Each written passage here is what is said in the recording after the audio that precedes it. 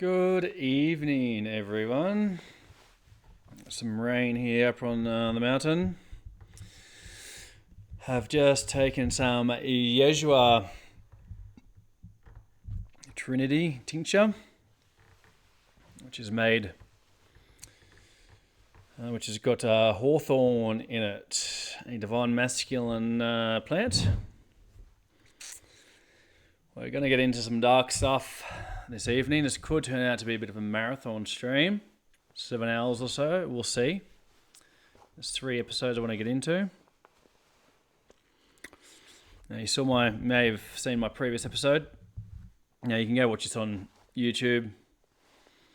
I'll be giving some commentary along the way, but I won't be stopping too much. You can watch it on your own. This is, I had some commentary along the way. We'll watch it. This is our entertainment for the evening. It's not really entertainment. It's very serious stuff. Gets into a lot of trauma and trauma-based mind control, splitting and people's personalities, and a lot of darkness, a lot of dark occult ritual abuse. If you have watched the previous episode, I did want to get into this because as much as I'm saying that we need to come into our own power and to create our way out of this, I'm not saying turn a blind eye to what's really going on in the world, because we have to move through it, shine a light on it. But this is going to be a relaxed stream, guys.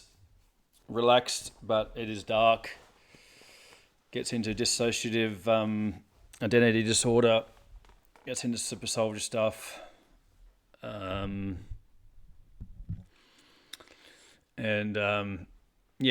into a lot of things. So it's gonna let's get into it. Hey, this first one was recorded about a year ago. Today we got an awesome show, and listen, Nathan, thanks for being here. We are joined by Nathan Reynolds, everybody, and this is very just interesting how this kind of came together. Because I was about to start telling you before we started recording, like I just got to wait, because I want the people to know, because I do read the. Thank you for the confessionals for doing this, and it does look like this video style is a bit wrong, but I'll try and fix it a bit as we go along. Comments sometimes. I told you I had just come out with an episode with a woman who had been to Epstein Island, and I told you the circus around that episode.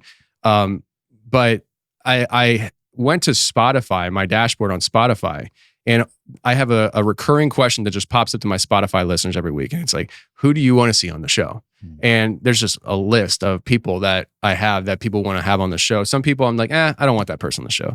But there's other people like, I'd like to have that person on the show, and they never get back to me. And then your name came up, and I'm like, I've never heard that person before. And I looked you up, and I'm just kind of looking around, and I'm like, he does farming. Like I was thinking,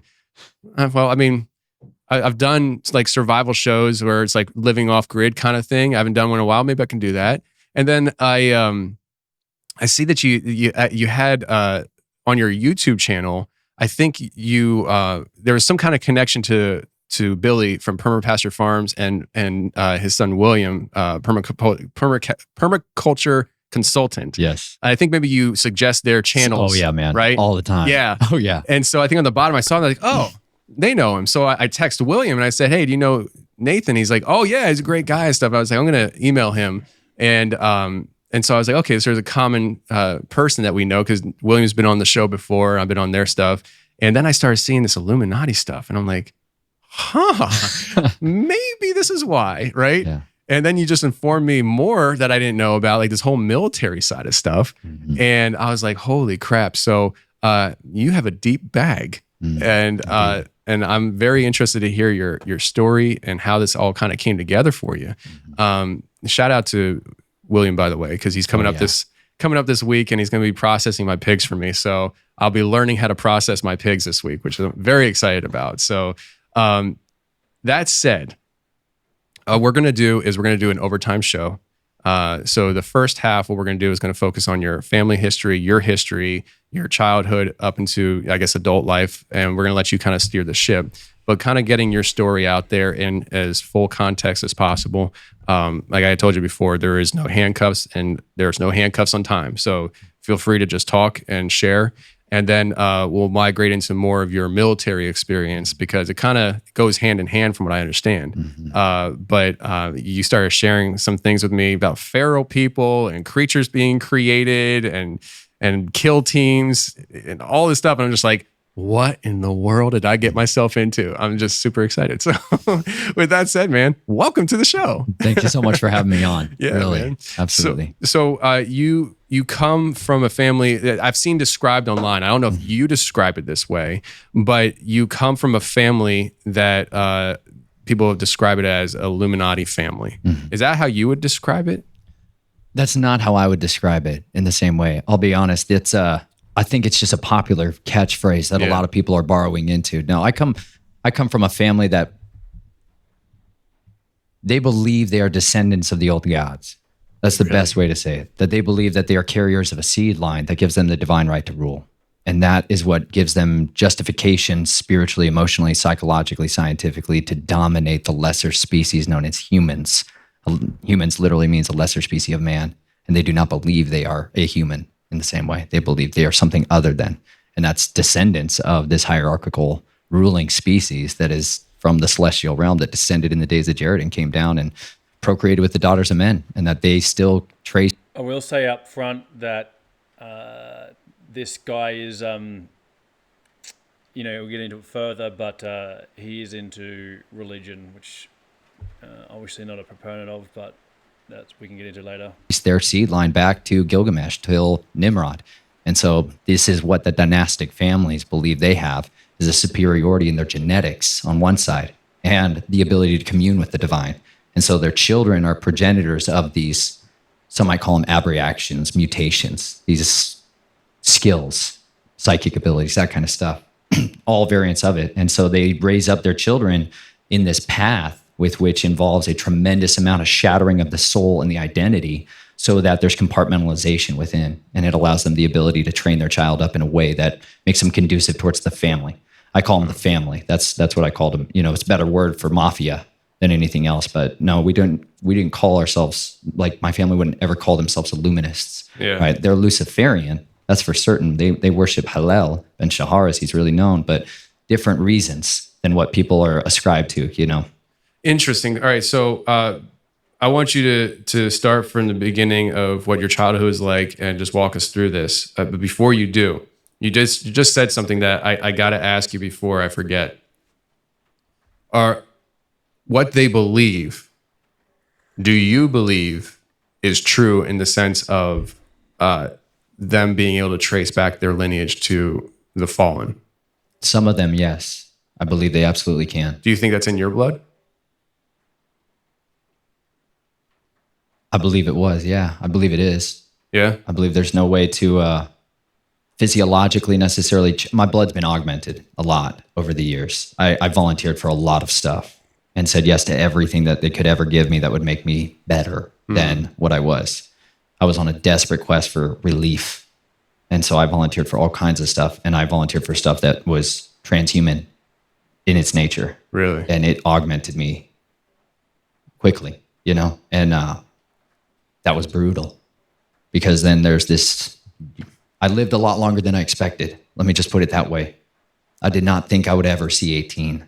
Never even comprehended the idea that I would ever know a family that wasn't this other thing, where the powers of control and access were given through the abuse of children. That's what I knew as normal. And I knew that people were corrupt and monsters and were willing to devour each other to rise to the top. I understood what wolves were when they ran the world. And so it was very hard for me to get to a place where I could believe that I could be redeemed, because I had witnessed enough of things in the families that make it seem like I am irredeemable forever. And it took me, there was one book that made a massive difference in that, which was called The Gospel to Every Creature. and I believe it's written by John Darnell. It is very hard to find. I have a copy, but it's been scrubbed. And it's the good news to Nephilim, vampires, and transhumans, and it helped me to see that maybe I wasn't anathema, that maybe just because I have the seed line in me, that maybe just because I'm a progenitor of the offspring of the fallen, that it doesn't mean that I'm not able to be redeemed, because no matter what, by blood or by belief, I believe that we have a Messiah that overcame and we can overcome by the blood of the Lamb and the words of our testimony, and not living our lives when faced with death. And it was that powerful encounter with the Almighty, with the true judge of all the earth, who I can make an appeal to, who can give me a new bloodline, and that's what he offers to everyone. Wow. And so I do believe that's available to those that come from these families. That's wild. I didn't. Last year in the Christmas season, I took the last 2 weeks of the year off, and I had other people host the show. And my friend Joel did an episode that he called Good Nephilim. And he kind of goes into this idea of Nephilim being able to be redeemed. Yeah. And it's a concept that I feel like has not been tapped into a whole lot. And he did on my show for I think the first time. And since then he's kind of uncovered more information to back up his claims. But having, a real life Nephilim here, not kidding. But it's just, it kind of goes into that concept, Yeah. And so that's why I asked you, because I was like, hold on, like that's pretty wild. Like, to be like, have I ever encountered somebody who comes from that bloodline? Maybe. I mean, I've talked to a lot of people, but how many times do you come across somebody that does come from that bloodline and acknowledges it, knows it? That's another thing. And so that's why I wanted to ask you that. So you kind of hit on the childhood stuff right there in that kind of description. Was it something that came from complete childhood, where it's like from your earliest memories it's just been kind of manipulated and jacked up, and what was that like for you growing up? Well, my family set up a base of operations. They're from the East Coast, the Reynolds family on one side. My mother's family, just for clarity, I've never exposed a lot of the side of things that were going on with, let me say it another way. The Reynolds family on my father's side, they're all from the East Coast out here, and they're a dynastic family. Like my great-grandfather, a man named Don Potter Reynolds, was the architect, the head of engineering for the president, as the president of the American Society of Civil Engineering back in the 80s. And he's the one who put the new torch in the Luciferian hand of the Statue of Liberty of Columbia. And so he's a master Mason Luciferian in that way. And he was so much of the shot caller for the family at that time, especially when I came into being. And but my dad left that thing and moved out to the Southwest and started a different empire. And so a lot of how it works in the families is you got two main approaches. If you've got unlimited access to wealth, power, like really, I'm not talking about money. I'm talking about power, like unlimited raw power, where a phone call, the phone book, is far more powerful than the bank account, because it's who can open doors to power anywhere else in the entire world. And that's where everything was. So you can leave with nothing, but then you can go build. And if you need the phone book, there's a price to be paid. And the price to be paid is generally one of your children. This is like the reality.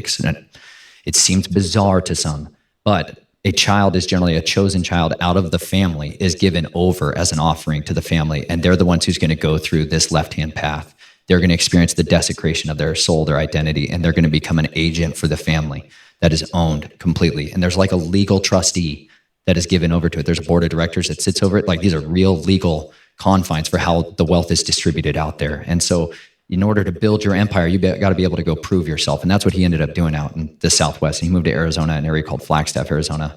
And where I was born, that is a place that's a high place, Mount Humphreys. It's a volcanic peaks that sit there. And the top of it is where the Hopi Indian and a lot of people had gathered forever to commune with the fallen. They believed that the sons of the sky would come down every season at the winter solstice, and they would abide from the winter solstice to the summer solstice there.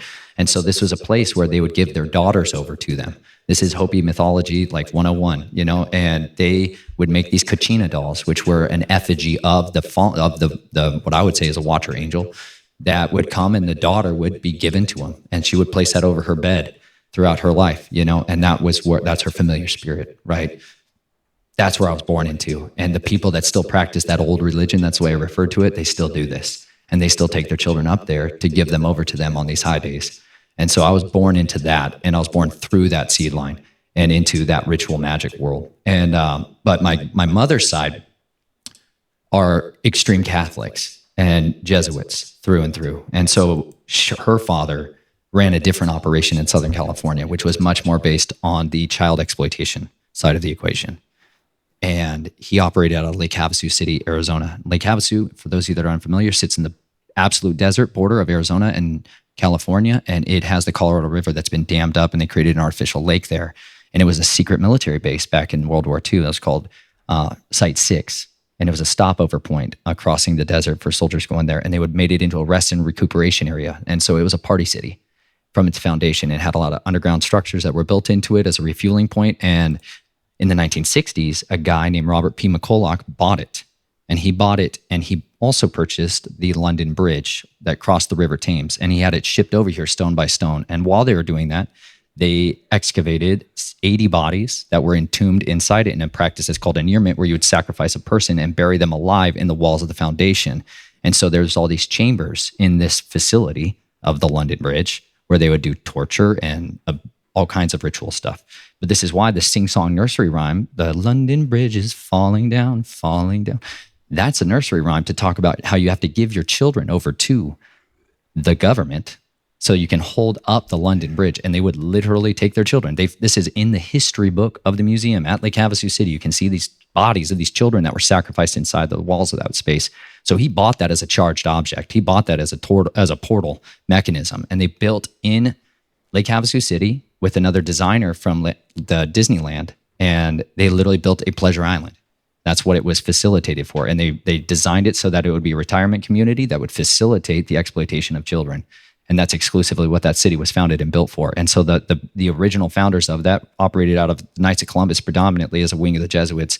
And that's the business down there. It's an industry to cover up child. You got a bunch of old men running around with little boys, and everybody thinks they're grandchildren and nephews and nieces and all that rest. And so all along that area down there is where I would be taken from my earliest days and shattered, abused, traumatized, systemically so.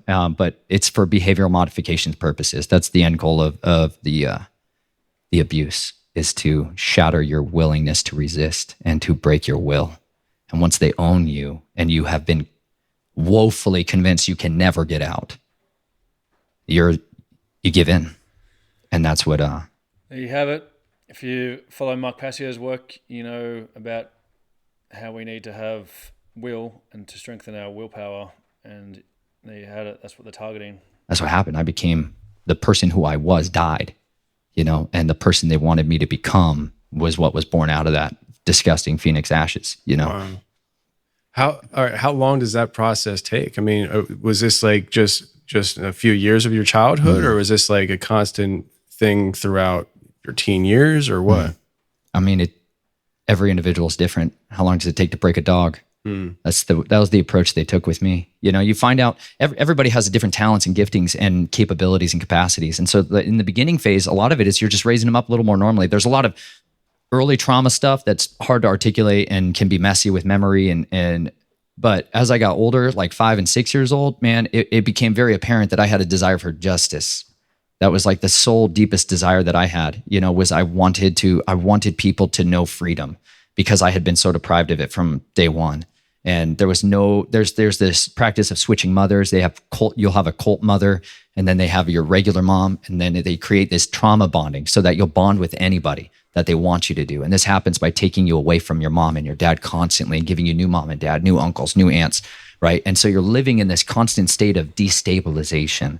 And so it's as that destabilization happens and that patterning is built up, that's when a lot of the programming comes in to stabilize these new personalities and these new pursuits and endeavors. But I had this zealousness to see injustice stopped, and they preyed on that. And so they gave me opportunities to fight back against these perverts who were abusing children, and they would build up in me this rage, this need for vengeance, and then they would let me release that on somebody. And in the beginning, it was people I knew were bad guys I'd seen abuse children. And I would slice their throats up, man. I would tear them to freaking ribbons. And I loved it because I finally felt like I could stop something that I knew was evil. And I thought this was the way to stop all these monsters in the world. I just wanted to hunt monsters in the night. I just wanted to go down in the tunnels and hunt.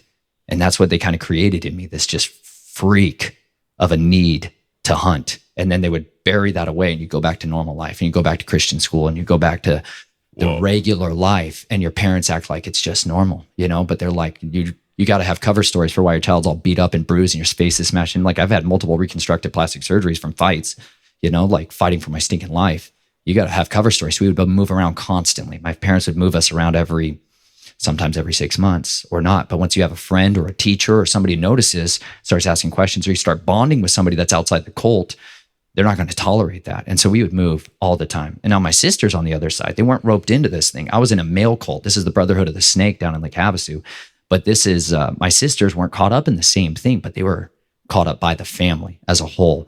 And so this carried on, and we moved into this place called Show Low Pinetop Lakeside, Arizona. And this is where an area, they would move to these specific high places where the veil is really thin. There's a very famous story about a guy who had an alien encounter out there, Snowflake, Arizona. And this is an area where I was right on the Apache reservation. White Mountain Apache Reservation was 100 yards from my door. And they would go out into the Apache reservation to these specific high places and do these rituals and this ritual magic. And a lot of that involved. That was when it was the worst to me, because I was old enough to understand how vile what was happening, in ritual magic. And at the same time, I was the most readily influenced by the family side of the equation. I thought the family and the military was the way out, but I hated this occult side of it because I saw men become monsters physically in front of my eyes. Other things come out of people's mouths. Other things come through their eyes. Like I witnessed enough transfiguration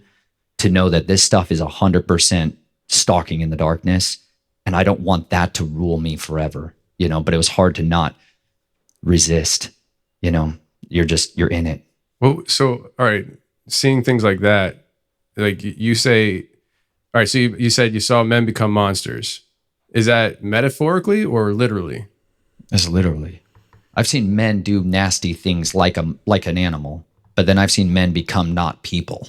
Like literally not change. be the people. Yeah. Okay. And there is like lycanthropy, and there's these understandings of what the watchers are capable of doing that most people are just woefully ignorant of. And that's why they're perishing, is because they lack a basic understanding of history. And one of the predominant understandings of what a watcher, specific class of celestial beings, is capable of is augmenting itself. They can shapeshift. That is by their nature. They're literally called metaskizmadzotoi in the Greek in the New Testament. And it's because he says it's marvel not, because Hasatan you could say like transforms himself. That's a good word for it. But he shapeshifts himself into an angel of light. And his messengers, his apostles, disciples, they do the same thing. And he's like, this is because they are capable of becoming anything they want to be in order to deceive on one side of the equation. And that's what they'll do. And so when people start engaging in these necromantic rituals and other stuff, and they start to seek the embodiment of these celestial ones, they can get these things on them and in them, and they can't contain them. And some of these guys who are messing with this stuff, who don't come from the bloodline, are incapable of cohabitating like a parasite, and they feed off of each other and they can't handle it. And so that's why families are recruited from these bloodlines, and children are recruited out, even if they don't know anything about it. Like you said, the vast majority of people who come from these bloodlines, there's a lot of muddying of the waters. There's a lot of purity that's been changed. There's a lot of half-breeds. There's a lot of quarter breeds, right?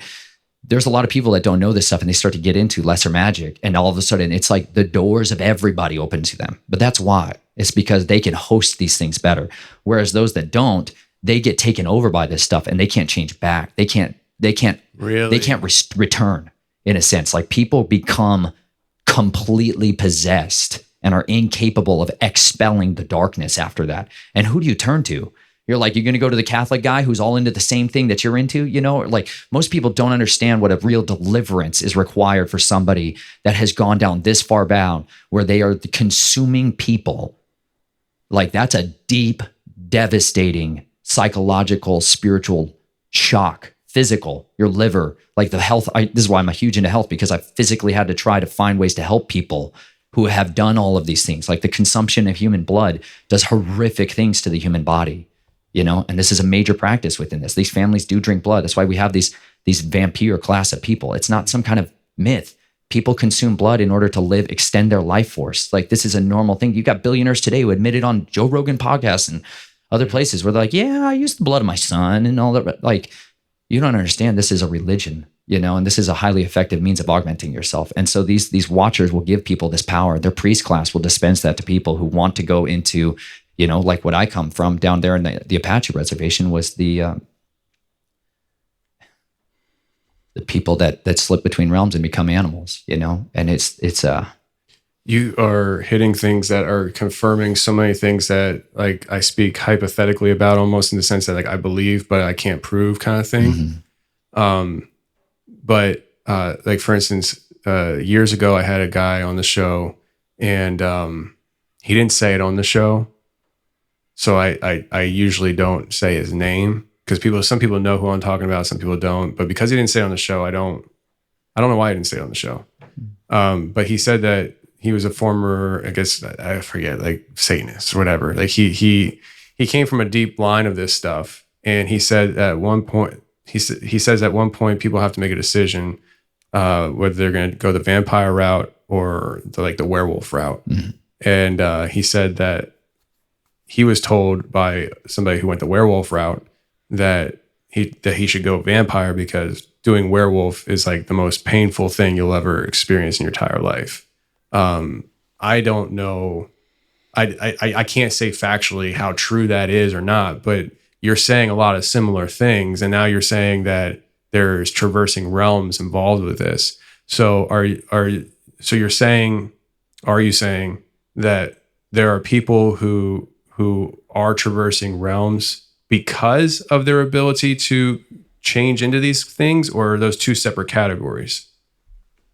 Or sometimes the same? I would say it like this. The reason that there's these First Nation people have preserved these priest class, right? Just all across the world. This isn't just like localized to white European people. There are people here who practice this type of same old religion, and they call them skinwalkers. That's a name for them, right? But these witches and warlocks that practice these things, they go and rob graves and they take the infants' bones out and they grind them into powders, and they use that as poisons, like that. So the Jesuits was this like massive assassination team training group that was operating there that started training me. Well, then it was like you needed to learn this spiritual side of assassination and hunting and stalking. And that's where the skinwalkers and the Navajo and the Dene are like they have a different priest class that does that. And so that's what I got put out there for, because they do stuff like slipping between realms. We call them shadow walkers in the industry. Like these are guys that have this means to go between spaces. And so where you can't hear them, you can't see them, you can't detect them. They're not on thermal, but there's certain types of ways that you can detect them. So it's like you have to get kind of raised up into these arts. And these are like, this is why we call it like, this is to me the realm of Azazel. I'm just convinced that this is all Azazel's kingdom in that realm, on that side of it. And people are just branching off of his tree of knowledge of good and evil side of it, and he's ultimately the one that was teaching men these ways of war in that sense of it. But like, just like with what happened with Nebuchadnezzar, man, they cursed him with lycanthropy. Daniel warns him, hey, don't go down that road. You got a dream from the Most High, don't do it. And he did it anyway. He said the watchers are going to curse you. And that's literally what they did, man. They cursed him and made him a beast. They took him down the lycanthropy road, because that's what they do, man. His hair grew out, his nails grew out. Like he became a different thing that if you and I spotted it on camera, we would say it's a cryptid. We would call these things cryptids because we don't have a proper working knowledge of history and understanding why people called these things these names. But the vampire side of the equation, they tend to be much more human masquerading, whereas you get much more feral production when people start to take this other route of becoming a beast. That's kind of the options that they give people in that world. But I believe a lot of the guys that you see out there or who are experiencing these things, they're loose assets for families. Like these are guard dogs on estates. Like that's literally, there was a training program I had to go to when I was 9 years old, and we'd go up to this farm in Michigan that was in the family, my dad's cousin, and they train all of these police, military, law enforcement, and VIP protection dogs, but then they have other cages that are man-sized cages for other stuff, because that gets brought in by the families, and it's like some of these are people that are just beasts, like physically people that are like not like the rest of us, strength-wise, speed-wise, power-wise, intelligence-wise. And then others of them are just unrecognizable as anything related to man. And so is that their ability, the strength, intelligence, is that something that is brought on through ritual, or is it brought in on through like medical injections?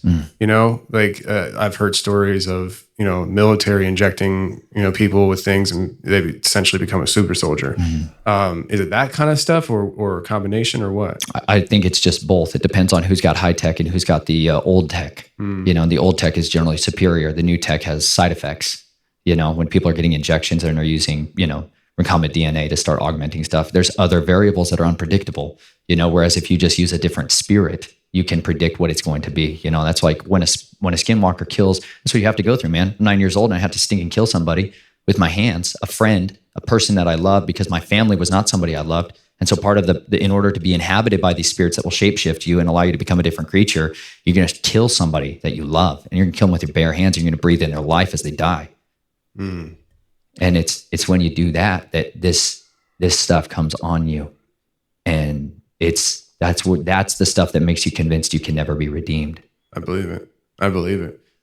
So all right, there's so much to unpack. I'm trying to collect my thoughts. Let's just go with the assassin route. You were a kid being trained to do that. When you were doing it, did you have to transform? Is that part of the process for you, or did you ever have to never go down that route? I wasn't like, I didn't go that route. My route was being able to get by anything. Like, you got to be able to invade anything and be able to familiarize yourself and be understanding of how to navigate and get past people's weaknesses or things' weaknesses. Like, you want to train how to do infiltration and exfiltration with targets, hardened targets. You're going to have to learn how to get by guard dogs, physical guard dogs, wolf kind, you know, and then you're going to have to learn how to get by stuff that's like, they have a warlock that sits in this estate and they do ritual magic to do all these spells and incantations. You need to know how to get through that. So there's like, you get training by getting exposed to all these different variables so that you can be able to pierce through no matter what it is and eliminate somebody or plant something. It wasn't always just like assassination. That was an aspect of it, but a lot of it is counter-espionage and espionage. You're setting people up, right? Or you're trying to extract something. Like there's this project we'll have to get into more. It's called the Jason Project, which is a secret scientific military group that's now more publicly known. It's a consulting group for the smartest people in the entire world, but they had children. And so they started this junior Jason program where they're like, yeah, we should all breed together, you know, and have these really super high intelligent children. Well, then they could be great spies. And so that's where you get into espionage as a major tacit of this. That is, they get interlocked so heavily, and you start to figure out that the vast majority of the people behind the scenes are not just connected to these religious orders, they're connected to the government. And these are, a lot of them are State Department employees. And this is how the United States military and government regulates and controls assets out of containment. People that are not doing what they're supposed to, that have information they shouldn't have, and they need to be eliminated, or you need to extract a piece of information from them. And so that's what really launched me into that realm, was right then in those mountains of the White Mountains is what they're called. But that was when I chose more of, I don't want anything. I want to not be in this cult side. It's not like that was respected, but it was acknowledged. And I got opportunities to do the side of it that I thought was high speed and low drag and looked way more freeing, which was the modern American soldier. I wanted that route. But you're designed to basically always be a spy, and that you're going to feed back the family what you want. And if you're going to be put in a position, we'll open the doors for you. And that's where all of that really was birthed out of, was there in the White Mountains. And then once that decision was made, my great-grandfather was brought back to our house in Colorado. He was located there, and my father signed me over to him. He got parental rights. He got bedtime rights with me at night. That's sick. For a few years, until he was too sick to do anything about it. And my dad got access to the trust fund.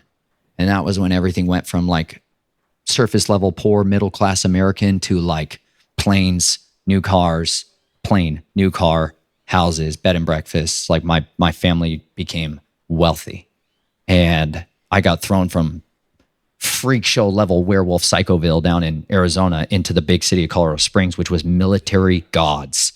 You know, like military, it is the capital of the New World Order. It's Denver, the Front Range of Colorado is 100% the place where the capital has been built and the infrastructure was laid.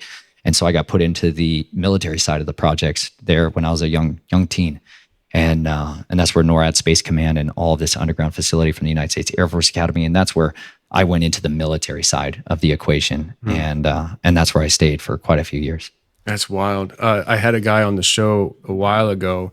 I don't want to rehash the story. I don't even remember what episode it was called or what I called it. I think it was a member show, but he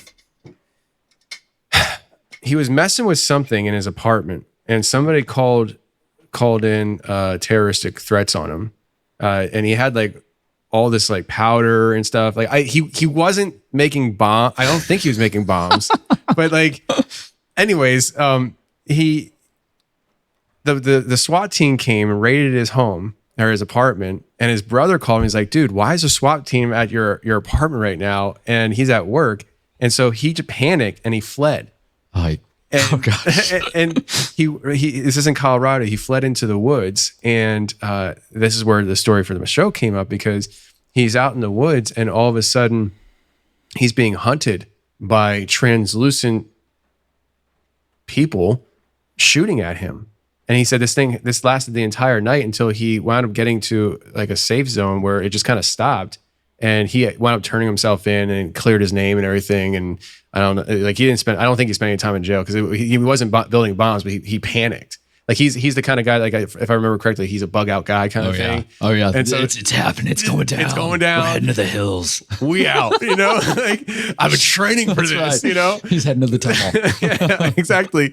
And so, but that he said that was, if not on the NORAD property, it was right near it. Shine Mountain. Yeah. Mm-hmm. And so we theorized that he might have even just stumbled into a training exercise. That's what you could call it. Yeah. That's a fun word. So in other words, it was training, like, oh, here's an easy target. Yeah. So what you're saying is it's almost like you're confirming that there is a lot of high level stuff happening there that would be almost sci-fi to ordinary people. That's where Nikola Tesla set up his entire laboratory system. Is that Same right? place. Oh yeah. Wow. This is a high place. So like you got to understand there's cardinal points across the earth, and you are well with this, but there's cardinal points where the veil is thin. It's like a real thing. It's not like some kind of Yeah, that's true. I live on a couple of them. Like it's a reality. It's like a physical, scientifically documentable event that takes place in some of these places. And that's why he chose that spot. That's why people, if you start to go to this place called Garden of the Gods, it's this gigantic sandstone feature that just sticks up at the base of 14,110 foot Pikes Peak, this massive mountain. That's where Colorado Springs sits. And then it's a confluence of all these springs, these incredible hot, well, mostly cool water, but mineral rich springs called Manitou Springs. That's where I ended up going to high school. And it's the highest concentrations of witches in the United States per capita occupy that area, because it's a gigantic tunnel system that has been there from before the days of old, always been there. People have been there and they've been doing these kinds of participatory acts. Well, the United States military moved into there on a huge degree in the 1940s and began to build during the Cold War, they began to build a lot of tunnel systems. And this is where the continuity of government operations headquarters was going to be when it came to the central part of the United States. And so that Denver is ideally situated because you have the Great Plains to the east, and you have these gigantic cascades of mountains, the Rocky Mountains, as a shield behind you. And so that's why the continuity of government, if it ever relocates from the East Coast, it will go there. And that's where the base of major military operations has embedded itself. And so when somebody stumbles onto something that might be a training, like you call it, like these are just basic kit that a lot of our soldiers have that's just not on the TV yet, where soldiers are needing to be stealth technology, or they're rubbing thermal creams on themselves to hide from any type of thermal imaging software. This is like low end of the tech side of the equation. But Fort Carson, which is where I was stationed, that is a massive military base. And that's where, but abreast to that, there's 6 military bases surrounding Colorado Springs. So it is a gigantic ring of this, including deep underground military bases and stuff that goes up to Denver, and that's interlocked all the way up to Wyoming, where all the communications cables are for the entire country meet. So it's a really big area for all of that. And then you have all of this spiritual side of stuff that starts in the mountains, in particular in the Front Range and Rampart Range Road. So like my family ended up moving into this little town just outside of Colorado Springs, and like giant 5-pointed star, cardinal point, where everyone gathers on the high days, all the witch crap, right? All that stuff goes on in there, and that's embraced out there culturally. It's like the norm, and it's like normal that your children are part of this stuff. And so it's good to raise children in sick families in that environment. So that's what that hub caters to. Whereas Colorado Springs on the other side is focused on the family, and it's like die-hard Christian side, and it's like, yeah, but all the creepy occultist people are on that side in Manitou Springs. We keep them over there where they have their coffin races and all the rest of it, Wow. we're gonna do an overtime with you. We're gonna focus heavy on the military experience, but I'm assuming the answer, and it's just a yes or no. You don't need to go into detail. Have you ever been in an deep underground base? Yes. Of course you have. I figured you have, and it's probably not once. So, I definitely want to get into that for the overtime for sure.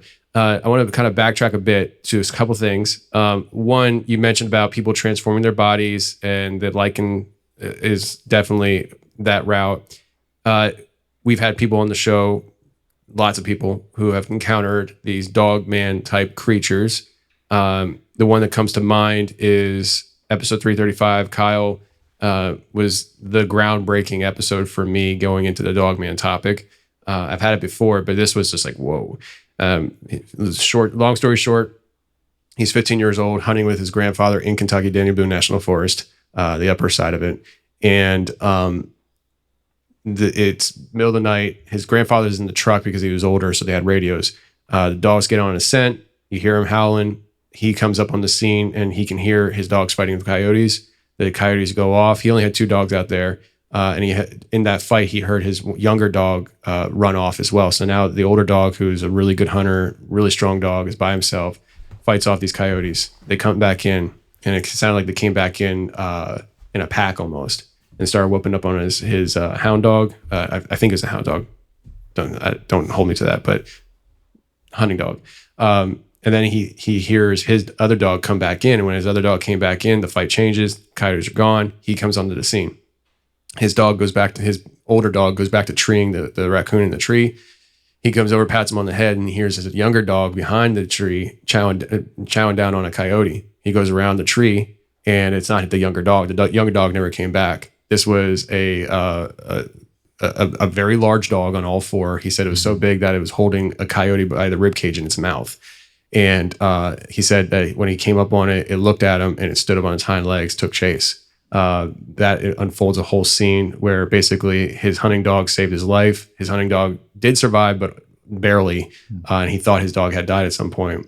That story that he shared on the show, is there any way outside of what you shared that it could be something else other than somebody that transformed from human to upright walking dog, that maybe was one of those people who weren't able to handle that and could never change back? Is that in your mind what that would be? Or do you think that there are actual creatures out there that maybe come from other realms, or maybe just like some people? I don't personally subscribe to the idea that Bigfoot's just this hairy primate that we can't catch. Yeah. I think there's more woo-woo stuff to it. Do you think it's along those lines? What are your thoughts on that side of stuff? That's a great question. Man, that's brutal. Because I think on one side of it, I think we really do have an entire subspecies of creatures that do exist mostly inside the earth, and they are not readily surface dwelling anymore. And I do believe, like in Lake Havasu City, Arizona, man, inside the London Bridge is a massive room, like a throne room, where they engage in this magic. But this Brotherhood of the Serpent, they call upon Nahash, the dragon. And would that be in normal terms Satan? Yeah, most people know him as Satan, right? Yeah. But like there is a great red dragon. Like it's a physical, that's what he looks like in reality. He was cursed, and man, he made him a monster. Yahweh made him a monster. And they would commune with these things. There's 13 grandfathers take 13 of their grandsons, and they bring them into these rooms and do these things on these specific times and rituals for all kinds of stuff. But the dragons tell them the future. This is like always what they've been able to do, is like Satan leads Yeshua up onto a great high place and says, I shows him all the nations of the earth and all their kingdoms and their reigns in a moment of time. He shows him the future. That's what they do. They can show you what's to come. This is why we get hunted by them. He knows if we're going to be part of his adversaries. He knows if we're going to be on his enemy list. And that's why he targets us at our youth. That's what so happens. So many people, they're like, why has my life been a nightmare from the beginning? It's because you have a purpose and a destiny that adversary absolutely categorically does not want to come to pass. It's a real life Terminator scenario. And so he sends his assets in to destroy people, to ruin their life. And those meeting places happen when they sit down in these rooms and they try to call up these creatures. It's from inside the earth. It wasn't like ethereal mist. They were physical things that would come out of these tunnels, and they would come into the room and they would consume the offerings that were given there. And then the words of the Nachash would come forth, and they would prophesy to these guys. Like, they would prophesy out of the mouth of the serpent what each one of their life callings, their shots. He's the shot caller, man. It's like a pimp from prison. He's calling the shots, and you had a bunch of fallen watchers that were in prison in Tartarus for a reason. Yeah, but they got ways of getting messages out, just like the cronies in jail today, you know. And that's what a lot of people are dealing with. They think they're dealing with the top dog, and they're like, I'm finally into the big game. And it's like you're dealing with, you know, a private in the hierarchy, but he can masquerade like a general. And so some people are really dealing with death himself, and some of them are dealing with one of his princes. And this is what my family's covenant was with the dragon. They didn't mess around, man. They went all the way to the chain of command. They uncovered a bunch of, my great-grandfather's grandfather was an archaeologist who dug into the Indian mounds out in the Ohio River Valley. And they started finding a priest class that was these serpent worshipers. And that's what they started calling upon. And they started trying to wake up and rise up Huachiblos, which is these deities, these dragon fire deities that demand. In Ohio?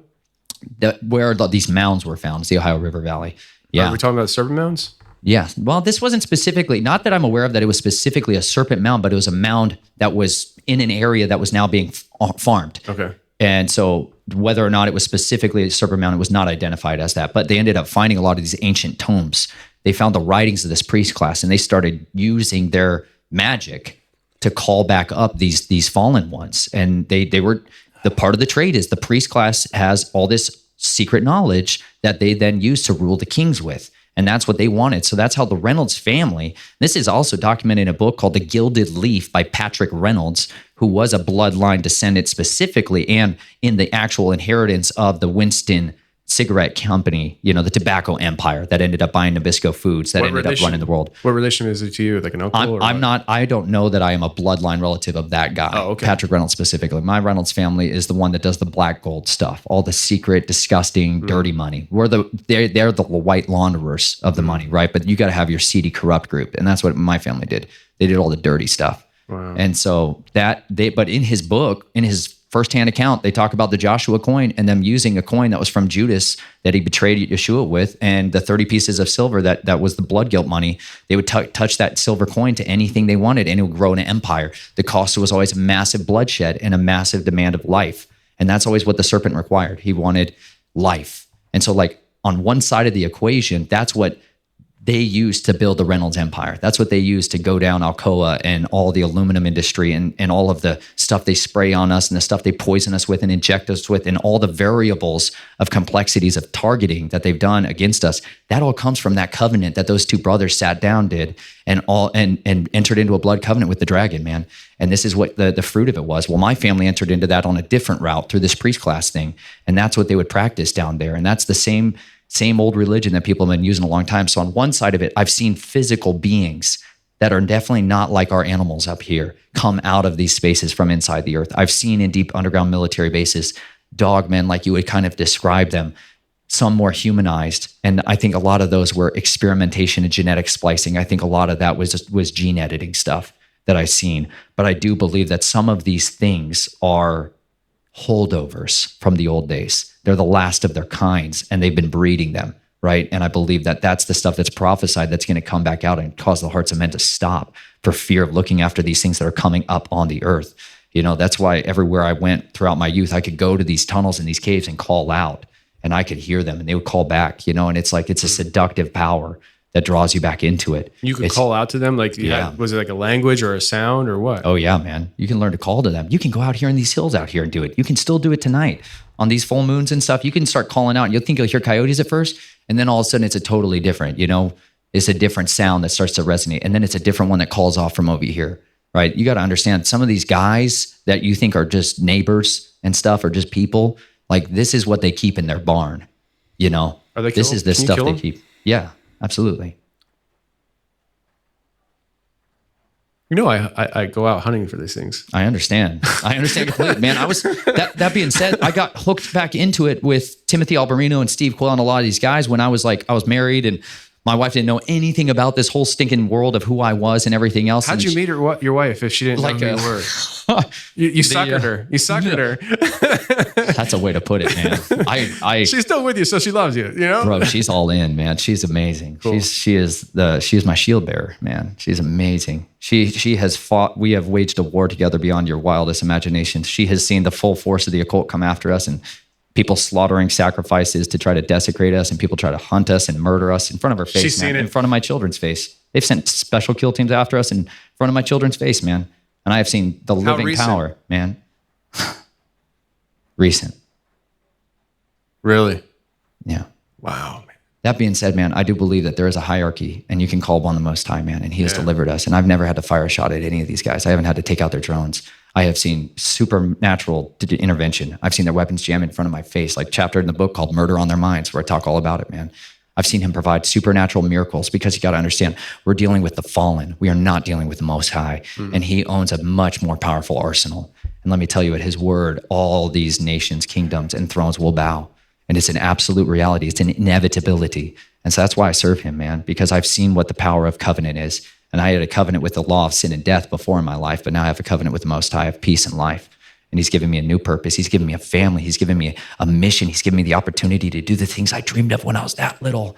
Man, I used to run away in the night in Arizona, man, and I would run into the base of that mountain, man. There's these caves that are there that I just love caves. For me, it's safety in that. People call it hunting and all this. I'm like, dude, these to me were people.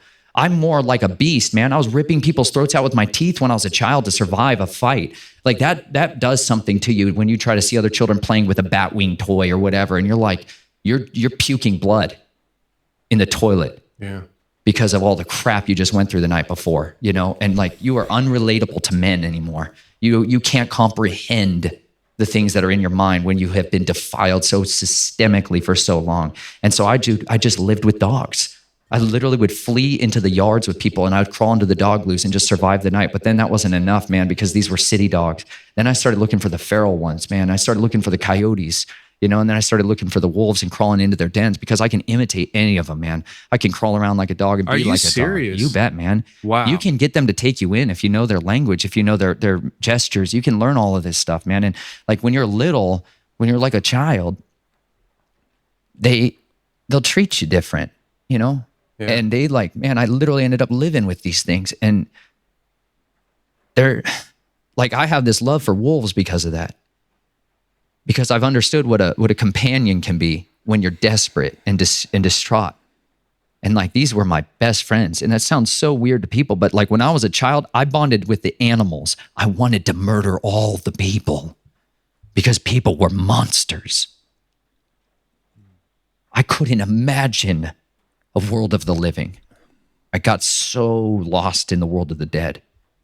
And I just wanted to find some semblance of innocence and purity. And I could not find it in people because everybody was manipulating me. I was nothing but an asset to them. And I didn't know which end of me they wanted. Do they want my skills? Do they want what do they want from me?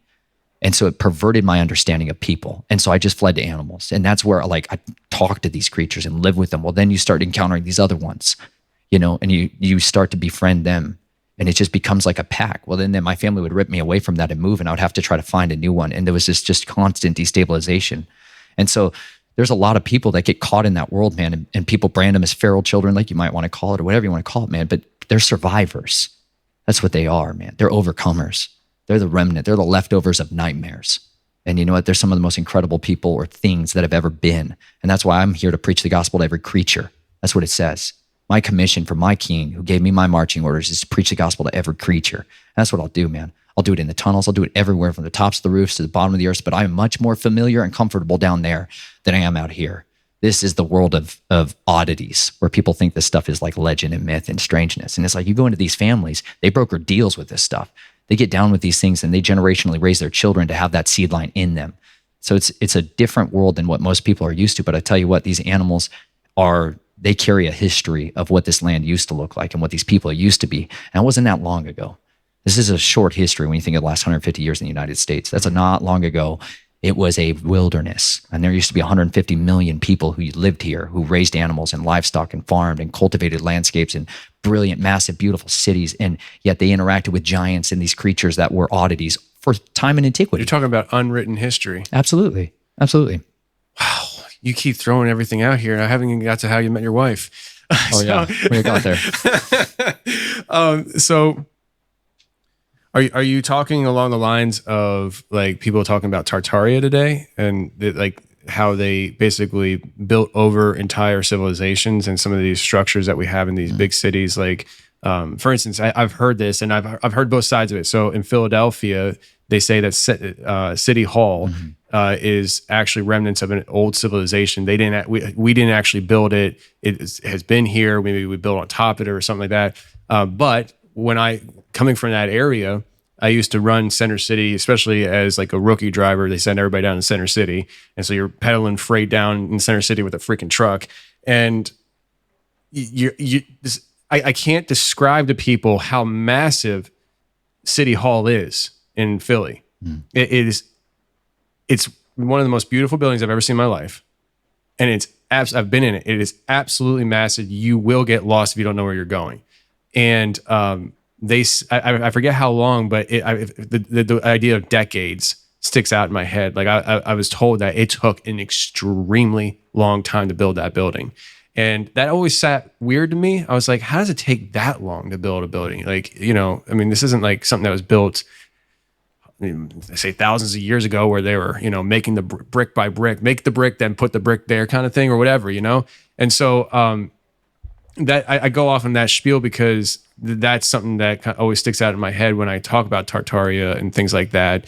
But is that kind of like the angle that you're talking about? Like this idea that there was, you said 150,000 or a million people that lived here and they traded with giants and the cities and civilizations. What happened to those things? Well, I wasn't really hitting on the Tartaria and the architecture side of it. And there's other examples like the City Hall in Iowa and other places.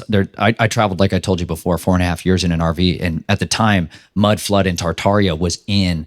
And I was like, what? I'm going to go look. So I just started traveling around to these places specifically to try to find and identify and document evidence of this catastrophic event, or like, are these recovered cities, as opposed to the idea that we, all built these with horse and buggy and all the rest of it. Yeah.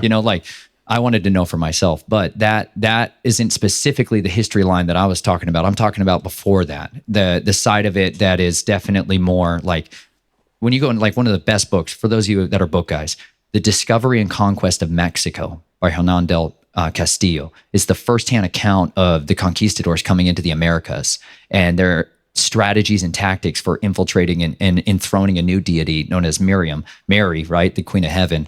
They wanted to invoke her over this territory. And there was a massive battle between the priest class during that time. And you get to see these hierarchy of these ones that were worshiping in Mexico City predominantly, that was running a massive human trafficking campaign and all the sacrifices and slaughters that are happening for that. I mean, it's nationwide at that point. And we're talking millions of people that are being physically fed through butcheries to the priests. Like that's the way they did it. And that priest class fled north into the Americas when they got persecuted. And they came into the Americas, the Northern America, and they brought a lot of that ideology with them. And they began to use that, weaponize that power and start to take over the people that were up here. And they began to eradicate them and butcher them and force them into compliance with this. And then the land responded with this desecration and all these invaders began to come in. But this is stuff that they had prophesied was going to happen. And so a lot of them, they literally did not fight. They literally had prophecies that there was going to come bearded men with shiny metal helmets and they're going to come and you're supposed to bow down and yield to them. And so that's what they did. That's why you had a few hundred guys with a few horses and dogs, unbelievable hunting dogs, crazy stories in there, full armor, killing squads of people, these dogs single-handedly. From Europe? Yeah, bro. You want to talk about what dogs can do? We have no idea what dogs do. Oh, yeah. DeSoto and what he brought with his dogs in the Americas, most terrifying things that the natives had ever encountered was the dogs, because they would kill hundreds of people, like just jump from one to the next, ripping throats out. Like these are all documented things. So I love that side of the history of understanding where did this all come in here and why was there the expunging of the record of anybody who had a culture or a written language. Well, that's because we wanted to support this ideology of manifest destiny for this invasion force that was coming from Europe. was that it is our right to rule over these savages and to begin to take their territory. But ahead of that was the surveyors, and then ahead and following them was this military expedition across the West, which was to the Army Corps of Civil Engineering, eradicate the history of the people out there. And that's what they did. That's why they built dams and rivers and lakes in specific places and changed geography. They're sponging any evidence that this is a advanced civilization. But we have firsthand accounts of people that said, we've been in the biggest cities of Europe, and over here, they're better and more beautiful and more grand and well-designed than anything we've ever encountered. Wow. This is not just one. Many, many, many, many people that came over here in the beginning could not understand the capacity of the people that were here. This is the origin place of the earth in many more ways than what people think of as Africa. This place is where the first documented evidence of a horse, of a camel, of all of these languages. Big believer in the out of Australia model, to be honest. This mummies, the oldest mummies in the world. All this stuff is here. Here? It's just not public. Wow. It's publicly accessible. It's just not popular. You know what's interesting is that you say that, and fast forward a few hundred years, here we are. And now we look at European cities and we're like, man, they're so beautifully built. Look how clean they are, because our cities suck. Like everything's falling apart. Nothing's built to last more than 50 years. Like it's just, it kind of totally flip-flopped. That's wild. So, all right, I'm going to go back again. And I do want to hit on the story of how your relationship with your wife evolved and stuff, because, and we will hit everybody listening right now. First of all, we will ask the question of where are your parents today? How do you get, what's the story there? Because I even told you that's the question I was going to ask you at some point. But I'm looking at I also, while I'm talking here, before we go any further, I didn't say it in the beginning. I will put it in a link in the description. You do have a book. You did mention it. And I was like, dang it, I didn't mention it in the beginning, but it's called Snatched from the Flames, One Man's Journey to Uncover the Family Secrets Buried in His Blood-Stained Past. And that is available on Amazon, and I will put the link in the description of this episode. But let's talk about family. Mm-hmm. Let's start with the family that you love now. Mm-hmm. How'd you meet your wife? How did that whole thing evolve? Did you ever think that you'd have to tell her this stuff? Did you have plans? If not, what spawned you telling her? How did she take it? Yeah. All that. Like, yeah. I'm very interested on the social side of this. Mm. Like she, when I got out of the military, I ended up studying psychology at the University of Colorado at Boulder. You know, I wanted to put people back together. I was tired of taking them apart. And I wanted to understand what the heck was going on in my mind, because when the military washed me out, man, they scrubbed my memory. They did multiple traumatic brain injuries and all kinds of specific things to try to expunge what had happened there. They don't want you telling your secrets. Anyways, I was a dribbling mess. I literally couldn't remember how to walk right, eat right. I had Post-it notes on my wall to tell me to shower and put on clothes and names. I went from savant level IQ kind of stuff to like impossibly debilitated, and it was excruciating on me. And so I just went on this path of trying to just restore my mind and get my mind to function again. And it was in the course of that I ended up going to this church out in Colorado, which is called Flatirons Community Church. And they had this college ministry at the time, and a recovery ministry. And that's really, man, where my heart planted, was in this Celebrate Recovery. They called it Shift. Oh, yeah. And there was just messy people, bro, that loved the Lord, and they loved him so much. And they were passionate about helping the wounded. And I was walking wounded, man. I was a heart halter monitor on at the time, man. I was like,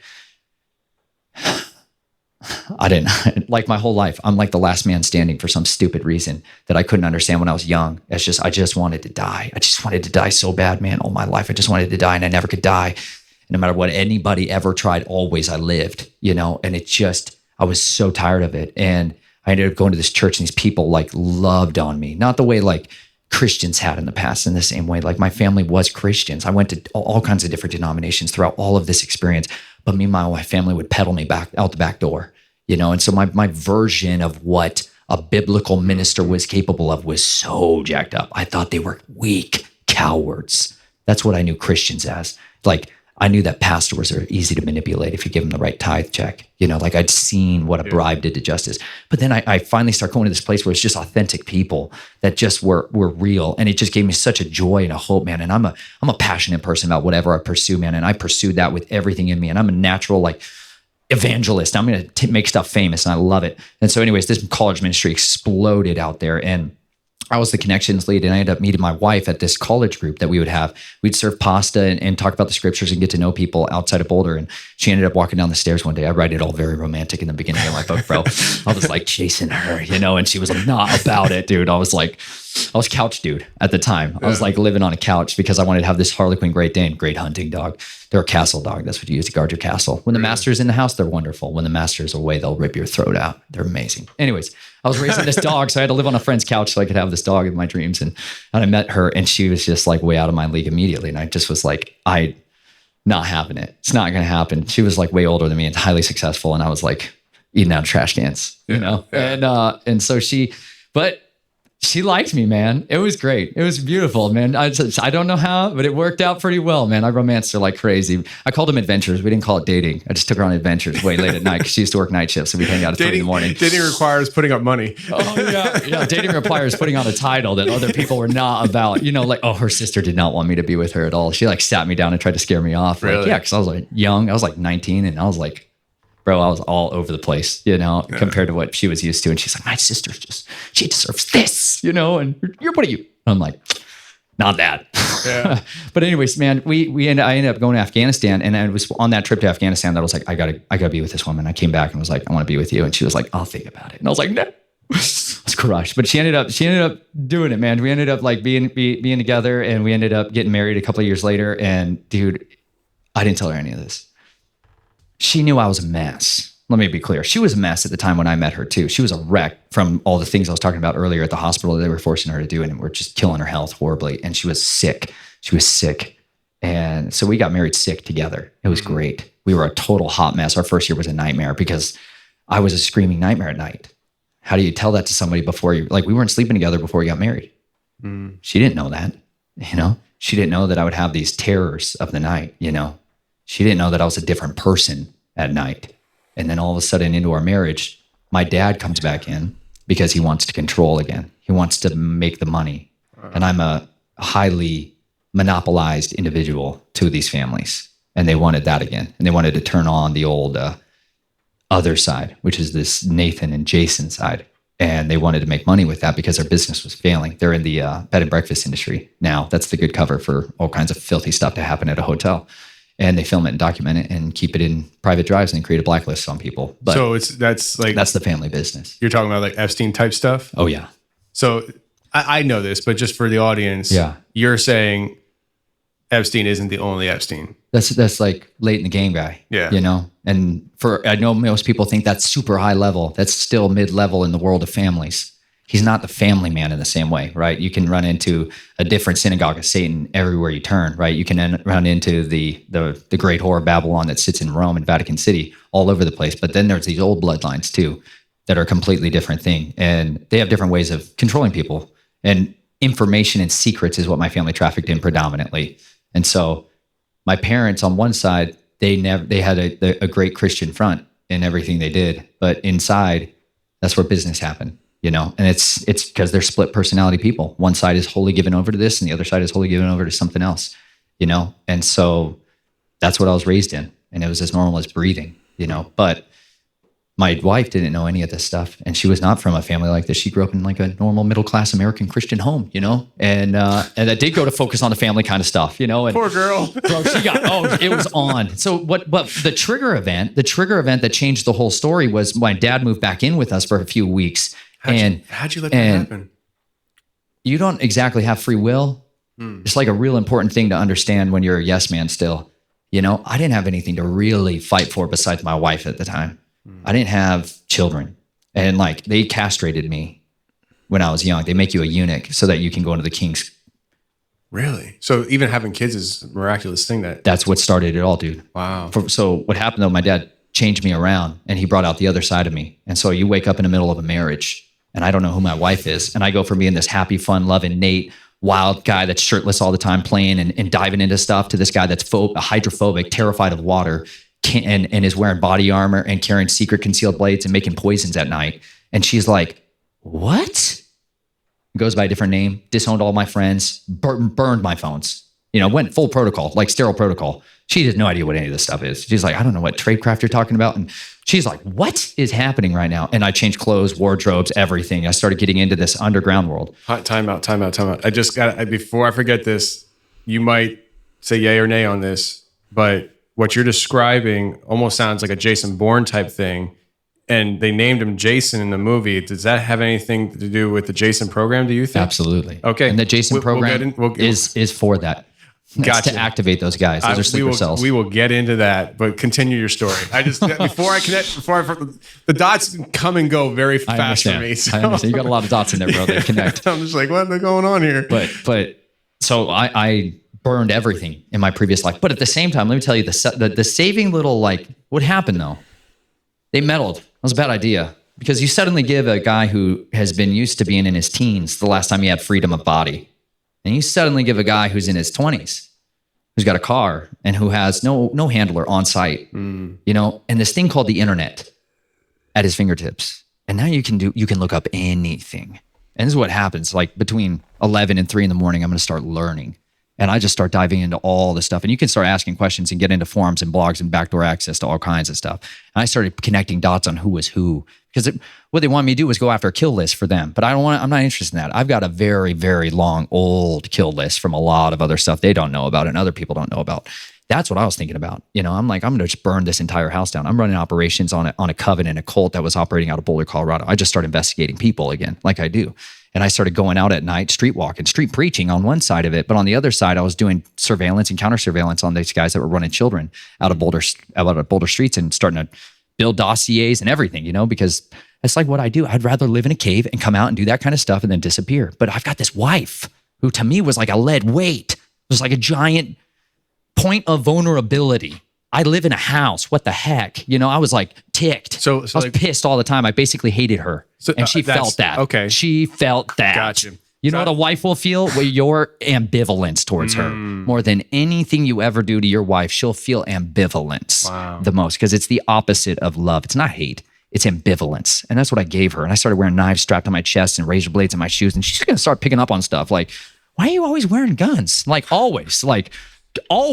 And I'm like, you know why? And she's like, what's that voice? Do I want to know why? Yeah. But at the same time, this health crisis happened where she got poisoned and it almost killed her from the hospital procedures that they required. And that was it. She started doing the research. And I was like, if she's going to look into this stuff, I could talk to her about what we're going through a little. Because she, up until that point, dude, couldn't hold her hat with a conspiracy very much. You know what I'm saying? Like, you test everybody out your entire life. When you're born into this stuff, all you ever do is test everybody to figure out whether or not they can handle anything related to who you are. And she was growing up, she was getting stronger. But then she got pregnant. And I ended up having a surgery. Let me go back a step. I ended up having a surgery because I had horrific, constant testicular pain. I had a lot of kidney pains, kidney stones, peeing blood all the time. Like, my body's been through hell, and I have catastrophic shutdowns of my organs regularly at the time. And I ended up getting a surgery to try to help alleviate that. Well, about a year after that, we ended up getting pregnant, which was to me a miracle that I knew the Father wanted me to actually have children, which meant I had to choose. This was the whole story of whether or not I give my daughter over to the family to have access to the trust fund. Which your dad was there for. Essentially, he was there about previously for a few weeks. He would come in and stay intermittently when he wanted to do workup stuff, but then he moved back down there. He's a critical employee of massive infrastructure in the state of Colorado. Like, sits inside a bunker and controls all kinds of stuff. Very successful in that realm kind of person, but a well-placed asset if you want to destroy the entire country's continuity of their grid. He's part of the power control system of the natural gas system, so he can shut down all the power plants.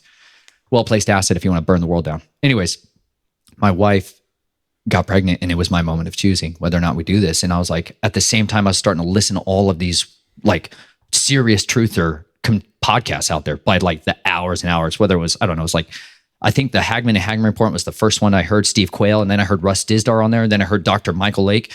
If you've never heard those names, man, check it out. You could go on for a long time on there. But that was like, that launched me into this whole realm of seeing bold men be warriors for the kingdom. And I was like, finally, somebody with some chutzpah, like in the kingdom, representing how to deal with this stuff. Because up until then, I had a track record of psychopaths winning every time, right? I always saw the bad guys win, and that does something to you psychologically. I believe it. It's a confirmation bias. And then when you suddenly see a guy like Russ Dizdar, who was preaching to people like me, who are coming out of occult bloodlines, who are deep into this ritualistic abuse and dealing with deliverance, and that's when it was on, man. And I was like, my wife was pregnant. She doesn't know any of this about me, but my family's going to want to take that baby out of her womb when she gives birth to it and imprint upon it. Like it's disgusting what happens right away at the birth. And I was like, they're going to drug her and they're going to take her child. You know, she's not going to have any clue how they do this. I was like, we got to fight. We got to resist. I'm going to go all in for the kingdom of righteousness. And I'm going to absolutely do everything I can to sever ties with my family. And so I went to this conference called Hear the Watchman Conference down in Dallas, Texas. What year? 2014, I believe. Wow. And that's where chapter 5 is called Deliverance in Dallas. And that's where I heard Russ Dizdar speak. And it wasn't the first time I'd heard him speak. It was the first time I'd heard him speak was at a conference where he was talking about runners, guys like me, blade people and all this other stuff. And my wife looked over at me as he was describing me and she kept looking at me like, this kind of like sounds like you, honey. This kind of sounds like you, like more and more and more. She's like touching all. She's like, what? How many knives can I touch? She's like, yeah. Oh, dude, that was nothing. Those are the ones to just. Yeah, it was crazy. So now we're down at this conference in Texas, and she still doesn't know anything. She's 6 months pregnant. Like game is coming on time, right? Like we got to figure this thing out. And I fall on my face at the end of his preaching. He calls like people if they want prayer, come to the front. Man, I run up there and I fall on my face and I weep like I've never wept in my life. Just desperate for that evil, like that latent seed out. I want it out so bad. I want to be a man of free will. I want to know what others took for granted from their youth, which is to make a decision without somebody else's manipulations in your life. Like I just wanted freedom, and I wanted my child to never have to know the world that I was born into. I wanted her so badly to get to choose for herself what her future would become. And I was so inadequately equipped to do that for her. I had nothing, but I had a willingness to fall on my face and cry out to the one who had everything. And I believed on him and I called on him and just was wrenching my heart out on that floor, man. And this guy, Tom Dunn, he laid down on the floor next to me, man, and was like, what's going on? You know, you're clearly upset, dude. You know, like, and I'm just sobbing hysterically and asking for deliverance from addictions and sexual addictions and drug addictions, you know, substance abuse issues and stuff. I've coped with that my whole life. You know, I was so perverted. I didn't understand normalcy with any of these things. And he just prayed for me. It wasn't like some wow thing, but he just prayed for me honestly and sincerely and asked Jesus to heal me, man, and deliver me. And when he did that, man, it was like this giant black tree just got ripped out of my brain. That's the cover of my book, man, was like the Father, he took this hand and he took that pierced hand and he gave me a transplant. You know, he took me out of that family of death and he gave me a branch of life to live again with, you know, and that's where it started. Somebody else at the same conference, random person walked up to me, handed me this folder and disappeared, like straight up disappeared in a line I was in. I was like, what? She's like, you need to read this. And it was all these prayers for breaking the curses from generational sins of Freemasonry. And I was like, what? And I'm like, what is this? It was Isaiah 54 Ministries. It's on my website, but they burned that website to the ground after I put my book out. But I've got it archived and stuff if people want to still see that. But I went through it back in Colorado and I prayed those prayers, man. And I did all this renunciation for all of these oaths that my family had taken and that things that I had been a witness of. And that's when it was on. That's when the war kicked off, man, was because then all of the memories, everything was there at the forefront. And that's when they knew I was not going to be a part of it. And that's when I went direct back to them and was basically like, listen, I forgive you guys personally for the wrongs and the evil that you have done to me. But you need to understand, Grandpa still is a pervert. Like, and you're still taking your grandchildren to him, and that better stinking stop. You know, like it was like a showdown. Initially, my dad's like, I'm sorry, I know this stuff happened to you. In case you missed that, they bleeped out pedophile. I'm really sorry that it happened to you. Like, I'm the dad, I'll fix it. And then at the same time, he was like, don't tell your sisters. Don't you dare tell your sisters. You can tell anybody you want. I don't care. Just don't tell your sisters. So that's immediately what I did, right? I'm like, game on, son. You want to fight that way? So I went and told my sisters. And then it was just this, she curling up in a fetal position and reverting back to this infancy thing and just like, I don't remember. And then they bring in somebody else to live with her, like a handler to scrub her and control her because they have big families still that are still in, you know, and that's so your sisters are still in? Oh, yeah. So when you talk to your sisters, I have not talked to them since. Okay. It was the last time I talked to them. they didn't remember at first and you were triggering memories? Is that what was going on? Yes and no. Well, my oldest sister, I don't name any of my sisters because there's a lot of innocence still at play. I'll name all kinds of people, just not them. But my oldest sister, like when I started talking about it, reverted back to the stuff and was like, I need help. I need counseling. I need deliverance. I need, like, please help me with all this stuff. Right. Mm-hmm. And she wanted help and wanted to get out. And the next day when I went back to talk to her, she was gone. That version of my sister was gone. And they had this young guy that had moved into the house overnight. And she literally couldn't tell me anything about anything I said. She didn't remember anything that had happened. She didn't remember, like, me coming there to the house the previous day to talk to me about any of this stuff. She was just completely aloof, right? And that was my last interaction with her. And my dad freaked out when he heard that I told her all this stuff.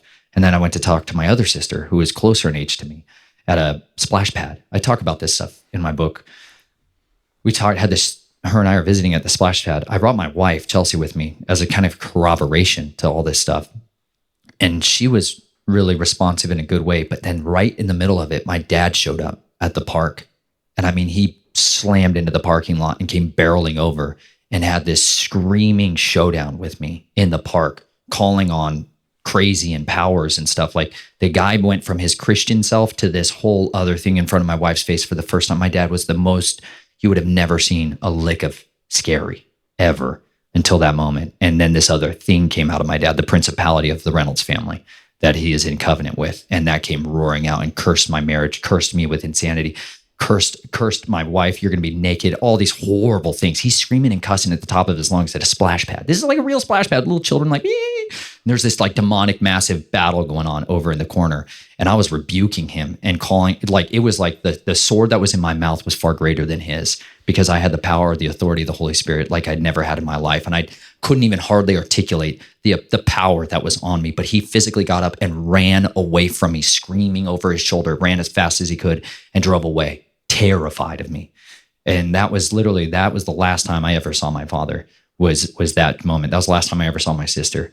You know, I've not spoken with any of them since, you know, because at the end of the day, they still sent my grandfather there to receive my daughter when she was born. He still flew up to the state to try to get access. I had a sting at one-man army standing in the birth center, you know, ready to run and gun with that guy if he showed up. But my family has never had access to my children since then. And now we have more children. Now I have 4 children.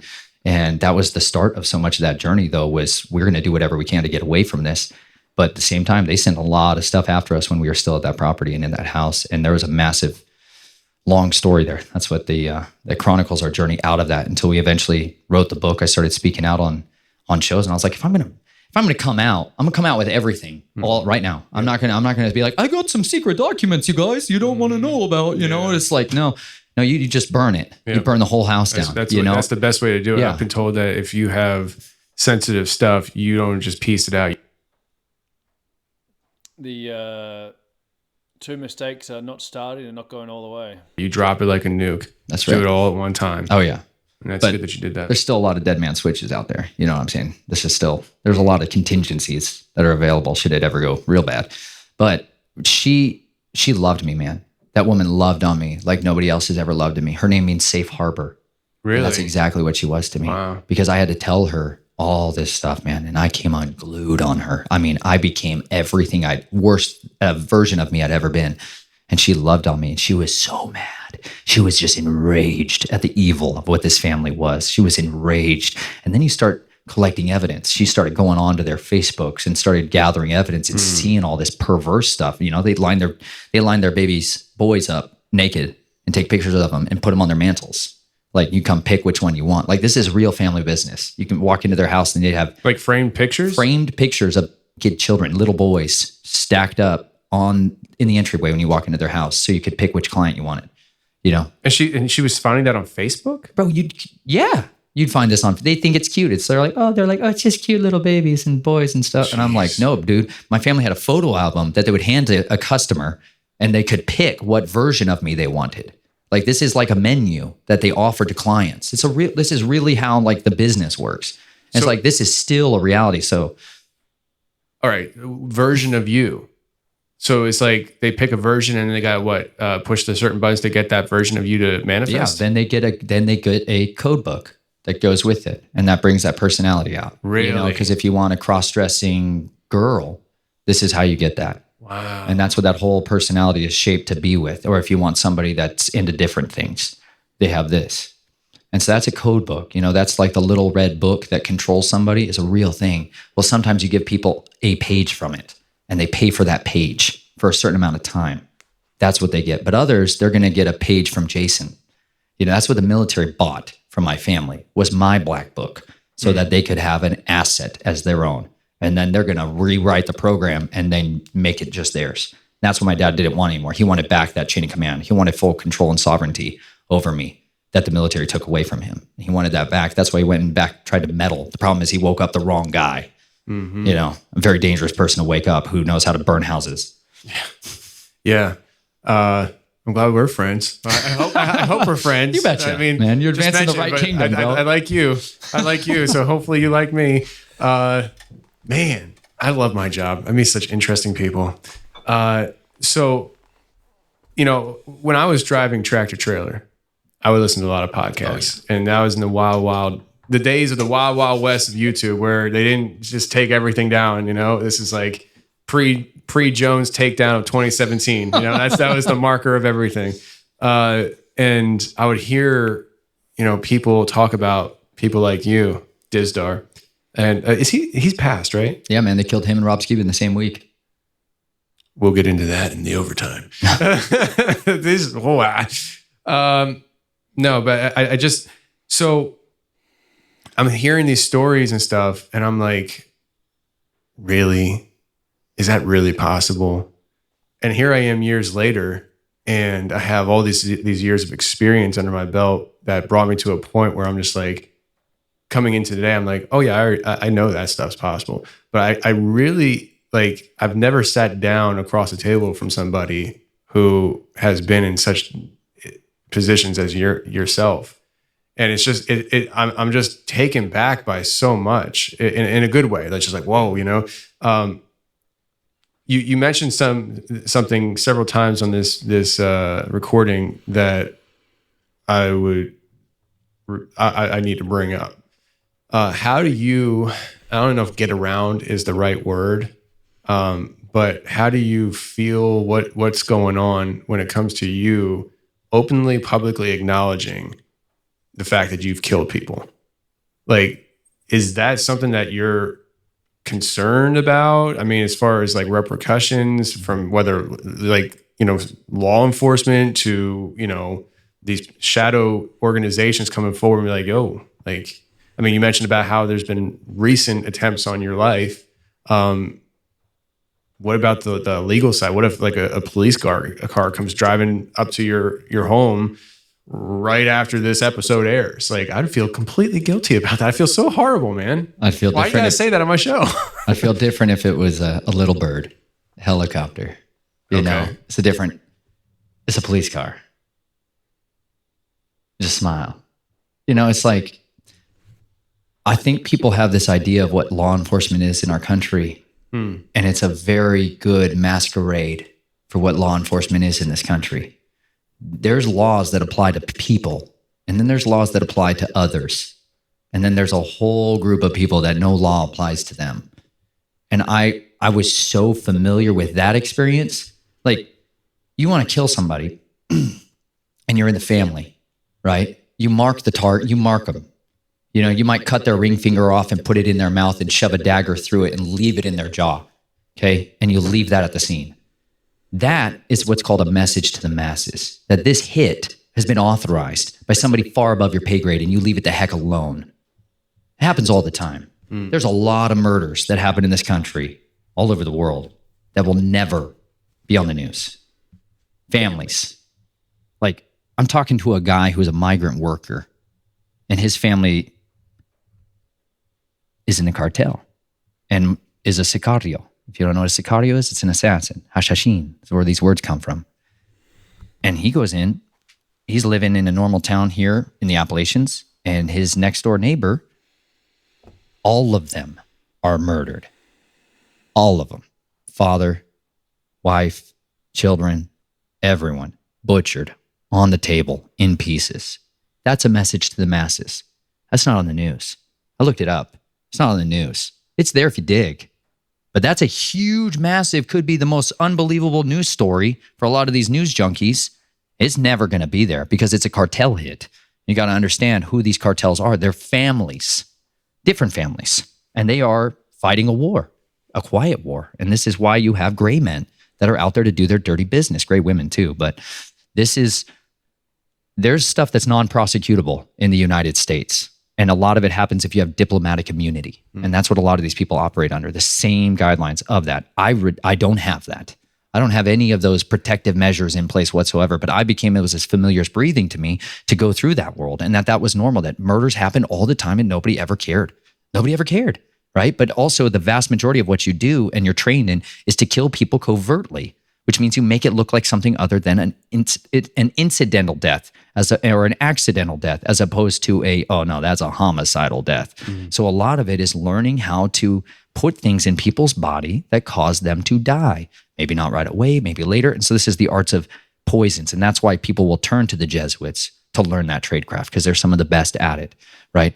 That's what so much of it is, learning how to destroy people's vehicles so they don't work properly, or they suddenly just gas on the way all the way. There's lots of it involves throwing people off of cliffs and buildings and stuff like that, so that it's the banker suicide, whatever it may be. That's why the vast majority of the stuff is non-prosecutable, because all of it, if you look into it, or if they start finding where these bodies are, they're going to look like accidental deaths. That's what the vast majority of it is. But at the end of the day, I believe that the truth is what will set me free. I know his word, and I believe his word, and I know that it is what sets me free. And at the end of the day, my physical body on this earth is irrelevant towards the kingdom that is coming. I have a duty to continue to advance the kingdom of righteousness no matter what, and I have a duty to speak the truth, because he says in here very clearly that anything that I did in secret is going to be brought up to the light. Everything they've done in secret is coming to the light, and I'd rather be the one to bring it to the light than the guy who's my enemy to do it when I don't want it to happen.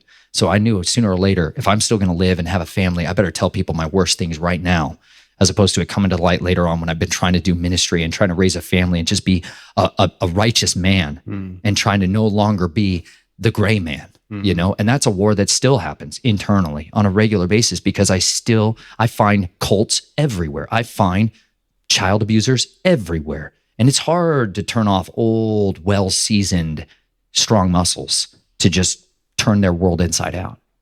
But you realize that there's a way that you have to do this. And anybody that's out there on the front line that's spoken about these things, you potentially do suffer the consequences of it. But you know what? At the end of the day, I'm going to advance the kingdom no matter what it costs is.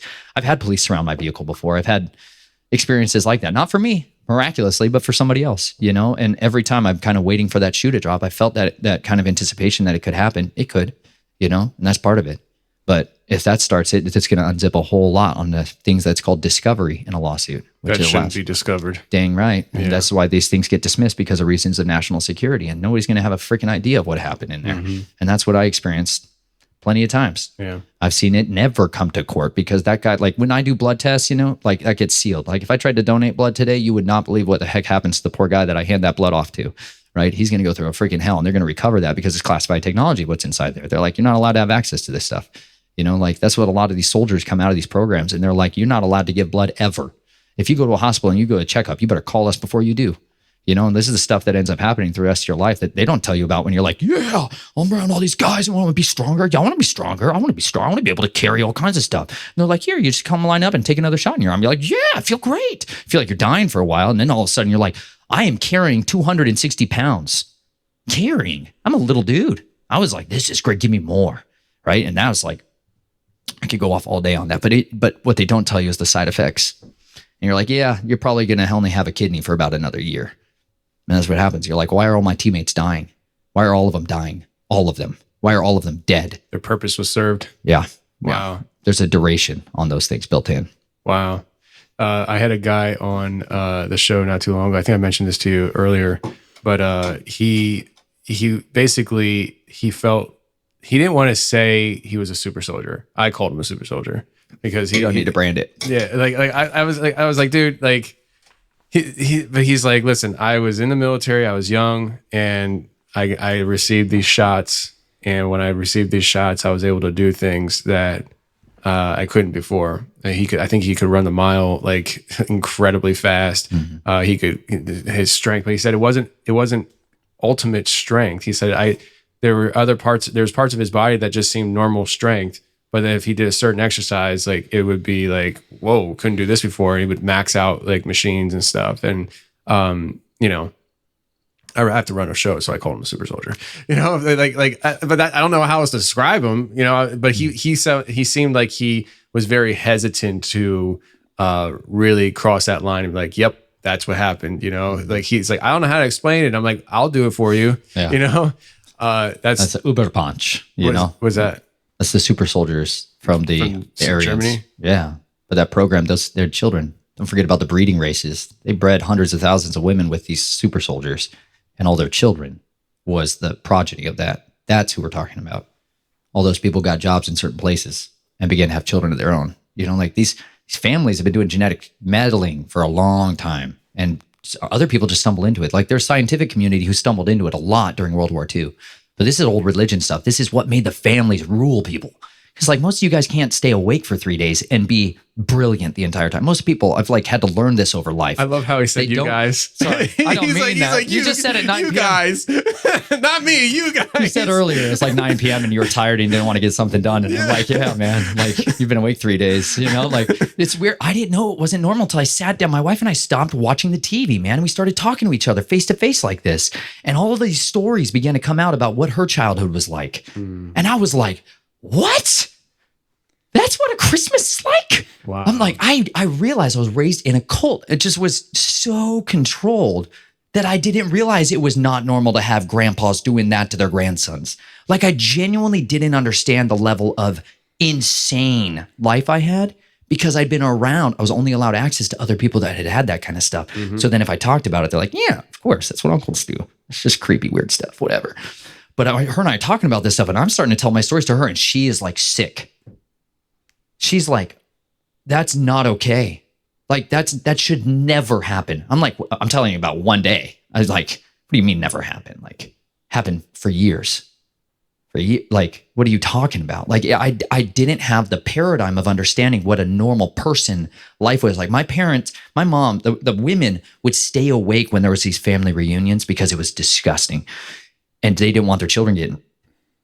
And so they would stay awake for days. And I thought that was normal. They'd be awake watching everybody, like all the time for days. And they would be out of their mind by the end of it, right? They're like hallucinating and all the rest. But they just didn't want their children or grandchildren to go through what they knew their husband did, or they knew that his brothers did in the Knights of Columbus. Like they just wanted to try to protect him. But I thought it was normal that parents and moms would be awake for days on end and just suddenly pick up one day and we're going to travel 2,700 miles, you know? And like, that's normal. I thought that's how people were. I didn't understand people needed like rest and recovery and all of this.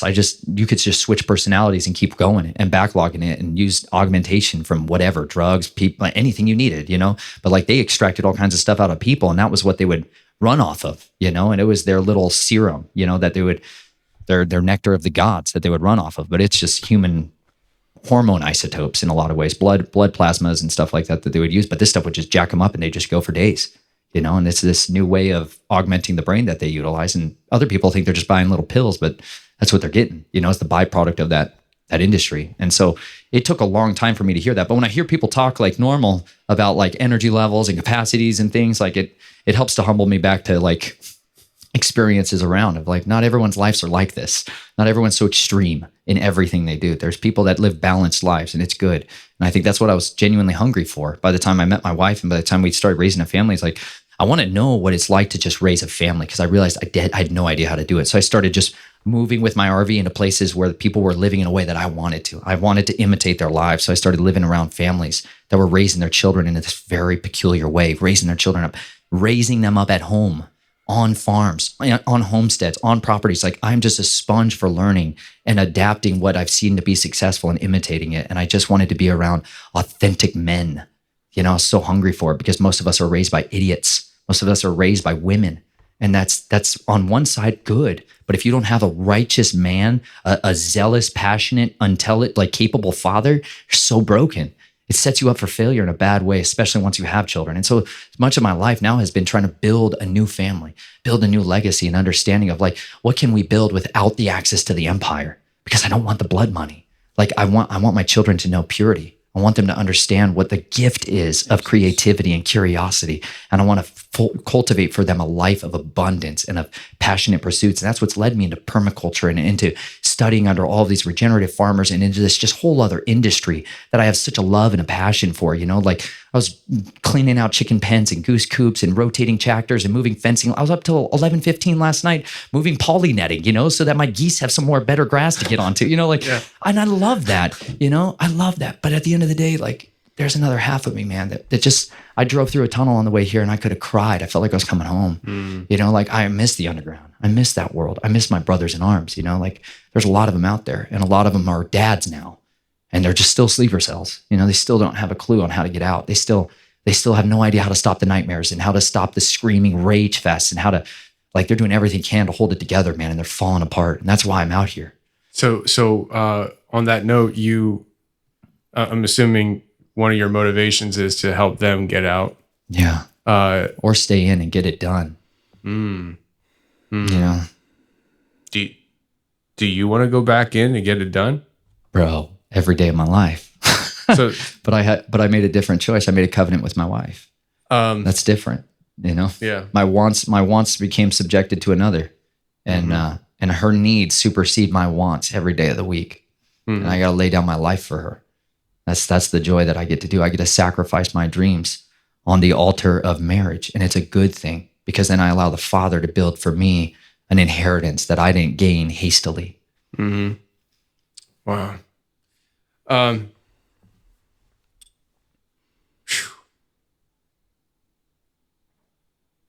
That's deep stuff, man.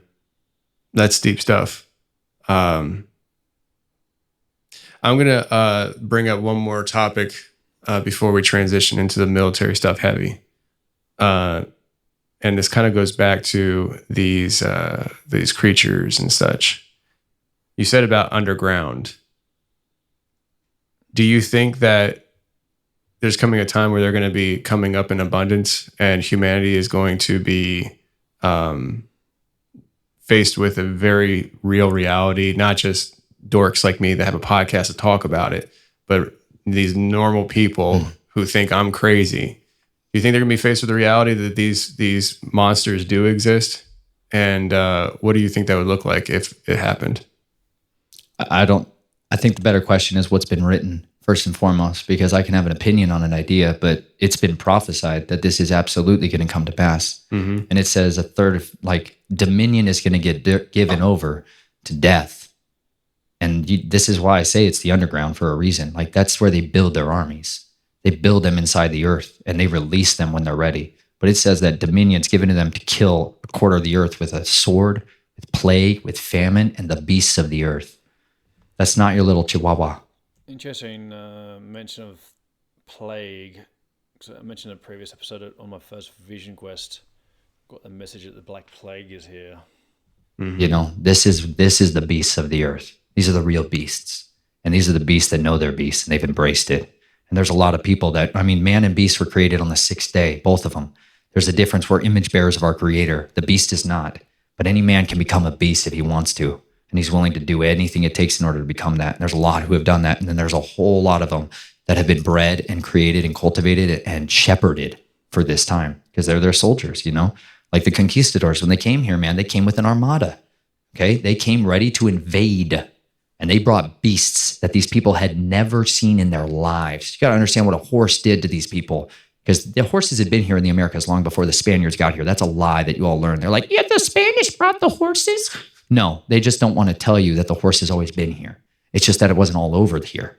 And when those war horses showed up, right? These are animals that get drunk on blood. These are animals that eat blood. These are dogs that are trained to eat blood. Elephants that are used in battle that are trained with mulberries to eat blood. Like these are beasts and they are nothing but a beast. You don't put that beast out in the child's playground because it will kill every child in that place. Those are the beasts of the earth. And there's a lot of those kinds of beasts like you're talking about. People might throw in this cryptid category, whatever else.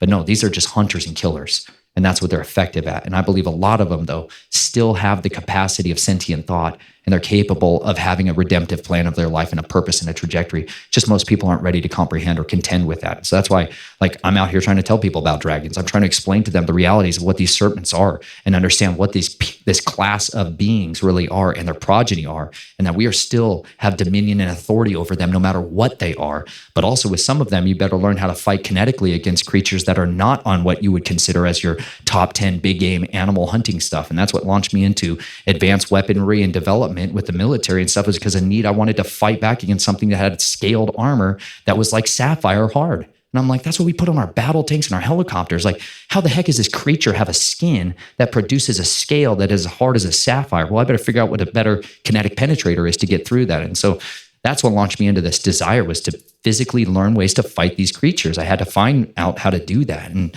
now I think a lot of people are in this la-la land, but they're being incrementally exposed to it through media and entertainment as a way to soft condition them with disclosure to be able to palatably accept these things. And that's been a conditioning of the masses through its own form of behavior modification, so that they will have a category in their head of what to do with that when it shows up on their door. But the vast majority of them are going to be given over through terror. They're going to be terrified and they're going to freeze. And that's all it takes, man. You give a predator a frozen target, game on, son. Mm-hmm. That's what happens. And a lot of them will fall to that. Wow. Well, we're just getting started, and I want to talk to you more about a lot of this kind of stuff. But before we end down this, all right. So that's the first one of 3. So I know I'm not speaking much, but I'm doing this to provide a foundation of knowledge. So, and I wanted to introduce this so I know that it's here for reference. So, about a million other things, and it's just like, okay, let's just get this going. So, I'm glad you're back, and you're coming with toys, and that's a good word for them. I was like, you know what? I don't even know what to expect today. So let's just hit the ground running. We were just talking about how you make your own body armor, which is freaking interesting. I'd be very interested to hear about that. But let's talk about how do you want to start off? How do you want to start this off? Do you want to go and just jump into specific things? Man, just jump in, man. We've been having a great time and we can carry it on. It's my favorite kinds of conversations. Okay. It's just like what we had last time. We don't need to have anything bullet pointed, but right. There's a reason I brought some props today. Like I want to bring to me some of my favorite things on the entire earth, which are weapons of mass destruction, books and blades and bullets, And there goes the YouTube channel. Oh no, bro. Weapons of mass destruction. Hold on, real clear. You see what I did there? Yeah. I have a video that's called How to Make Weapons of Mass Destruction on my YouTube channel. Enjoy it. And anyways, I teach people how to make these shofars, which have wrecked kingdoms. Awesome. Super savagely. You ever heard about Ehud? Crazy assassin, left-handed assassin that made his own blade and killed a king and left the dagger inside his abdomen. You ever heard this story? No. Crazy We're jumping into it. Talk to me. You want to hear this story? Yeah, I want to hear about it. Why does nobody tell these awesome stories? Well, that's what you're here There's for. There's this crazy character. His name's Ehud, right? This happens way back in the days of the Moabites, ancient history. Because it's important to understand history. A lot of people are totally lost in the contemporary news cycle, and they forget that everything that's happening now has already happened before. And it's good to be an examiner of history, so you're not bound by the same cycles to repeat it. But anyways, I digress. There's this crazy little slave kingdom that's just being buried, Israel, just being pummeled by these people, taken captive by them. And they've got all these tyrants ruling over them named Eglon, King Eglon. This is where everyone boos, oh, that guy. Because what he's doing is he's sending in raiding parties into the people's lands, and they're just plummeting and taking everything. And the people are crying out like everybody right now today, just in bondage and despair. They're like, we're being taxed at 60%. We can't afford to eat groceries anymore. You know how everybody feels right now, dude. They're ready to throw their head through a building, and they're looking for somebody to save them. It's a dangerous position. It's a dangerous time. But anyways, the people are crying out, and they do the right thing, which is to cast off the idols, fundamentals, get rid of all the strongholds that are tearing down your life and your family and all the stuff that's ruining you, And they're like, we want to be better. Please help us. And they start crying out to Yahuwah, like, help us, please. So he raises up a left-handed man named Ehud. Now, it's an interesting thing because Ehud is a no-name buddy. He just pops up in the story. He's the third judge of Israel at the time in this historical event. And he's left-handed. So by de facto, generally, you're not allowed to serve in the military. Generally, everything is catered and designed and cultivated societally to protect people from ever being that guy. And so he ends up the Spirit comes upon him mightily in power, which is fundamental, and it makes him make a knife. A double-bladed one, about a cubit in length, like this. This is a Xiphos, right? This is one of my absolute favorites. This is a Cobra steel, by the way. These are like made for use. These aren't just like cute little things you see on the infomercials. You know what I'm saying? Anyways, and I put this ridiculous edge on it, so it's way more effective. But he makes a double-edged thing. Now understand something fundamentally. Double edges have one real job, which is not agricultural use, which is not very fundamental for chopping meat at your home table and your dining room table. This is for cutting flesh in a recurved blade shape. Very, very important. Strategic design. Anyways, he takes this cubit-shaped blade and he straps it to his inner thigh, because that's what sneaky blades people do. They tuck it away in the innermost thigh so that you can't see it. And then he goes to the king and he's like, hey, king, I've got all these presents for you. But meanwhile, behind the scenes, he raised up an entire army and he called all the people with the shofar. Weapon of mass destruction. So he goes in with 2 weapons, okay? One super sneaky, one that everybody's used to seeing, and they're like, yeah, it's another little ram's horn. Who the heck cares? Anyways, he takes those 2 weapons with him, and he goes in with an entourage of bringing gifts. And right, this is how it's sneaky. People can bring you gifts, and then they make your heart turn away from justice. And this is a problem with corruption and everything else that starts to plague politicians and plague kings, is that they get reciprocity in there from their corporate sponsors who are like, you know what? I know I gave you $50 million to your APAC. I expect it paid back in full. So it happens. Well, anyways, he's all beguiled by this king and he's sitting there. He's like, I got a secret message for you, king. And he's like, I want to hear a secret message. Don't tell anybody here. Take it back to my suite. So they go back to the palace. They hang out in the doors. They close the doors. They're completely alone. And Ehud leans in to tell him the word from Yahuwah. And as he leans in, he draws that blade from its secret place and he runs it through his abdomen right up into the air. And the blade is lost inside him because he was a very fat man. The blade is lost inside him and he falls down dead. And Ehud makes his sweet escape. He goes out the balcony window. He runs out of the area. He gets his shofar. Let's see. And then all the Israelite army come and attack. It's the same moment they find the king dead in his upper chamber. And they're all like, totally filled with fear. This is psychological warfare at its finest, and clandestine operators just killing it. And that's exactly what happens. They come in, they completely annihilate the army, and they take back the land, and there's peace established in the land for a generation. It's a beautiful story. Absolutely. And you know what? Nobody told me that in Bible school ever. I'm like, what the heck? They bored me with the Bible my entire life. I had to go read it for myself to find out what was actually in there. And I found all these crazy, awesome stories that vindicated my life and gave me purpose and meaning for this ridiculous lifestyle that I lived. Yeah, like the militant Bible. Yeah, bro. It's so the militant aspects. Oh, yeah, man. I was like reading Judges, 1st and 2nd Samuel, just on rinse and repeat over and over again. I'm like, why? I want to be Samson so bad. I know. I want to be Samson so bad. Like, I remember the first time I discovered the David's Mighty Men. Gibberim. I think I was probably about 15 years out of Bible college or something. I mean, I had no idea. And then I was just reading and I was like, what is this?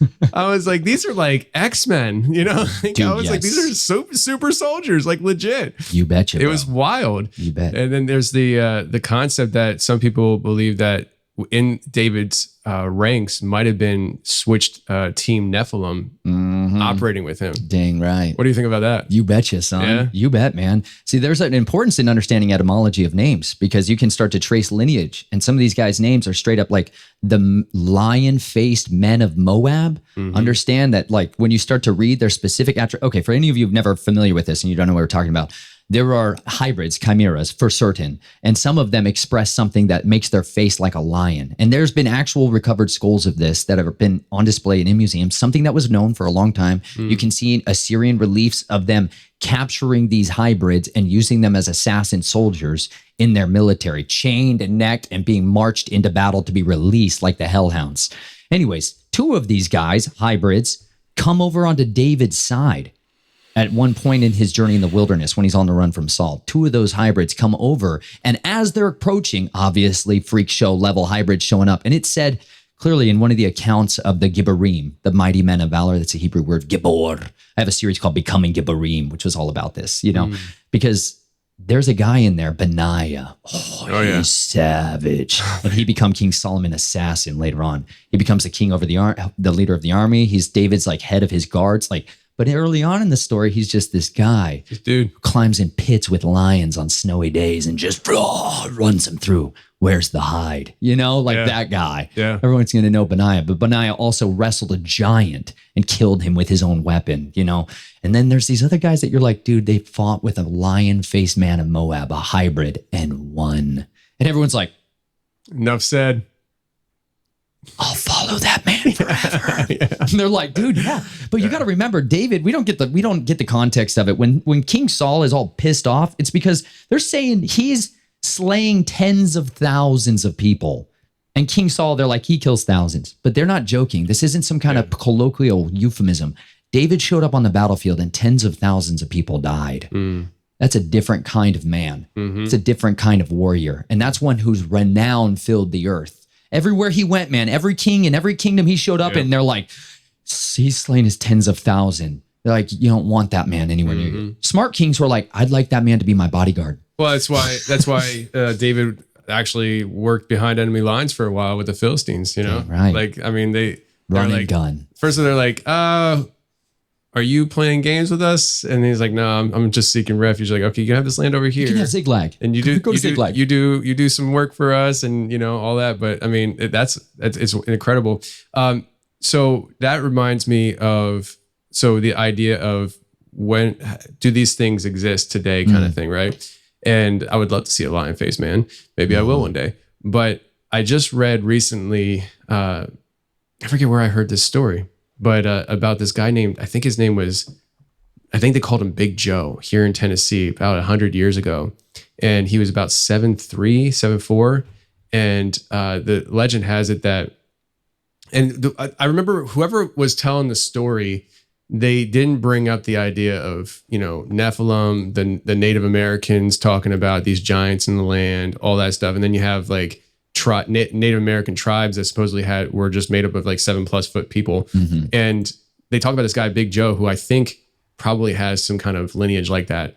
But the way they tell the story is that he's just a Tennessee redneck, just really tall. But apparently he was so strong, like it was like godlike strength that this guy had. I mean, he could pick up a full grown boar over his head, like he would lean over a fence, pick it up and just hang it over his head to go take care of it. He came home with like dozens of bear from a hunting trip to feed his family because his entire family was huge. Hungry. His smallest son was 6'5", but 360. And so like these were big people. And supposedly he was like known to be just the strongest, toughest guy in Tennessee.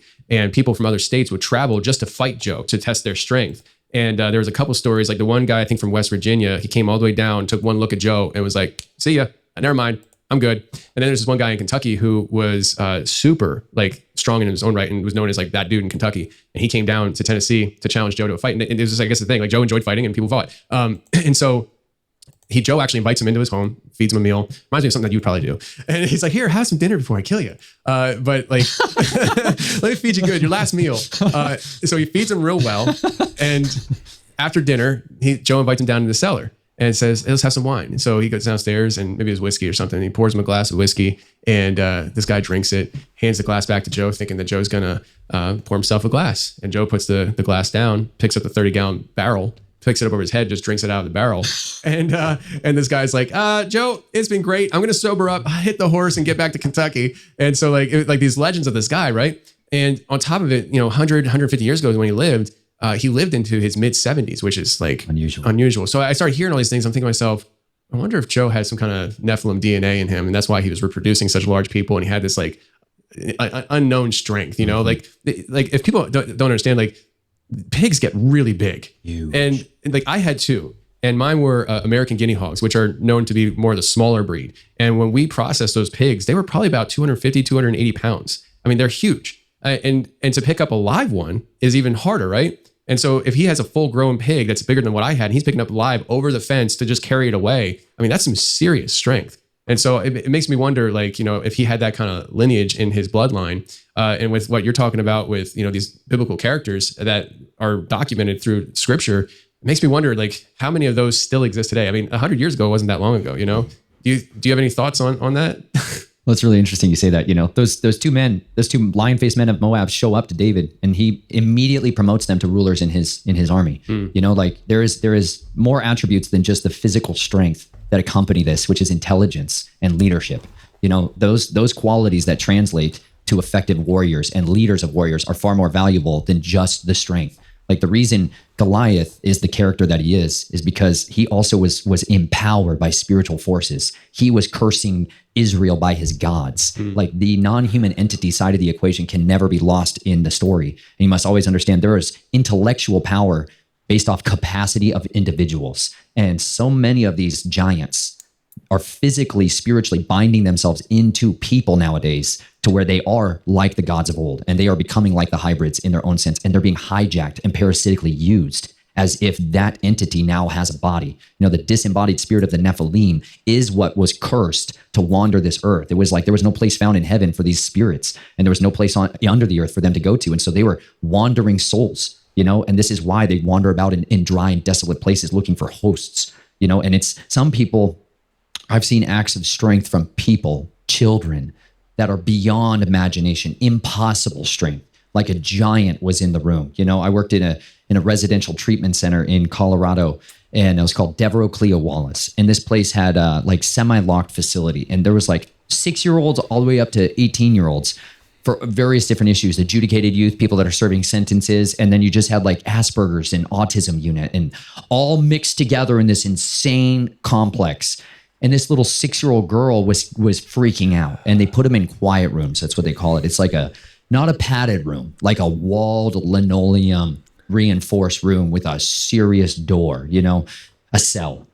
She's in that room, and all these staff are in there restraining her, all men, all like teenage or mostly college age guys. And they all have this little girl. I mean, arms are like this thick, pinning her down. And then she starts screaming in multiple voices in languages. Start erupt like Twilight languages, like all this like deep guttural roaring, and lifts all of us off the ground from her back, lifts us off the ground.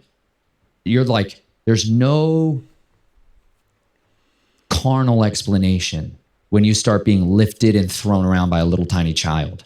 Because as much as we could sit here and try to talk about what are the genetic traces and lineage, it gets watered down fast. You're 5 generations away from a fallen angel for the parent. You're only at less than 5% genetic stock.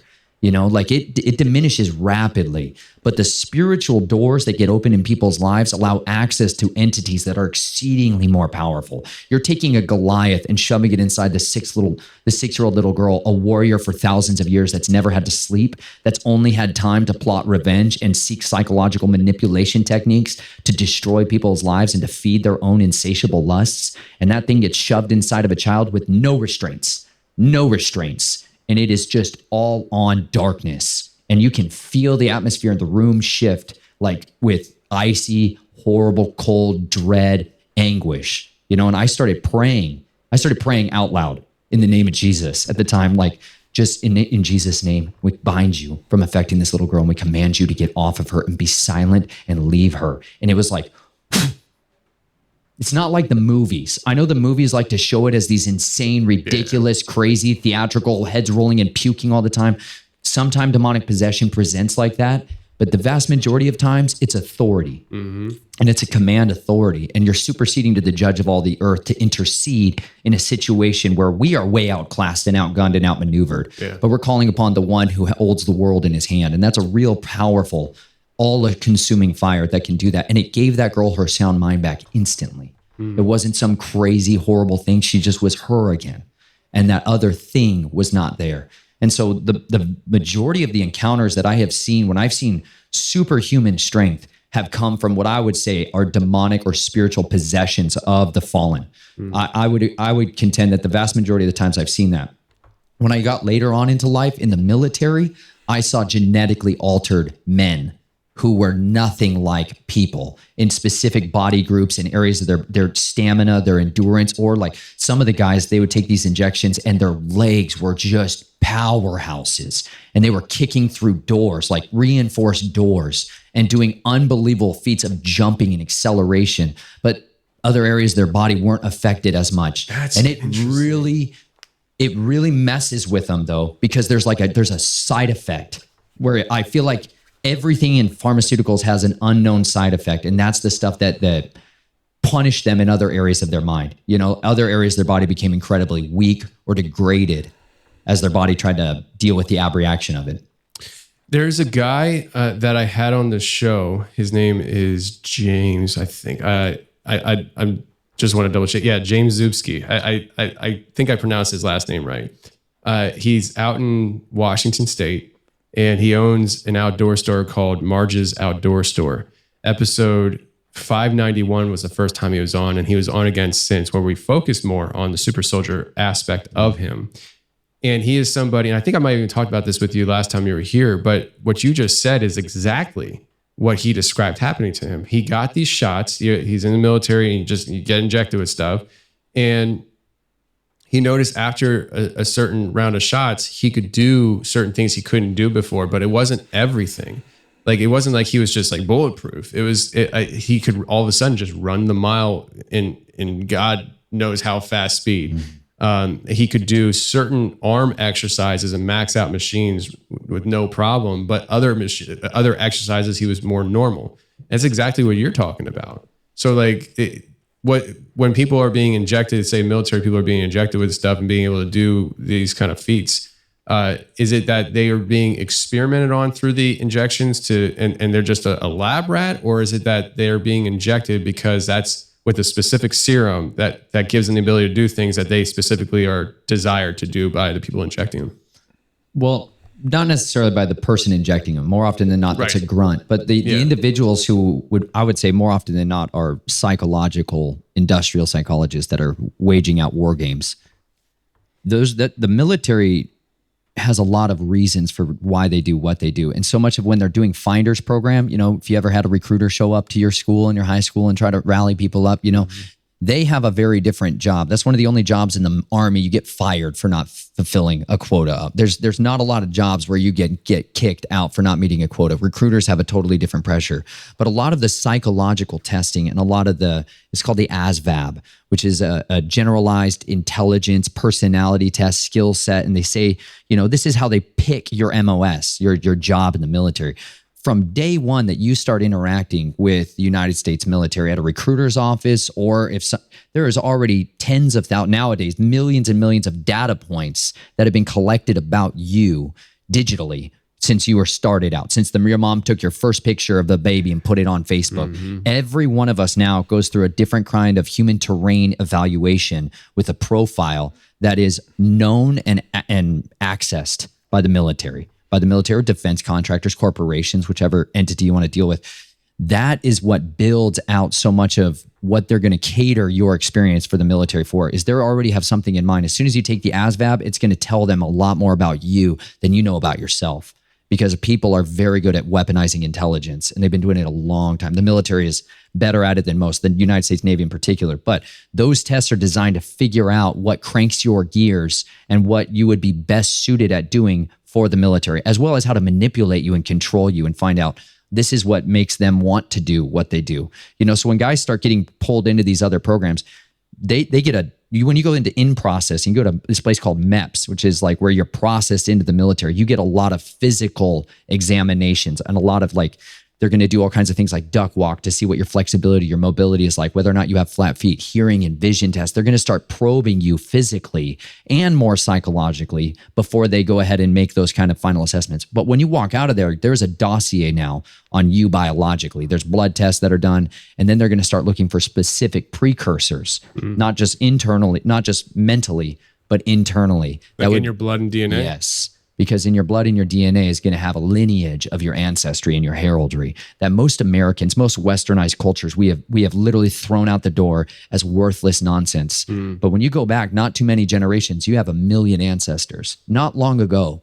And it is a very serious thing, ancestral heraldry, and how it impacts people generationally. And one of the predominant levels of that is how generational curses play out versus how generational blessings play out. And there's people that sit behind the scenes and maneuver that through oaths and curses of their children or their grandchildren to take inheritances from them later on. And these things physically manifest in their life later on. But that ancestral heraldry plays a major role in how engineered DNA altering viruses are injected into people to augment them. They're going to get different ones based off of what is already latent in their DNA, what is already a precursor that's incentivizing it. Because I have much higher concentrations of rods and cones in my eyes, which facilitates me being able to see and transition like from day to night vision much faster than most people. It's not anything like superhero level crazy, but then after I got injections from the military, it cranked up to a level where I didn't need a lot of augmented light at all. And I was able to see much more readily in darkness. That was highly advantageous for the type of clandestine work that I was doing. And I loved that as an injection, right? So but that you didn't came need from nods? a chimeric. No, you don't have nods. They break, they fail. You need batteries, and they're very obvious to other people that you're an operator. How many of you roll around with night vision goggles? True, for it sure. super stands out. Like invisible killing was what I was into. Had nothing to do with being a uniformed soldier under the code of military justice. Had no bearing on my life. So you're saying like the injections that you got enhanced your eyesight even more, that you didn't, not that you didn't want them, but you just didn't need them. Like where other people in the room that maybe were doing the same job would need them, you didn't need They them. have a flashlight, You didn't right? need a Or flashlight. a chem light, right? You know, like I could You're take like a cat. Yeah. Yes. And this is where you get into chimeric. See, if you don't know what's in it, you have no idea that you're now becoming a chimera. You know, that they're taking Jaguar. They're literally, there's the botanists out in the field and the cryptozoologist guys out in the field finding these rare species of once lost animals, or they're recovering their DNA from their corpses in museums, and they're taking that and they're bringing that back in for experimentation. What those guys are doing is selling that to pharmaceutical companies. That's where a lot of the research people meet the pharmaceutical industry. That's all part of the big arm of the military. They're the first secret sciences that go in as deep black budget projects. And that stuff's 40 years up beyond what you and I, normal civilian human creatures, get to see. We get their junk drawer leftovers when they're used up and tired of it, like cell phones. They're like, now you guys can have them. You know, like they're like transhuman neural links. They're like, yeah, now the population has been preconditioned to be able to accept this, that they should become cyborgs, you know, whereas soldiers have been augmented from World War II, you know, and they've been building little plutonium batteries and shoving them inside people and powering up electronics since the 1950s, you know, but to us, that's like a little bit out there, a little hard for people to understand, put it in science fiction books and precondition the populace so they demand it and they want it. But that kind of augmentation strategy is what changes people and makes them no longer like that. The problem once I had that with my eyes is I started having color vision problems. So I could go through this rapid transition of being able to see more readily in the dark, but then I was losing depth perception and I started losing my ability to differentiate between the red-green spectrum because that's what got augmented. So there's always these like unknown side effects when you go and play in this game, and that's where I think at the end of the day we're all guinea pigs. I think the United States, I believe it was under Bill Clinton, it might have been Ronald Reagan, who removed the safety standards so that human experimentation could be conducted on United States prisoners and United States soldiers. So like they say publicly, you know, we don't experiment on our own people. You know, we obviously don't give injections to pregnant women and tell them it's safe and effective ever. You can trust us. We're certainly for the good guys.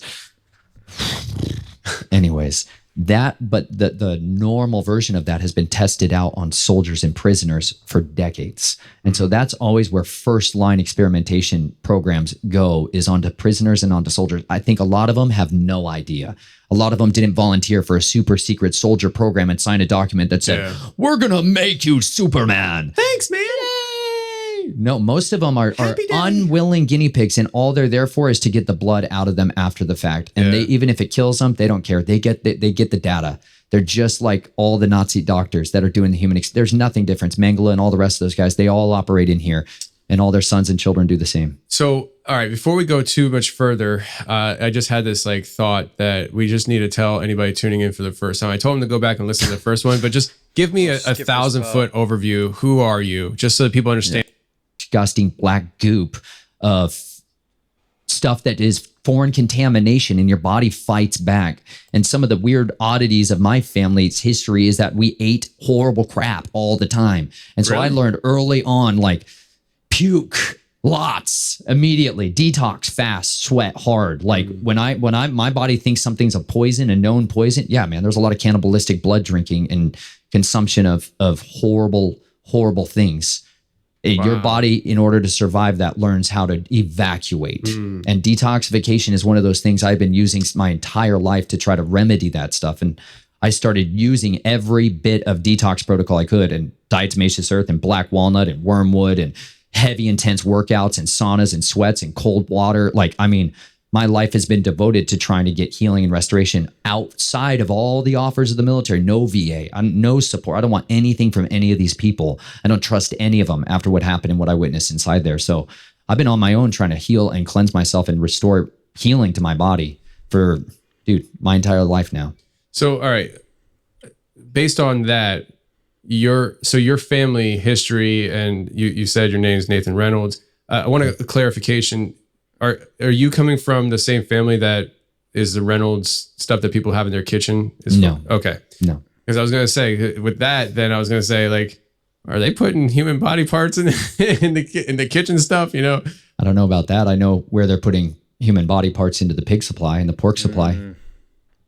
They're disposing of bodies. The Reynolds family used to own 60% of all the crematoriums and moratoriums in the United States and funeral homes. And they would dispose of bodies that way too. Pig farms. Because a pig will Yeah, I got a very clear message on ayahuasca to immediately stop eating pig. Dispose. A couple of pigs will dispose of a body in a few minutes. And then they feed that to the populace. Yeah.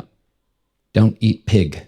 That you didn't raise yourself. Could not strongly warn people against that enough. Parasites of hookworms are serious things. That's why a lot of Southerners are what Southerners are. Understand something. Southerners and a lot of their speech and their cadence and their rhythm, it's hookworms. 9 out of 10 times. Really? 1 for 1, they are ruled by parasites.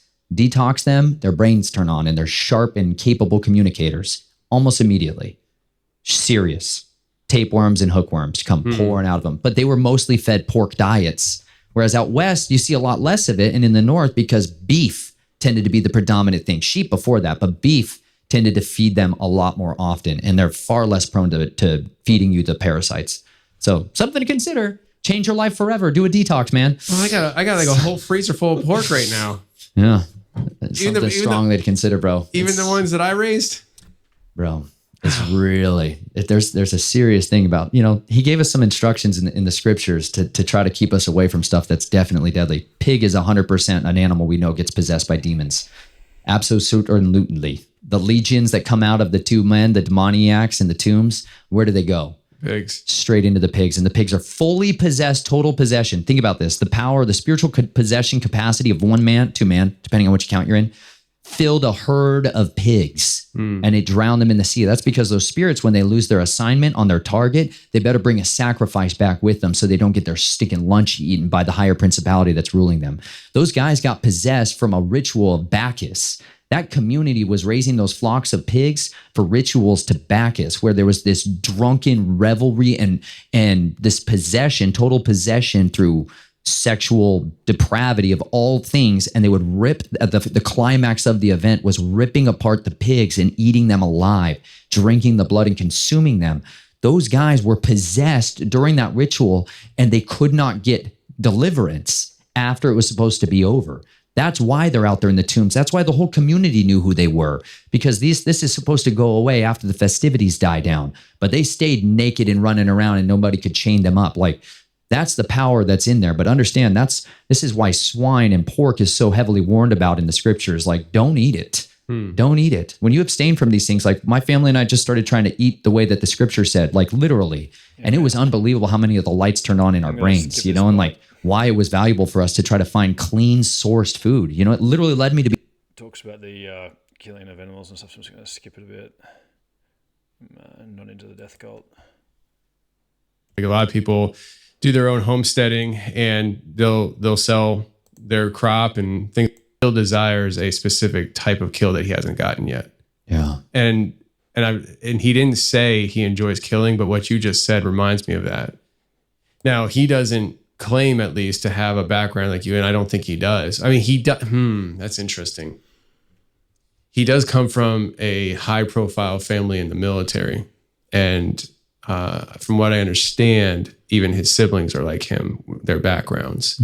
So maybe I should probably talk to him more in detail about this stuff. Now I'm thinking about it. It's like, oh, maybe there's something there to pull at for him. I wonder if he has any gaps in his memory. First, I doubt he does. I think he would have told me by now. But it's interesting. Let's just keep it away from what your family history is. and the fact that his family does come from a higher end military family. Do you think it's something with how the military trains their people and how you kind of were trained up even before the military, that it's a mirror image that creates people like that? You know, like, because from what I understand, your training started before you were military, and so you have a different history, at least theoretically, than him. But you both come to a similar. Trauma. You think it's trauma? Trauma tends to be the common denominator that is sought after by all operations teams. Trauma. No dad. Another big one. That's a big one. You know, broken homes, violence, abuse, systemic manipulation, chronic desire to get out and being inescapably trapped. These are like prerequisites that build monsters.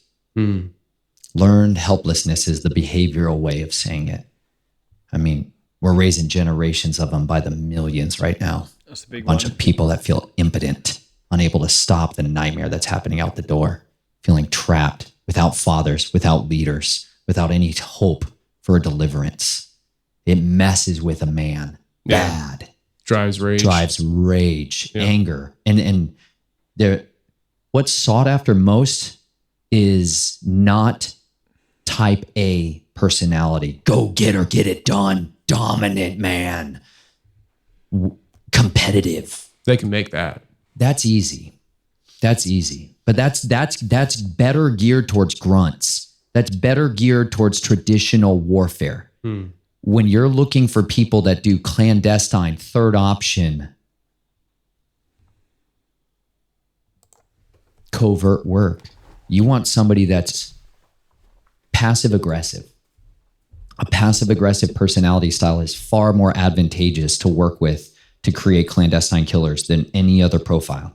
So that person that tends to stuff it real effectively and have a great poker face and be the chameleon.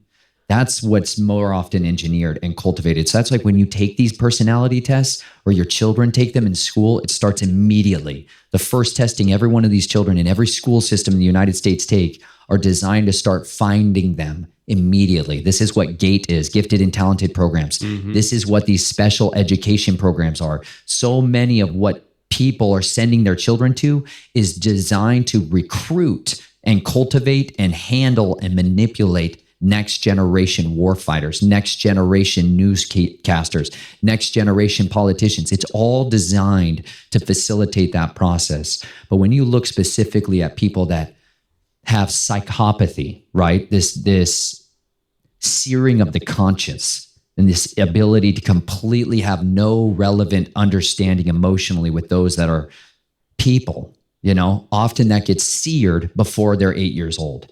You know, that's when splitting is most readily capable of being done, and shattering of the mind and dissociative patterning to be able to begin, because then those broken pieces of an internal neural network are able to be worked over by handlers later on in life. So that's high on the list of like you're taking a Q&A at the doctor and it says, do you come from a family of physical abuse or alcohol or substance abuse?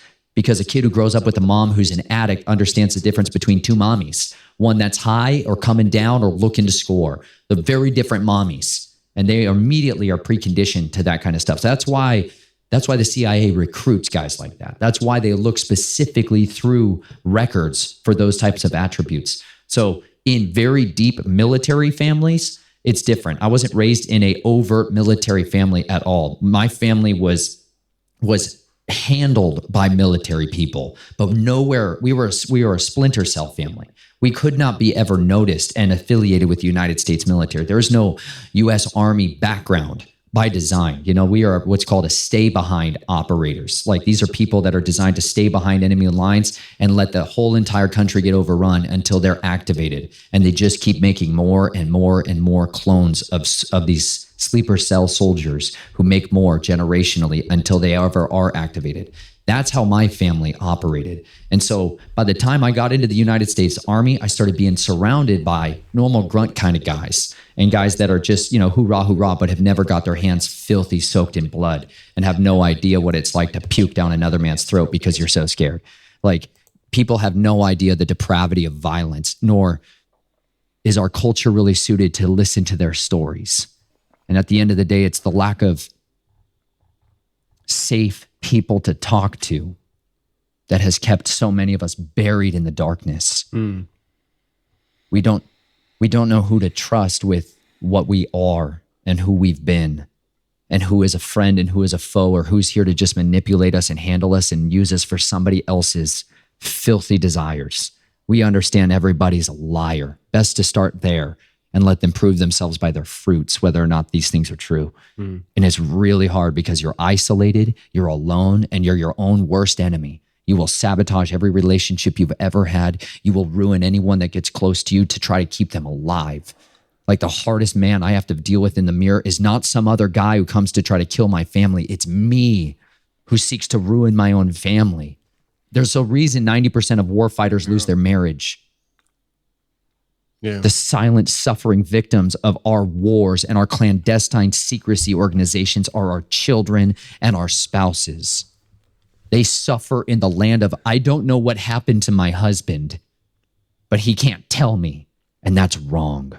That's not the way he designed it to be. He says clearly in the scripture, what war fighters are supposed to do when they come home is spend 7 days just talking to each other outside the camp. Don't go home to wives.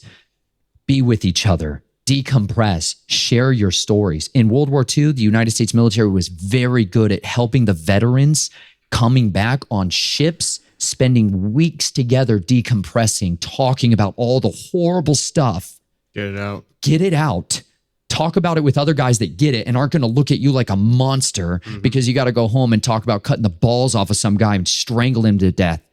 Like, violence is infectious. Radical evil is highly infectious, and the gods of war are unbelievably powerful.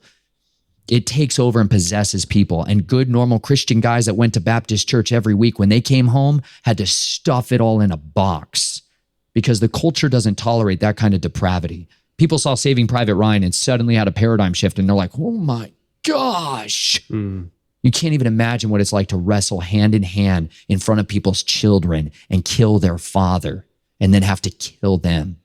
Yeah. But a lot of guys did, and they need to be able to talk about that. So if you can learn, like I talk about my wife in the book, her name literally means safe harbor. That's what she provided for me. That's the single most important thing that woman ever provided to me, was a safe harbor where I could talk about horrible stuff and she not run away and leave me. Well, side note, because I'll forget to say this later. Do you think she'd ever come in and talk? Oh yeah. Cool. We should arrange some time. It'll be great. I know, not without you, but like, I know you got the kids and everything, so you... I know, but we do tag team style, bro. Okay. For one of us to be able to do this, the other one's going to have to be able to do that. I got you. We don't let other people watch our children. I got you. I mean, you can bring them. There's no baby. Oh, we do. They go everywhere with us. They are... We're a chad, man. We are a tight-knit crew. There's not been many days I'm ever away from them, nor them from us. Yeah. You know, there ain't no grandma and grandpa hanging out and taking them, and we don't have babysitters and all that stuff. I understand. We raise our children. Yeah. Anybody who doesn't understand, just listen to the first episode. You'll understand why there's no grandparents involved. Yeah. Not my side. Yeah. My wife has a good family. Praise God. She got normal. Yeah. Mercy. Yeah. Big time. So you were talking a little bit here, and you even brought it up a little bit, the chameleon aspect of the assassins and stuff. And we should probably pull at that thread a little bit, what that even looks like. And, you know, like, all right, so when you say chameleon assassin, you're talking about somebody who blends in everywhere and is the silent killer, right? A better way maybe of saying it would be a perception manager. You know, that the big art of learning is how do people respond to other people? And generally they frame people in their mind based off of an initial, when you first see somebody, within about a 3-second period, you've deduced about 80% of everything you will ever deduce about that person. There's a preconditioned pattern that every one of us has based off of our culture, our climate, everything. how we've been engineered by corporate media, all of it, to frame people quickly, and depending on what part of the country you are and what kind of community and people you hang out with, it's framed differently. And so much of weaponizing that is learning how to become what people expect to be seen in any given context or situation. That's where the chameleonic aspect of clandestine operators are. That's where espionage and spies operate in, is becoming like their environment perceives them to be, what should fit the scene. A chameleon physically changes its color patterning to match the background noise. That's a gray man. The gray man principle is to mirror the environment of that area that he's around. So when I go into a normal big city, it's not expected to have the big straw hat and the big John Deere thing. That is an outlier instantaneously, right? If you speak even with certain types of accents, you're immediately junk drawered into people's idiot bin. Even you and I were talking earlier before here, like you even don't want to go to certain places because you think you'll be branded as Latino, right? And they're going to think you're an illegal and they're going to treat you different. But if you put with on the long beard, if I had that long beard, no, you got to go for the long beard, bro. If I had the long beard, they think I'm a terrorist, man. It's your super weapon, bro. Times. It's your super weapon. It's my super weapon. Your manly hair is your super weapon. Body hair is a super antenna. Don't you ever doubt it. It's an extension of your nerves. Try it out. Anyways, read number 6. Samson was Samson for a reason. I got you. But that inability for you to maybe conceive of how then do I manage that guy's expectation on that field? Like, I changed outfits constantly. And it wasn't noticeable until I was married. Then suddenly I had I noticed my wife didn't do that. I had suddenly, having a spouse changed my standard of norm. Because when you only ever hang out with you, yourself, and I inside the inner world, you don't notice it. There's nothing to contrast it to. But I noticed that she didn't change outfits based off of every single area of town we were going to. She would wear one thing. And I was like, yeah, but don't you understand that these people are going to expect to see somebody who looks like this, acts like this, talks like this, walks like this. And so literally being able to put on that person. If you're wanting to go out here with Bojang Jangles out into the sticks, you got to know exactly how do country folk around here talk when they got their John Deere tractor and they're cutting hay, and what's a day look like for them. But it's not just the mental idea, it's becoming that. That's the difference between somebody that's been programmed and has different personalities. Is it's like you literally, authentically, in the die-hard heart of yourself, become that person. When I want to infiltrate an underground tunnel area to find out who are the pimps in an area, I literally, physiologically, psychologically, I completely become one of them.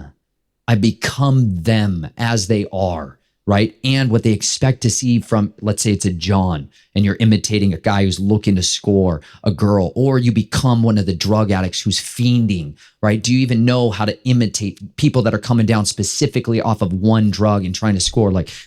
People don't tend to sit down and watch their neighbors enough to understand what all these different facets and features of our society at all the different levels look like. But the guy in the corporate suit's looking to score too, and he goes and deals with a different kind of drug circle.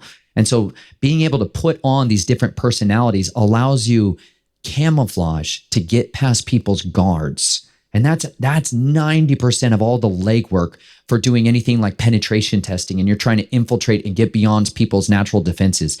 That comes from doing all the legwork ahead of time of understanding your target, understanding who they are, and becoming exactly what they need you to be in order for you to be invisible. Because that's everything. If you look like a big, scary, buff dude, you're going to be treated like a big, scary, dangerous threat to somebody that's on guard duty. But if you look like a completely tiny, helpless, lost, wounded little child, they're going to only see you as a victim, and they'll be incapable of seeing your neck coming into their throat. That's the goal. The goal is to get all the way in up close, like a praying mantis who slowly and incrementally works their way forward and decimates their prey with rapid violence from something that was seemingly a stick. That's chameleons. That's what splinter cells that operate in behind enemy lines do. They look like fat people. Like most SAS guys that are actually operating in clandestine teams, they're not good looking at all. They don't look like good, strong, big, buff Navy SEAL guys that you see paraded around as our elite warriors. They're generally look like lumpiness. They look like now they could smoke you in a marathon. But these guys have a completely different set of blending in. They're middle-aged Americans driving a beat-up Toyota Camry, right? They can make a phone call and get anything they need, but they operate from the shadows by design. And a big, buff, scary, militant guy is very obvious. And so those don't fit into most people's norms unless they're infiltrating that community. Then they're bulking up. Then you're getting the creatine and all the roid rage, baby, and you're just becoming that guy if that's where you're being sent in and targeting. But chameleons are designed to be ghosts until they are 100% absolutely horrific, and then they disappear back into the different, they call it the invisible college, where you slip back into a different identity and you change your hat, you change your clothes, and you disappear and become somebody completely different. That's the danger of an assassin. They don't look like anything noticeable, and the person you saw back before there has changed that has utilized signature reduction and augmented their face and their cadence. Like I used to put thumbtacks inside my shoes in different spots so that when I was walking, I could press on that and make it incredibly painful. That changes your cadence. That changes your walk. It makes you limp, right? Things like that. Or you put little things inside your mouth to augment your cheekbone structure so that facial recognition doesn't have the same means of detecting you. You know, there's a whole lot of facets and features that are there to help facilitate that process. And some of them come from very good, deep training. Others can come from people that just figured out street smarts when they were young and were around a lot of crime and a lot of gangs. Those guys figure it out too, how to survive.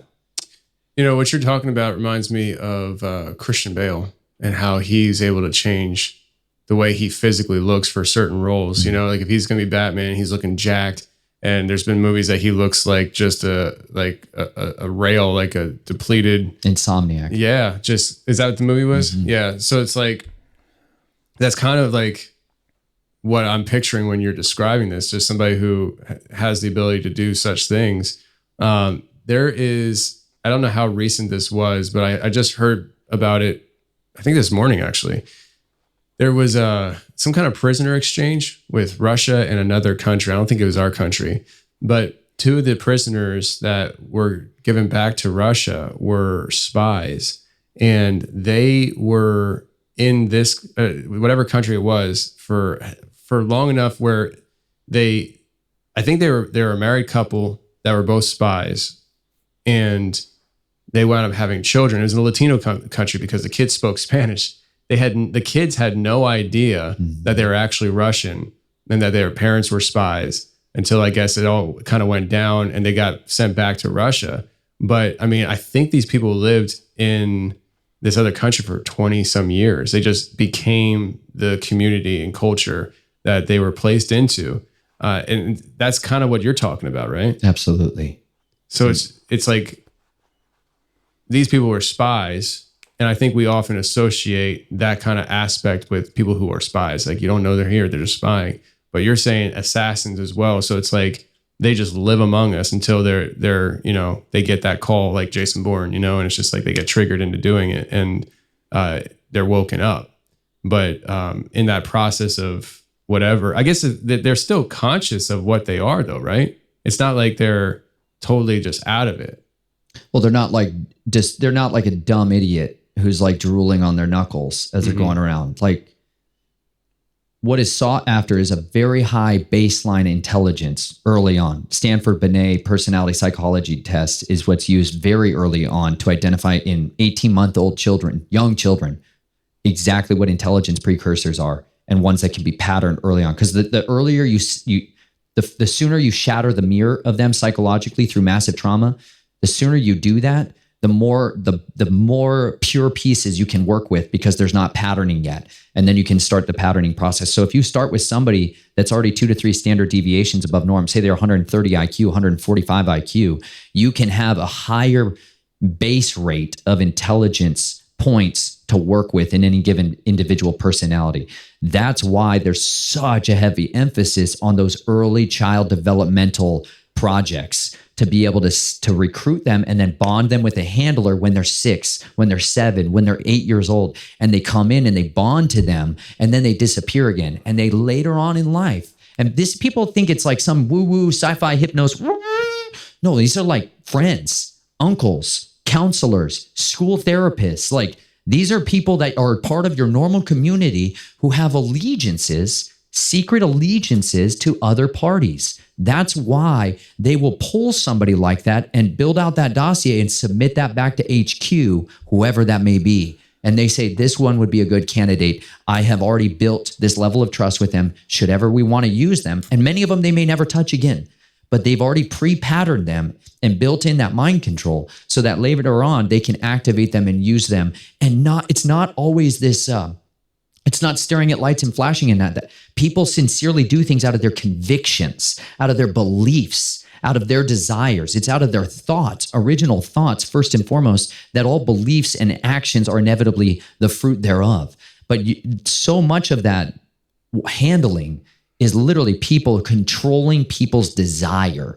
And if you find people that already have baseline desires that they're extremists, right? Is what we call it, weaponizing extremists. People that are zealous for the cause, all in kinds of people. The best group for that is young men who don't have wives, who have no outlet for life, no real purpose, and they're wandering around aimless. Those are the easiest to weaponize. That's my brother Jack. Bro, Jack, I'm praying for you to find a mighty wife, bro. I'll be praying for that guy. I'm just kidding, man. Bro, Jack's a hero over here slaying it. You guys don't see any of this, bro. There's a guy over here just utterly devastating all the media side of this and just tearing it up. I appreciate you, bro. You're killing it from the sideline.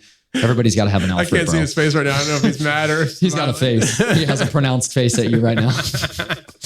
Like, thanks for roping me in like that, dude. Yeah, buddy. Big brothers. Yeah, buddy. That's a thing, isn't it? Yeah, absolutely. Yeah. But that level of intentional manipulation and handling comes in later on, so that the personality that gets triggered is one that is authentically them. It's just a side of them that to their peers doesn't exist. And then when it's suddenly there, boy, that's pronounced difference. You know, like I presented most of my life as grade B minus by design. Like I sat down and took tests and practiced taking tests to get exact scores over and over and over again. Was trained to get certain scores. Like I went into the ASVAB and I was told I need to get an 81 to an 87. I got an 83. Most people don't go into it being told the score they're supposed to have. You know, most people go in to take the ACT and they're thinking about college admissions tests. They're not thinking that you can never be too high up ever throughout your entire life. But that's how spy families like that couple you're describing, their children can never be excellent. They are forced into anonymity the rest of their life. They will never be allowed to stand out. There will never be a big, fancy, wonderful look at my family day. It's not like that for them. They will be relegated to obscurity. And they will be forced into a religion, an ideology, a culture, and a lifestyle that's absolutely false. That's brutal. To wake up one day and realize that your parents were lying to you from day one. That sucks. There's a lot of children that find out one day dad is not even their dad. Yeah. That breaks trust fundamentally. Well, then who is the counseling arm and that friend that steps in that devastating situation? That's the next handler. As much as you see the spies being the ones that were caught, it's the children that they were really there for.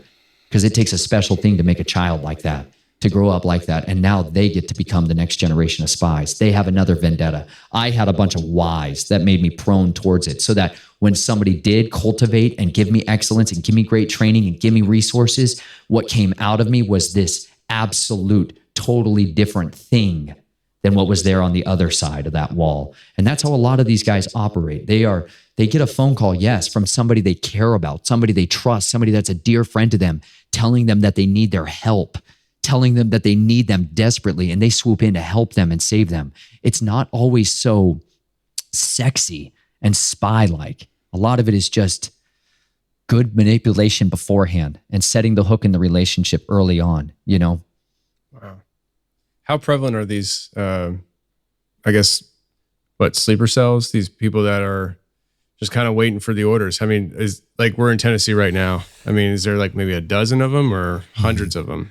Just so it's clear, I'm watching and showing this because, he explains a lot about trauma and mind control. You know? Individuals or cells? Well, I said cells thinking individuals, so no. I'm thinking individuals. Individuals? Oh, there'd be tens of thousands, without question. Where? In Tennessee? Absolutely. Do you understand what kind of critical infrastructure just Tennessee has? You know? You got tens of thousands in Tennessee. Nuclear power plants? Yes. Wow. You got nuclear power plants. You got a lot of really critical infrastructure and secret government, the Y-12 complex. You got a lot of spies just in the surrounding 60 miles from where we're sitting. Like right here? A lot of sleeper cells right here. Really? Yeah. Because covert intelligence agencies send their spies here to do the same thing. You know, foreign nationals want to deploy their assets over here to be waiting behind enemy lines for when they want to invade our country. You don't invade our country with big giant planes flying over the sky in Easy Prey, Red Dawn style. You know what I'm saying? You invade the country 60 years beforehand. This is like what the model for this game is in the 1960s in Guatemala. The CIA was testing out and beta testing what's called third option variables on how to do covert warfare. And they had a real screw up bad in North Korea. They started trying to fly, spies in, assassins in overseas and drop them behind enemy lines. What happened was they had no resistance force already there. They had no backup. So they were dropping in all these super well-trained people who were trying to land in fully enemy-occupied territory, and the population itself wasn't there to raise up the guerrilla force to be the insurgency or the counter-insurgency effort that they needed. So what they did is all these corporations were wanting to do the wars down in Guatemala, right? They wanted to protect the corporate interests of United Fruit Company. They used to own like 72% of the land in Guatemala used to be owned by the government or corporations, predominantly the United Fruit Corporation, right? Where all your bananas are coming from and all your pineapples and all your sugar, crack, cocaine, all the goodies. There was a change in government where they wanted to repatriate the land back to the people and the population. The United Fruit Company was like, heck stinking no. How about we call the military? Thank you, General Smedley Butler. We'd like to hire you to come invade our country and have a war here and make sure that our puppet is put in power and control so that he's in our state interests. So what they did after all the debacles of the things they learned in Korea was they preconditioned the populace and began grabbing dissidents, guys who were already radicalized and anti the government that were in hiding. And they brought them in and began to build them a cell network, build them a guerrilla force, finance them. Hundreds of millions of dollars began flowing in for weapons, communications, for training. And they build up a guerrilla force of sleeper cells way before D-Day, so that everything was set up and in place so that it could become a turnkey operation, so that okay, now that we've done all the training and now we have all our assets in place, now we'll go ahead and start bringing in the military. Because there's two major codes that regulate the United States law regarding this type of killing of other people, right? Title 10 is the United States Military Department of Defense, Uniform Soldier Code of Military Justice. Laws applied to them that are different than laws that apply to the National Security Council. Very important. Most Americans never hear or think much about this side of the equation of the branches of the United States military and government and defense forces. Critical factors here. They operate under something called Title 50-2, which gave them legal grounds to commit covert assassination, strategic killing, targeted assassinations. The legalese has changed over the years, but that's where the legal powers for no law applies to us comes from. So why intelligence assets are able to do this kind of activity and build out these networks is because they don't follow the same rules as local law enforcement and EMS respond. They don't follow any of these same confines of man. And when they name drop somebody at a traffic stop, everything goes away. That comes from a totally different literal legal power in the United States judicial code than what most people are aware of. When they invaded Guatemala and the big guns came in and the Marines came in and they started having Air Force support and all the rest, it was a mop and drop because from within, those sleeper cells decimated the resistance that was there. The formalized resistance, radar stations are blown up, critical infrastructure like your power plants blown up, water treatment facilities, hospitals are destroyed, critical commands and communications. Those spies that have been infiltrating society for a long time did their dirty. And then they disappeared back into the normal society in shadows, and the United States assets disappeared and reinstalled the puppet dictator. That became the model. And they're like, that was very effective. Let's do that. Pattern it and stamp it and repeat, rinse and repeat. And they've been doing that all over the world. That's how colonial powers and corporatocracy of like the Anglo-American British establishment have been functioning for a long time. And they've just gotten better generationally. But those children of those sleeper cells and those splinter cells, they've been pouring in here to our country for all kinds of different reasons. And they've been raising up these types of clandestine operators who are beholden to other governments, who are beholden to other entities of power and have different religious beliefs and convictions. Some of them are absolutely Satanists, and they are assuredly here to bring about the pantheistic trans agenda, and that's the deity they worship. And so they infiltrate their agents everywhere. The Church of Scientology had 500,000 of them pouring out across the country doing this kind of thing. Operation Snow White. They got busted. They're like, yeah, they were all breaking into the IRS offices and changing tax rates. Connected to NASA and I don't know why I keep forgetting the guy's name. Hal Puthoff. Records and all the rest. But they had splinter cells all over the quantum technology, 0 point energy guy. The entire United States. When you get billions of dollars, billions, like the Church of Church of Jesus Christ of Latter-day Saints, billions of dollars of assets they've been embezzling and hiding through child exploitation rings, buying up land deals and real estates. They got splinter cells of their own infiltrated all over the place to protect their better interests. Same thing for Google, same thing for Facebook and NASA. They all have their own versions of this, and they don't all play for the same team. And occasionally they go to war with each other. They're just quiet wars. That's just like the spiritual realm too. Like I talk about at times on the show, how, I think traditionally we want to look at it as, there was the fall of the angels. Lucifer was, the ringleader, and they fell. They're all on the same team, and they hate God. Yeah, they hate God. But I think that, I think there's an understanding that, like, okay, Satan, he's top dog here, but you and I think I'm better than you. And I think they war with each other as well. Like Big Joe. Yeah, exactly. And so I think that's a very real thing that happens. So kind of going with what you're saying, and these organizations like, say, Facebook and Google, like from our perspective, like, oh man, they're on the same team, they hate us and we hate them, kind of thing, but we got to use them, darn YouTube, and but in reality, I mean, there's times that behind the scenes they're going at each other as well because they have their own interests. So yeah, I had another question that I was, so with these sleeper cells, say spies, sleeper cells, individual chameleon assassins, for people who are hearing this, and maybe the answer is no, but is there any way a normie could be on alert to because there's definitely people listening right now that are not buying a thing you're saying. There's people on the other end of the perspective that are 100% yep in on everything you're saying, and maybe for those people, they're going to have a higher tendency to start thinking about people in their own lives. They're like, man, I wonder if he's that person. Is there anything that you could give them as like a way to identify so that they're not going after their neighbor who's 80 years old and saying, I think you're a commie spy? Yeah, in reality, it's just, no, I lost my wife 40 years ago and I lived alone, a life of celibacy, and thanks for bringing that up. You know what I mean? So is there anything that or is it like really that impossible to identify? No, by no means. First and foremost, I believe the most powerful gift that we can ever have is the gift of discernment. And I believe that, just from whatever it's worth, my personal conviction is that comes through the Holy Spirit. That comes through an authentic relationship in covenant with the Most High, the Judge of all the earth, and through His Son, Yeshua the Messiah. Like, that's where I believe supernatural insight can give us the ability to read people's mail way beyond their capacity of facade.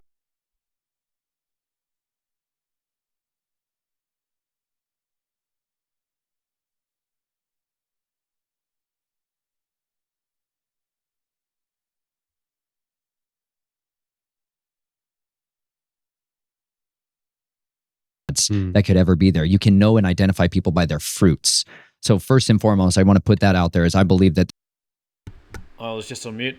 What I was saying is pushing back on the religious God stuff, and use whatever word you want, but not into the religious God stuff at all. I choose to use the word divine. There's a spiritual terrain map that you can read on people to find out what's going on besides that. However, most people, pastors in that regard, are not able to detect and understand that dissociative identity disorder is one of the best kept secrets in the entire field of psychology and in warfare. Because if you read the symptoms, the symptoms, it used to be called and classified out of the Diagnostic Statistical Manual multiple personality disorder. This has been put in movies and character stuff, and they've shown all kinds of. This is the stuff that I wanted to get into because, of course, trauma is very real, and dissociative identity disorder and all of that kind of thing. And I didn't want to dismiss in any way or minimize, the fracturing of people's holistic, self. And so this is stuff that people have to work through. Version of this over time. Some of them accurate, some of them not. If you can understand what the actual symptoms of DID, dissociative identity disorder, are, just even basically educating yourself on that is one of the most foundationally beneficial tools that you can have for understanding, wow, I know some people in my life, like you said, who start popping up into your mind that have missing time. They're missing time. Like they don't remember what happened. Dissociation isn't some kind of like crazy thing. You dissociate, everyone dissociates. It's just to a variability of it. And there's a spectrum of that. When you drive in your car, if you've ever been driving in your car and you've driven the same way there and back from work over and over again, and you get into that zone where you're just driving and suddenly you kind of realize you don't really remember all of it, but you're home, that's basic dissociation. It's a normal thing because our body was doing something we've done so many times now, we don't even think about it. But when you first got in a car and started learning to drive, you were paying attention like your life depended on it. It was super intense. You were terrified. Yeah. You're like, I don't even know where the gas is and the brake is. And I can't feel the pedal and all that. But you get to a stage in life where you've driven, you're a driver. You get this. You get to a stage where you can literally darn near black out on the road and be like, wow, apparently we went a long ways without realizing it. That's dissociation. Missed exits. Yeah. Think about this. You're pulling tens of thousands of pounds in a vehicle that can utterly destroy stuff, and you are literally driving past exits. Mm-hmm. You would never think when you first started getting in the truck to get your CDL that this is ever going to happen. It took me back to, and I don't want to go into trucking, but I will say this: when I started learning how to drive tractor trailer, I started off on like school buses and Class B. That wasn't that big of a deal to me. It was just learning, you got to take your turns wider. But when I started driving trailer, that took me back to my high school years of learning how to drive a car. That's the fear that I had. I was terrified because I was like, what if I do this wrong? If I do this wrong right now, a lot of bad things happen. A lot. Yeah. Major consequences. Yeah. Yeah. But then to go from that to missing exits, and everybody's seen it. Truckers doing things that probably aren't the best to do on the road, but you're talking about somebody who's extremely maybe too comfortable in the seat, and you see them do certain things. And when you're driving around Philadelphia and you see a very tight window to get your truck into another lane, but it will provide smooth sailing for the next 5 miles, you take that opportunity, but you're not thinking about it. You're just kind of on autopilot and you just go. And so that's kind of like the disassociation that you're talking about, I assume. And that's a very complex task being managed by your body and your mind without your conscious override. Mm-hmm. Okay, this is because you have two different governing systems in your brain. You have a left hemisphere and a right hemisphere. What's happening in your left hemisphere is governing the right side of your body. What's happening in the right hemisphere is governing the left side of your body.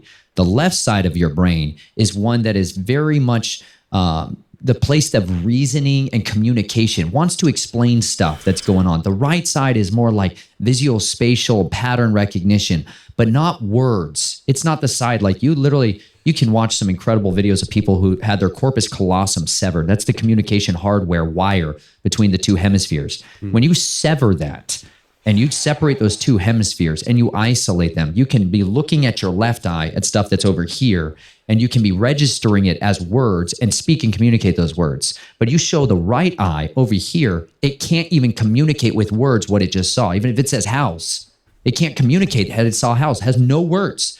But then you ask them to draw it, they pick up their pen with their eyes closed, they'll draw a house. So that patterning system is active today. There's areas of your vision right now that are not actually capable for your eye to see because of literally where light comes into your eye. There's blind spots, but your brain does a good job at covering that stuff up and shielding you from seeing that. Mm-hmm. So what ended up happening that brought so much of what the old religious, old world family orders had been doing, which was taking that patterning system. This is like what the priest class would hold back close, and trauma and abuse and incantation from the womb on, and to traumatize a child and make them a slave to the host of these demons and unclean spirits, and to make them obedient to the priest class or to the kings, that got weaponized to the masses during the human experimentations in World War II. When those doctors in the different camps began to do these experimentations on twin studies and all these dark sciences, what they took out of there was ways of weaponizing the trauma to shatter and split a personality to create ultimately what they desired, which was the mind-controlled slave that doesn't know they're a mind-controlled slave. A spy that doesn't know they're a spy. So if they're ever caught, they can never confess the secrets, because to them, they never, ever did anything related to this. I have no idea why I'm in Austria right now. I have no idea. And that personality sincerely doesn't. Jennifer Garner is a real-life Manchurian candidate. She is a carbon copy cutout of the process from trauma, splitting, mind control, manipulation. The actress? Absolutely. Really? 100%. That's a CIA recruitment poster walking. That's her job. How her job. Where are you getting? Dude, if you go back and study her history and her parents, her family, and how she was raised and brought up, and then you study the types of scripts that she gets and who her handlers are, who her media handlers are, who her promotion agents are, and where she got her money for the roles that she did, understand she's the propaganda arm to recruit people into clandestine operations.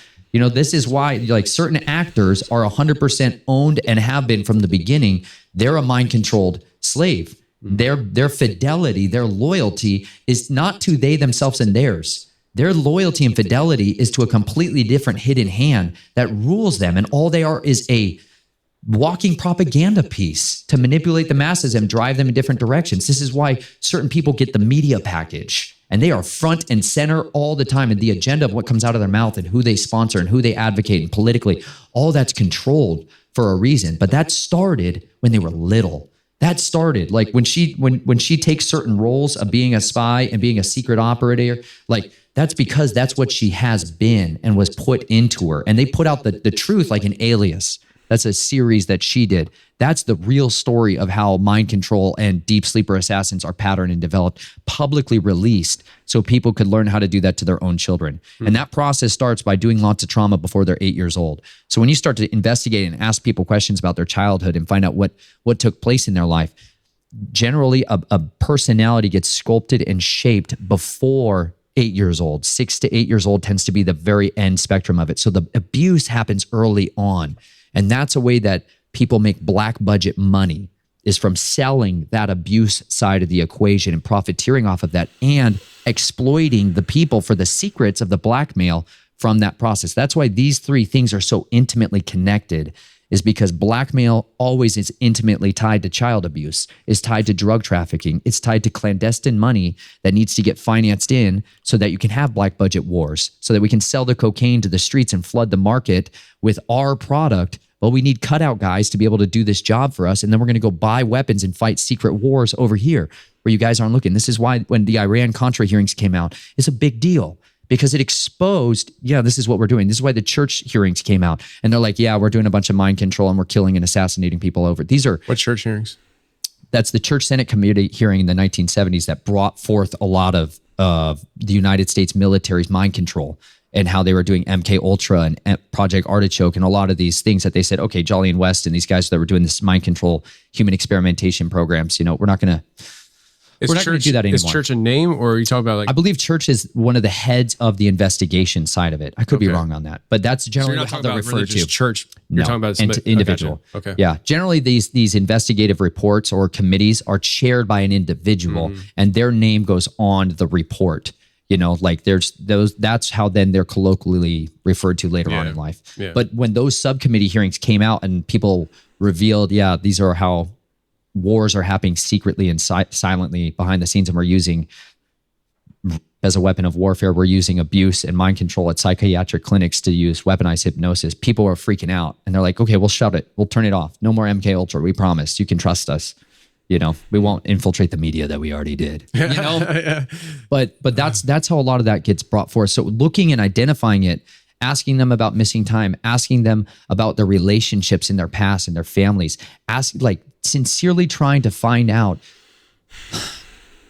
are they who they are consistently? Or do you see major behavioral changes? They're often misdiagnosed 6 to 8 times before they're properly diagnosed with DID. They tend to be diagnosed with schizophrenia, bipolar disorder, chronic depression, schizoaffective disorders. They're very often are misdiagnosed because psychologists and psychiatrists are not trained to look for DID. They're told it's not that common, so just don't look into it, because that's how they control these individuals. And they don't want that secret getting out.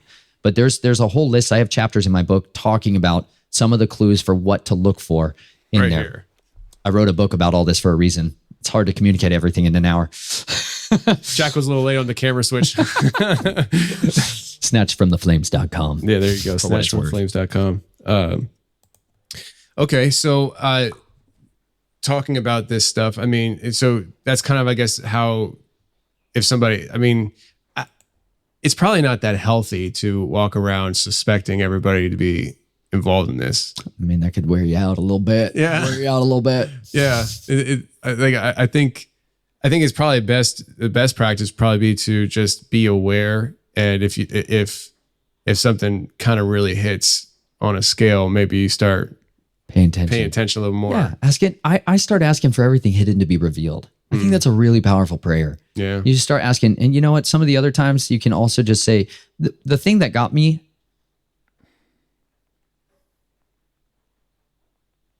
I test people all my life, whether or not they're safe or unsafe. And it's very awkward when you try to get into a relationship with somebody else, because you don't know whether or not they have an ulterior motive. But over time with Chelsea, I saw consistency of character. I saw consistency of ethics and morals and values and intentions. I saw sincerity of who she was. She was integral. She was an integrated person. She was a whole person. She was a singleton. That's how we call it. And she was an army. But she showed me this layer of love that was very unfamiliar to me. That was unadulterated. That was pure. And I know I grew up knowing this word and reading it about unconditional love, but it was a concept that had no meaning to me, because I had such manipulative torment through love that I did not feel it. I did not feel it. I did not resonate with it. But as I began, oh man, dude, it came out really bad. Obvious signs of trauma, like when she could touch my back. People before, I was a mess, dude. I'm still a bit messy, but I was way worse. If people touched my back, because part of a pressure points and triggering is people come up and squeeze pressure points, and then they say certain words and sequences and hand gestures as they touch you, right? Like a lot of perverts like to grope boys, and they say these things into their ears to try to get that seducer part of them out, okay?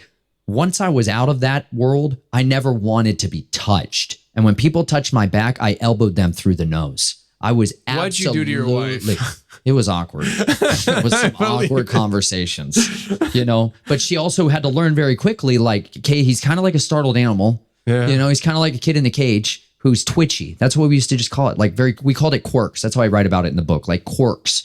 If she opened up a bottle of lotion to put lotion on her hands, I was gagging uncontrollably and getting nauseous, out of my mind, enraged, beet red, sweating, full ab reactions, losing it, panic attack.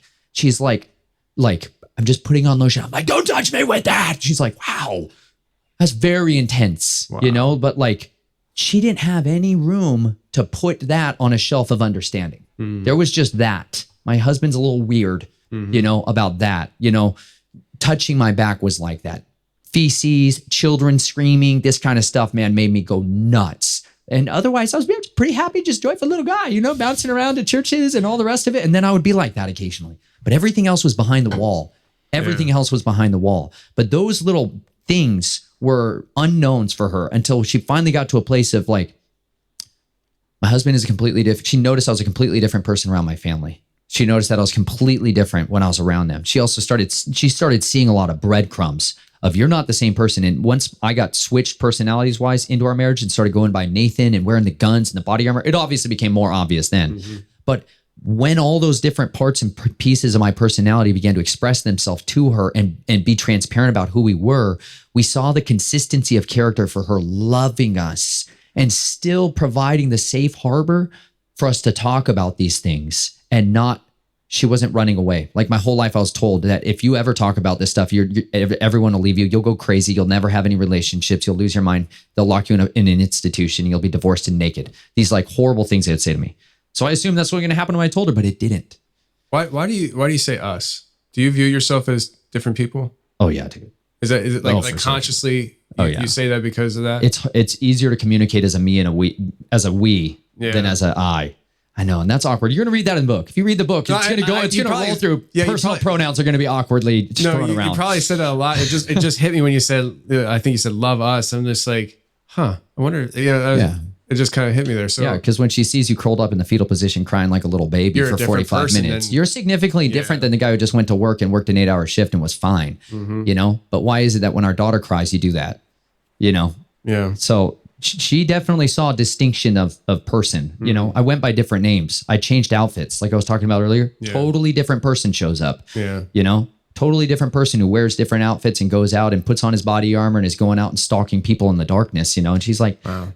You just going street preaching? I'm like, yes. Yeah, that's what you want to tell them all about Jesus today. They call me the priest. I see where the pimps are hiding. Yeah, it was different. I gotta talk to her sometime. Like, I think having her on the show would validate a lot of you because you're an intense person. You know, I think when we first started talking, like you came out the gate firing, and I had to get my brain an hour going ahead of time though. I had to get my brain cooking just to keep up. You know. Yeah. And I'm assuming she doesn't rapid fire as fast as you. She is a lot more cadence communicator. Figured. But I think it'd be beneficial. She's great to have with for the people listening. Yeah. You know. Yeah. We have a lot of videos on our channel. The first That's video, true, you do, yeah. For a reason, we have 600 and something videos. We've been out here for 8 years. Railroad. Yeah, YouTube, Nathan Reynolds. But we've been out here for 8 years. You know, like the first video on our channel is our documentary of her and I telling the story and what the experience were like with having all these assassins and occult people coming after us and realizing what it's like to have spiritual warfare and Bibles flying across your shelf. And I mean, hell opened up for us when I went out the door for my family. We experienced poltergeists and demonic warfare and astral projection and what it was like to have covens pounding down your door with blood, you know? So she's been through hell and she is stinking fierce, but she's also this just sweet little gal, you know? She's a normal person who's been married to a very different man and it has changed her forever. And she is battle hardened, but she doesn't like the spotlight or any of that, but she'll sit and talk. She's wonderfully beautiful and articulate as well. We should arrange that. We should definitely arrange that. I think the audience, I do, because like it's a large audience. So I mean, like I think there's a lot of people that they'll resonate with her more too, because they're married to freaks like me. they listen to the show, but there's probably I know for a fact because it's just the way the numbers game works. Like everybody thinks, oh, if I could just get on the confessionals, my show would be just as big. And it just doesn't work that way, you know. Just like I've been on Sasquatch Chronicles, my buddy's show, Wes, for several times. But my show's not even close to his size. It's just it doesn't work that way. So I think that in the same vein, when people are listening to you talk, the odds of them, there definitely will be people that go and check out your YouTube channel and stuff, right? But the odds of the majority of people, that's not happening. I know. And so it'd be cool to bring your wife to the table to talk to those people. Totally. You know what I'm saying? Mm-hmm. But let's get back to what you just said, because I had to write it down frantically because you just said a bunch of stuff. I'm like, ooh, do tell. I wrote spiritual warfare, Bibles flying. Is that paired with covens showing up at the door or the assassins coming after you? But I want to hear it all. What's the best way to launch into that? I mean, like spiritual warfare. So spiritual warfare obviously comes in different forms, and one is assassins. It's spiritual. At what point did your wife start getting ingrained into this side of things? You know, like, was it before or after she started seeing who you were and your dad showed up and all that stuff? It was after that. She was already starting to see who I was. But what really happened, though, is we came out of the trenches of normal Christianity. we'd been benched into non-denominational, like just go to church and take your vitamin pill, and that's basically your life. Get out of jail free card and don't really do anything effective for the kingdom. But when I came out of the closet, I was fired up and very intense. And like, we should be all in for what we believe and be absolutely consistent in what the scripture says, how we should live our life. And let's do that. And she was about it too, because she got woken up from being poisoned by a medical procedure that was required by her at the hospital and jacked her up. And she started going down all the conspiracy rabbit holes. And that's when it was like, oh, she's looking into all this stuff. We can talk about it. But at the same time, once she got pregnant, and there was like a child entering into the situation, and I started being at odds with my family, it was on so much more intensely, but more so from the spiritual side of it, the spiritual side of it. But the neighborhood, even the neighborhood we were in, is an area called Countryside out in Westminster, Colorado. And the first video on our playlist is a documentary about this child abduction and murder that took place in our neighborhood. And this was before I came out and was anything like this with her. But it started to peel back the spiritual veil to what was going on in our neighborhood. And this is what woke us up from the trench life Christian normal world that we were living in, was because there was a girl named Jessica Ridgway who was kidnapped, abducted from her walk to school out in this neighborhood. And she went missing. And there was a huge interstate, interagency, massive launch in the press to try to find this girl. And she had purple butterflies was her favorite thing. So it's a big mind control trigger out there, especially in that area. So they started pumping purple butterflies in this missing girl's image everywhere. Big billboards, Jake Jabs from American Furniture Warehouse, people devoting tens of millions of dollars to this organization and to this Find Jessica campaign. So this goes on for a few days. Well, over the course of that, they've discovered her backpack. They also discovered some of the belongings that were upside down crosses engraved with satanic symbols. And they started on the backpack? They started finding that they found her backpack, and later they found pieces of her. They started discovering pieces of her in different places. And so when the cross specifically was discovered, when the cross was specifically discovered, though, they brought in a satanic crimes expert. And once they brought in the satanic crimes expert, what starts to happen is this cult that operates out of our neighborhood, not part of my family, just another cult. Like I said, they're freaking everywhere. They're disgusting serpent eaters everywhere. This cult that's been operating in our neighborhood was getting investigated because satanic crimes experts understand how covens operate, and they operate under a hegemony. They have a hierarchy that's very specific, and it's very much structured in such a way to self-protect itself. And they feed themselves. They'll feed one of their underlings to the authorities anytime this stuff starts to get bad or they start to get busted. And what ended up happening is once that satanic crimes expert got brought in, they closed down the cooperation between a lot of the investigators and said that nope, we believe it's just a lone individual. It's a lone individual. It's a young male. That's who we know now as the psych profile. We're going to go find that guy. And so they end up arresting a 17-year-old who they said was kind of weird and kind of into strange stuff. And they said that this is the guy who killed her. And they closed down the investigation and threw him in jail, made him out to be a crazy little lunatic guy who had pieces of this girl in his house. And that's the end of the story. The real story, the deeper part of the story, is that her body was discovered off Highway 93 between Golden, Colorado and Boulder, is this very peculiar geological feature that's called the Devil's Backbone. And it rises up, it's kind of grassy hills. You have the Front Range, which are these giant, massive stone plateaus that are flat, these cliffs. And then it's grassy hills. And then it's this massive feature. One of those pops up again. And there's tunnels that have been bored into it all over it. And there's really strange little barns. And there's constant satanic graffiti and stuff all over this area. And it's known, even by the city workers of Arvada who do the maintenance, that there's this tunnel system that is still being used by satanic cults. They have to clean up dead animals and burnt animals and carcasses and wax candles and blood off of the entrances to these tunnels regularly. It's like a known normalcy out there. There's far more embracing of satanic cults in Boulder and in this part of the country than most of the people in the country are used to. Out there, it's a protected right of religious expression for them to sacrifice a goat and wear its head and drink its blood. Not kidding. Like, it's openly done. They will wear goats' bodies and carcasses out in public in their robes. Like, I'm not even kidding. They like will wear their garb out and they'll. I mean, it doesn't surprise me. It's disgusting. Did you? Yeah. Full on. Yeah. Oh, you bet. Meat suits and all the rest, bro. Yeah. But this is why radical evil exists. But anyways, this tunnel system. Is this the same tunnel system that you and your wife were exploring last time you're here? You guys were. No, okay. I never took. I thought you brought up Devil's Backbone before. Maybe I just heard it from somewhere else recently. No, I never took her into that. Okay. No, because I went out on a little trip to film with these guys who came in to hear our story, and I wanted to show them around about Jessica Ridgway. Well, when we went out to Devil's Backbone, what I had not seen was where her body was physically recovered. I knew it was near this Devil's Backbone. So I took them down there to film because there's these old tunnel entrances right there that are still accessible. When we drove by there, we went to pull off of that road and we pulled into the spot where her body was found, right in front of this thing. And there's this big memorial with purple butterflies all over it. You know, this memorial is set up for where her body was discovered. And I took them and showed them the entrance to this tunnel system. It's a massive, deep tunnel system that was made for mining and exploration, gas storage, and sensitive document storage. And it's been used for all the, oh yeah, dude. Wow. Oh yeah. That's a wide variety of it's huge. things. You're talking about hundreds or thousands of miles of tunnels under cities. It doesn't take long. When you go down, you get way more real estate than what's on the surface. And you get a mining company that goes in there, mining and metals and stuff, and they will dig out unbelievable amounts of earth.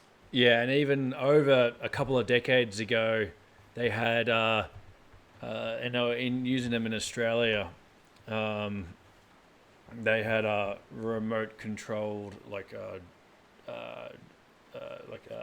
you call them, boring,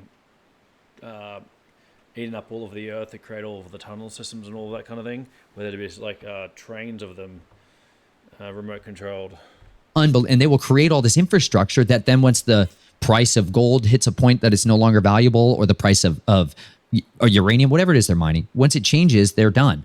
They're done. Well, now all that infrastructure is still there and it goes to the highest bidder. Wow. That's literally what happens. So you can have somebody with corporate interests like Iron Mountain. There are people that do sensitive document storage. And so they store all the secret stuff. They store everybody's secrets and they literally bury them in deep underground bases, deep underground mining tunnels that are converted to be very carefully controlled climate-wise. But then you got all these creeps that like to use the underworld to do deeds of darkness. And that's where they took her and finished her, you know? So that type of world was breaking out in our neighborhood. And that cult, my wife and I started walking around and identifying the players. We started walking around and going through like spiritual eyes, or praying and discernment on one side, and then there's a lot of markers. We started finding, we called him the Warlock of Countryside. That's where it started. This guy his name was Bill. You betcha, I'll name you. His name was Bill. He lived in Countryside, and he went from being a normal kind of dude, grandpa-ish age guy, chemical engineer, very smart industrial chemical engineer who used to work out there. There's a lot of energy production facilities. He was a chemical engineer out there, made a ton of stinking money. Well, anyways, he got into retirement age and decided to dabble in the occult and started taking a whole bunch of hallucinogenic drugs and channeling spirits. And so this all came out because him and I had a lot of conversations in his house. I began to do what I do, which is to go ahead and find my way in their front door. You betcha. Yeah. Hi. So we had a lot of that conversation. Anyways, a whole other thing. But Bill became very publicly known in our neighborhood because he started setting up all these statues and idols, massive, huge ones with portals and tunnels. His house is very obviously visible as everybody drives in and out of this elementary school. He's right next to the elementary school. And he started setting up these statues of angels having relations with people, women, children. Out in the open. Big, giant, publicly obvious freak show fest going on over there. Serpents and dragons, massive checkerboard floor in his garage, all checkerboard floors with a pyramid of skulls. And at the top of the pyramid of skulls was a dragon mixed with a man. Oh, yeah. Like in his house, when I ended up going into his house and he took me on a tour of it. How long did it take for him to get comfortable to do that with you? A day. A day?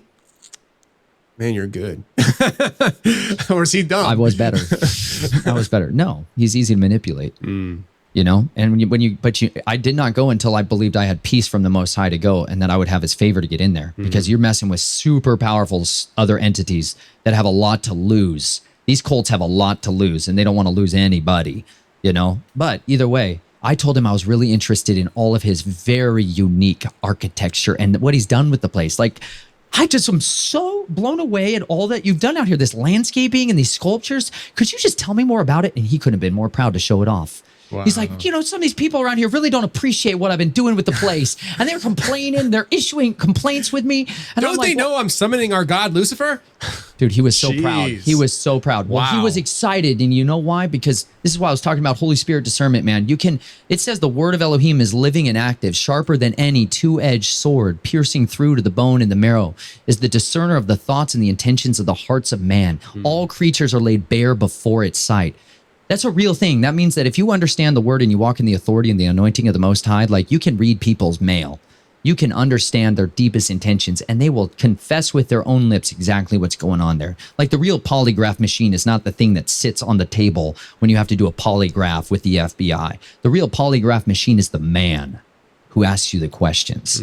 Men and women under the anointing can understand everything that's truly going on in there. There ain't no lying before the King of Kings. Not one tongue's going to lie to him. Understand that. So I went into that guy's house. He invited me in through the garage, and he was most proud of that area first and foremost. And it had children being piddled with angels all over. Boldly so.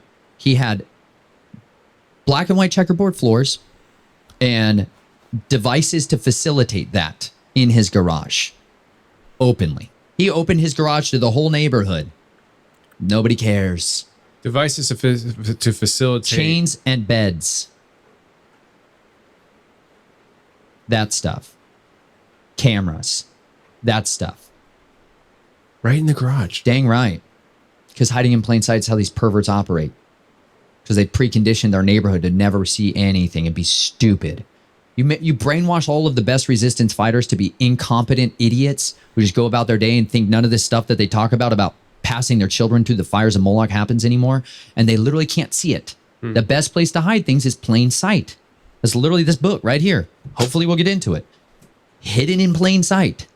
I have that phrase all throughout my book as a breadcrumb to find out a bunch of where these creep fests are. But this is where people forever have been engraving all over our country, all over our things, ancient languages that, because here in the Americas, they were going back and forth worshiping all these different gods and deities, and they put it out there all the time. And this lady began to go ahead and map it, and then she was going from America over to Europe and over to Egypt, showing how these are the same people worshiping the same Canaanite gods, the same Egyptian gods as they have in the old days. And there's people who still worship Baal Hadad, and there's still people that worship Moloch, and they absolutely, certainly still pass their children through the fires and rituals to do it. That's why they're there and you're not. Because they're so deeply compromised, they're willing to sell their children into horrible abominations. That guy, Bill, was 100% proud of it. He invited me into his house and he told me that once he started doing all this, he said once he started listening to the spirits, he said they began to give him ideas that he's been making money from. He told me it's been the greatest thing that's ever happened to me in my life. He says, I have so much money. I have so much money. Anything I want now I can finally buy. So money was the root of that evil for him. And he literally said, I wanted enough money that I could do anything I want the rest of my life. And they gave me ideas. They gave him technology. They gave him a ways of plugging in electrical fans and turning them on. They gave him all these things that he began to sell and gimmick around online, and how to play in lotteries and gambling and make money through all this stuff. He started having so much cash flow that he was financing buying of all these ancient sculptures and all of these artifacts and stuff. The other side, being totally possessed, is now facilitating all this horrible evil and occultic because he's given over to a dark mind. He cannot even understand and reason it. He took me inside and showed me that he had on his laptop, his favorite thing to do was to sleep with other men's wives, and the app and the website that he used to do that, to facilitate that from, in his house. Like, he had this big sauna in the studio, all in his basement. You know, people will tell you anything. You'd be shocked at what people will show you if you ask and if you show some interest. Is he the one that killed the little girl? I can't say that for certain, but I know other men's DNA was recovered on her body that they never disclosed to the public. And that, they buried all that stuff. It's what the problem is, you're dealing with a bunch of Satanists that are in the judicial committees, like the judges, the magistrates, the police officers, the investigators for murder and crimes, the special victims units, perverts, unfortunately. very deeply compromised, well-placed sleeper cells. You understand? So they cover that stuff up when somebody walks in with a ring and sets it on their table and says, this one's ours. You'll let it die now. And that's what they do, you know? But there was another house just up the road. And that's the house where we believe that the vast majority of the actual trafficking and programming and abuse was happening at. Because when you pulled up to this big house, it was right on a hillside, maybe went up 80 feet directly into this hillside. Big house, beautiful home. This is all in front of a nice lake, you know, it's a real nice, fancy, upper middle class neighborhood. And as you pull up into this house, you have a cage that greets you from the road. A literal like cage, like an apiary, which you'd have for birds. A big metal cage with patterned butterflies going inside, different colors and shapes and orientations and heights, into a structure that's built into the hillside. That's a walled, locked like door that goes in there. A literal cage for when somebody gets out, they walk through that thing and they go inside to that tunnel system. And that house was initially being investigated at the early part of the meeting, but we would see cars coming and going there all the time. I ended up starting to set up surveillance systems, you know, hardline surveillance systems, because we saw it down the road. We started seeing flash drives being exchanged in people's mailboxes. We started trying to bust this ring, you know, but we were building documentation of it. Meanwhile, Chelsea is still coming. So that's Chelsea's introduction to crazy spiritual stuff. And a lot of people in our neighborhood and in Colorado are watching this. We're traumatized by Jessica Ridgway stuff, terrified. Because here's this little elementary girl getting butchered and torn apart in pieces. And they're like, don't worry, it's just this one guy. It'll be fine. But they're freaked. They're freaked, you know? And it changed people's paradigms rapidly. But then, like, even in the course of that investigation, oh, dude, it was so bad. We obviously became people that were going against this, and we're starting to investigate it. And we began to be targeted by this cult, not related to my family, not a part of my family in the same way, just people that serve a different dark prince. And they began to make our lives hell. And that's where a lot of astral projection began to come in, where you would feel these icy shadow presence come in, and they do not leave in the name of Jesus. They don't obey the normal spiritual. They're not demonic. They have free will. They're their own entity. You can't just command them out in the same way, right? But no matter, we were starting to learn, we were cutting our teeth on hard spiritual warfare 101, reading Psalm 91 out loud at night, starting to learn what it meant to walk in the authority of the Messiah. Like, we were rooks in a really, really vicious war. And that's when they started dropping chunks of flesh and other things into our yard to defile the spiritual protection that we had. Really? Oh, dude. We used to have this composting ball that was around, you know, these big plastic balls that you can throw all your compost in and push it around your yard. Like, I opened it up one day because it smelled like rotting human flesh. And there was a gigantic chunk of fat that came off of the abdomen of a person. Really? In our compost. And then but before that, we had been having horrible spiritual attacks where our fan and our ceiling light were turning on and spinning around like crazy, and this horrible, disgusting, awful, nauseous feeling and sleep paralysis, stuff that wouldn't go away. And so we start asking the Father to please let anything hidden be revealed. Please reveal to us if there's a door that's open in our lives. Is it anything that we brought into our house that's from these people? Is there anything that we have that's causing us to sin? That's creating a legal right for the enemy to come in here and smash us. You know, and then it would literally, while we're praying, it's like, go check the compost. Go out there and you check the compost, and you're like, holy crap. This is what's desecrating the ground to give them the ability to enter in spiritually through the hedge. So breaches the door. So that the flesh is unclean. And that if that affects you on your end? It allows, listen, it's all a legal hierarchy in the spiritual realm. And this is why you got to understand the reason the scripture is written the way it is, as like from Genesis to Revelation, and he's got words in there that say do this and don't do this, is because if you do these things, you live by them. If you don't do these things, you die, you know? And he's like, part of the legal right that the adversary has in the spiritual realm is to execute justice against people that transgress the law, the instructions, the Torah, that sin. When they sin, the enemy has grounds to execute punishment against them.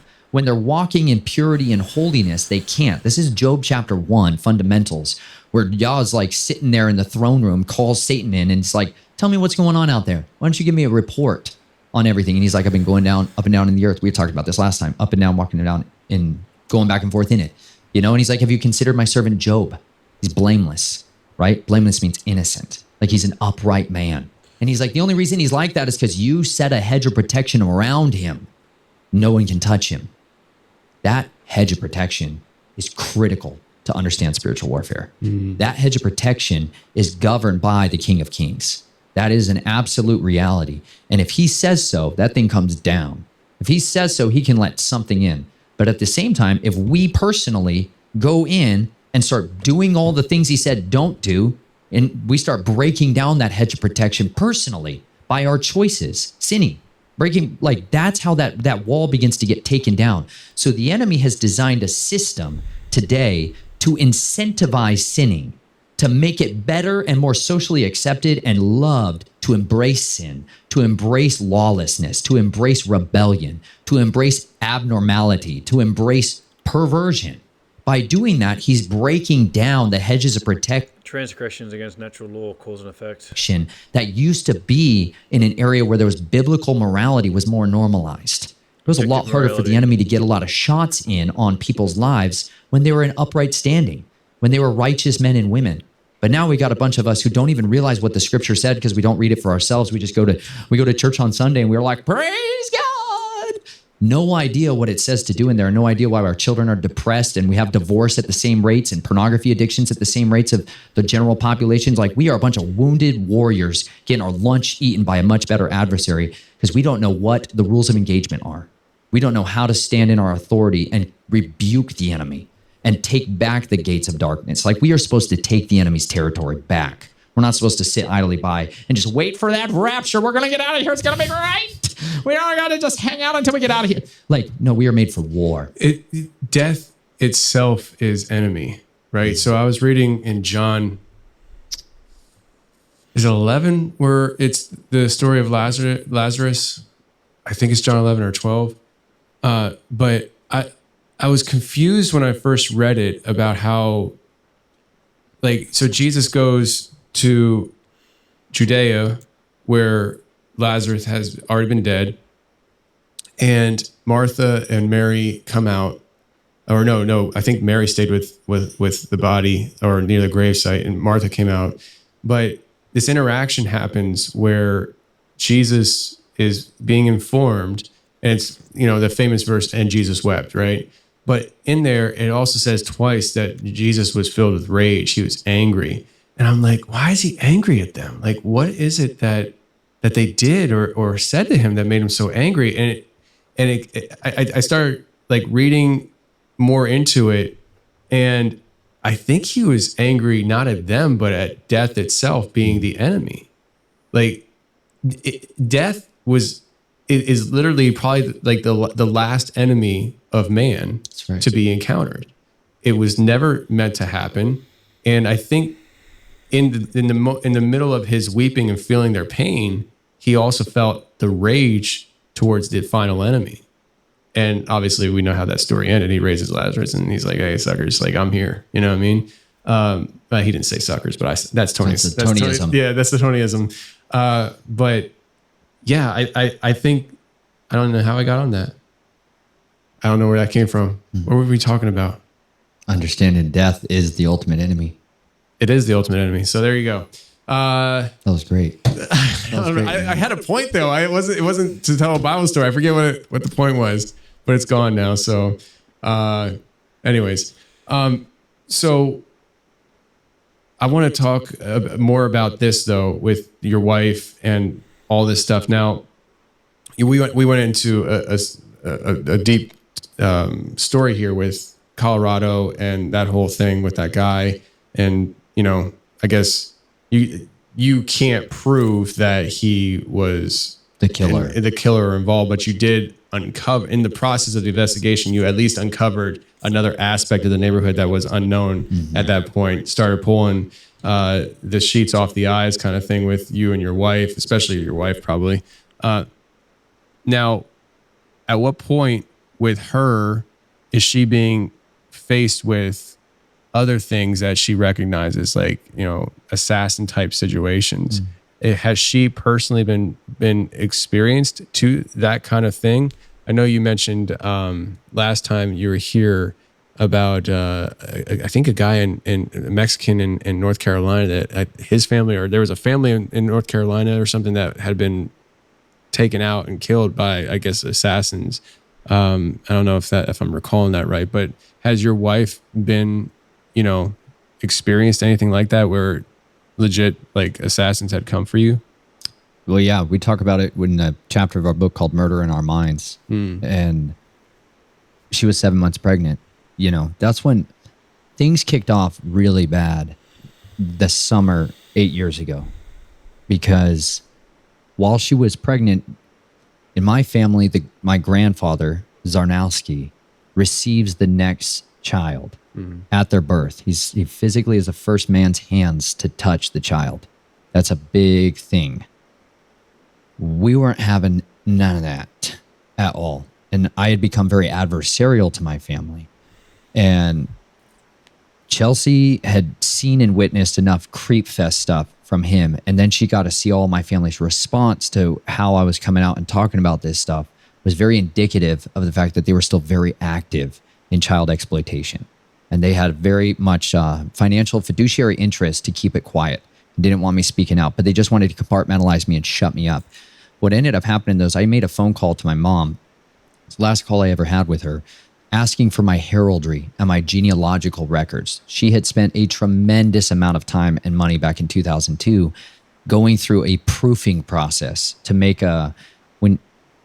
if someone who comes from like a dynastic line of kings wants to make an appeal towards chiefdom or towards their divine right to rule, you have to physically get a heraldry done. And that's extremely expensive. DNA and Ancestry.com, it's a farce. It's a complete farce what most people are getting back. You can send in the DNA of your dog. You're going to get your ancestral heraldry of Irish, Scottish, and the other 6 other things. I'm dead serious, dude. It's a nightmare. It's not real. Okay? It's a game. It's a good way to market to find the true bloodlines and to target gene warfare and to begin to engineer viruses to kill certain people and protect others. It's a bad thing. She spent all this money going to the family heraldists. These are people that physically keep the records books of these bloodlines and can prove whether or not you have any rights to any of the inheritances, to the estates or anything or not. When I asked her to give me that, she became very, very different. Very, very different person. And when I got it, she said she was going to send it over to me and give it to me. The next week, right after that phone call, my wife and I went out to a movie theater to go we went out and watch a movie. It was an Alex Jones movie. I'm totally serious. I gotta say it. It was in theaters? It was totally in theaters. It was some, I don't know, I don't even recall what it really was, but it was a last showing of the night and it was a super, exposed. We were nervous just at the baseline even then, like all the time, but we were going to see this movie and I was really trying to get her. I was trying to get her to understand the other world still. Yeah. She had a lot of working framework of how this stuff operated, but she didn't have XP. She didn't have the experience points to have any deep resonation of understanding that, but I put on my body armor. I put on my pistols and my blades and everything else, my trauma kit. Every time I was going out the house then, even in the house, I was full battle rattle, We go to the last showing of that theater. And as we're walking out of the theater, there is nobody besides us. There's a handful of cars, a couple of cars right towards, we go out the side entrance, in and out all the other ways. We go out the side entrance and there's a couple employees' cars for certain, the guys who park there and they leave, they go there. There's another car. Ours is parked way out because I always like to be super far out and in a pull-through spot. You know what I'm talking about. You guys have OPSEC. I'm parked way out there and I see one car at the very far distant part of the parking lot. And then as we start to exit the building, another car starts to come from the right side. This is like another entrance. And they start to make their way towards us, just driving straight through all the lanes. It's like 11:30 at night. That's suspicious. And they're coming straight at us. And there's a man and a woman that I can see. A man driving, woman in the passenger seat.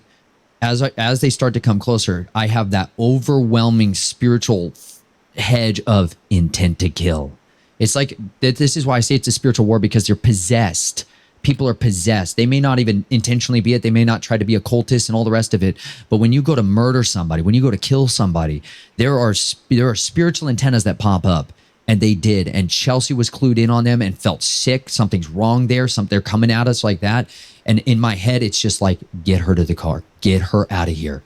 Because I am always used to fighting alone. I like to clear the room of all innocence before I fight. I'm a bullet magnet. I like the bullets coming at me. I want all of them. I don't want any collateral, and I grab her hand and start trying to push her down below the first car's engine block. And as this car starts to come towards us, the woman raises a pistol to try to point it at us. And as she begins to point it and fire, nothing happens. She misfires. And so she pulls it back into the vehicle and tries to clear it. And I just grab Chelsea and we start running towards our vehicle. And as the vehicle gets past us like this, I can see clear as day she's got a stinking pistol that she is trying to unjam, and she screams at him, just go, go, go, go, go, go, go. And they drive past us and beyond us. And I'm just beelining it for our Forerunner. Like you said, you got to get to the truck gun. I heard you earlier. For what it's worth. Tony's got truck gun? You can edit that out. You mean truck guns? Yeah, truck guns. Yeah, but there's the arsenal, right? But we get in this Forerunner. So we had at the time, my bug out vehicle of choice. We get in the Forerunner and we start that thing up. And there's this truck that was sitting in the parking lot idle, turns on his lights, and two guys in the back seat pop up. Well, sorry, one in the truck bed pops up with a rifle and begins to point that at us as the truck comes closer to us. He aims to fire that thing and he can't fire either. His weapon jams, and her and I, meanwhile, are praying out loud. Father, please protect us. Send your mighty angels to block them and jam their weapons. Confusion to the enemy's camp. Please protect us. We rely on you. Like, nowhere during the course of this event did I feel the clearance to engage in a gunfight. Because rule number one is, what are you going to deal with the post-press propaganda after the fact? You're going to still have to deal with a jury that's going to try all of this situation. And you better make sure you're 100% the victim. 100% scared for your life. Absolutely. Every single time. If you are an armed defender and you carry legally, you better be certain that you have the law on your side 100% from beginning to end of any armed encounter. And I didn't yet. Even if I had them pointing a gun at me, it's not until rounds are fired that I have a super easy win case. So either way, I turn the car on, the truck keeps going and pulls off the other direction. We peel off going back the same way that the original assassins came in. As we go to leave the parking lot, a man comes running across the road in front of us, all black clothes, with a pistol in his hand that looked just like a Glock. And he looks over at us to get in our way and get in front of us. And there is a fear and a terror in his eyes, like he was staring at something so horrifying. And he looked at us with just dread and ran. Did not raise his pistol, did not fire. And I am 100% certain that the King of Kings can send his warring angels to defend and to protect you. And he can put the dread of you on your enemies. When we are not walking ways that are pleasing before him, the curse is that the fear of our enemies is on us. We are not supposed to be the people ruled by fear. We are supposed to be the people that are ruled by covenant and understanding our Father's got our back. And you come against us like that little scrawny David guy understood covenant. He understood whose he was. And that's why when all the other people of Israel, all the warriors, the best grunts in the army were terrified because they didn't understand their authority. They didn't understand the righteous king of Israel had every one of his sons' backs. Anybody could have killed Goliath with a stick. David was the only one who had courage and faith and conviction enough to understand his identity, and he walked boldly in there. You don't need all the guns to fight the war. All you need is obedience and authority and conviction and calling. If the Father calls you, you go. You obey him, he'll take care of everything you ever need and beyond ways that you could never even hope for, because then he gets the glory. You know what I don't have is a laundry list of all the guys I shot and killed and defended my family from. And you know what? My wife is thankful for that. I have children because of that know their father, and I'm not in prison somewhere because I killed some guy who turned out was a police detective. Even though he was dirty, still a cop. There's complications of factors when you deal with these types of people and they have the law on their side and they just go in and start killing you and they lie about it later, So I am blessed beyond measure to have gotten to see my Father provide protection and deliver us many times for us. And my wife has been there along the way. And she shares these stories. Like I said, we have lots of videos of her talking about these events, but I would love for her to be able to be here so you guys can understand, even for people that don't come from the world that I come from, we have seen miraculous protection and provision in so many ways, even though she wasn't classically trained as a fighter and all. She didn't need that. She's someone who has way more faith than I do. She has way more faith than I do. She really does. She is a woman who has great faith, and she has a simple love, like a childlike love for her Father in heaven. And because of that, she's got to see miracles every day. Every day. What you described there reminded me, and I've talked about this on my show before, but my grandfather, he did like evangelism a long time ago. He's passed now. But he told me so many stories on his deathbed. But one of the ones that always stick out is he said that they went to a town. It was back in the day when they did the big tent revivals, and they went to a town that they weren't welcome in. They set up in a field. They had their whole service. Let's say it was a Saturday, and they had gotten word that there was a group of people who were planning on coming into their camp that night and just tearing down the stage, the tent, all that stuff. And so that night, my pappy and several other men just stayed back at the tent, just kind of making sure everything stayed cool. And he said, sure enough, there was this long driveway out into the field, and there's this car that came down and stopped at a certain point and just idled there with its headlights on. And he said then it backed up and pulled out. And he said a little bit later, that car came back with a couple more cars. Same thing. They got to a certain point, they stopped, idled, backed out, left. And I think even the third time they came back in with even more cars. And it's just like, what are these guys going to do? I think he even said, I can almost hear him saying, what are these clowns going to do? Are they going to do something or what? And he said they left and they didn't come back. And the next day they go into town to get supplies, food and stuff. And he said, again, I can hear him saying this. He said, it must have been the talk of the town. He said that people were talking about how that night those guys had every intention to come in, destroy the place, maybe even light it on fire. They were going to destroy it. And he said every time they came down that driveway, apparently there were angels standing there guarding the facility that they had put up. And my grandfather never saw him. He said, but those men in the car, they saw it and they were terrified of it. And it was enough for them to not go any further past a very specific certain point. And so what you were talking about, how that guy had the terror on his face and he saw something you didn't see, but he saw something that terrified him. You're really marrying two different worlds here, really incredibly. The reality of physical warfare and spiritual warfare and how they do intertwine. But we can have the divine on our side without involving religion or religious gods. I've often for years talked about how the higher up you go in these conspiracy realms, the more supernatural it becomes, because the higher up you go, the more they are very aware of the supernatural element of what they're doing, and it becomes more satanic and it becomes more evil and filled with people who embrace that.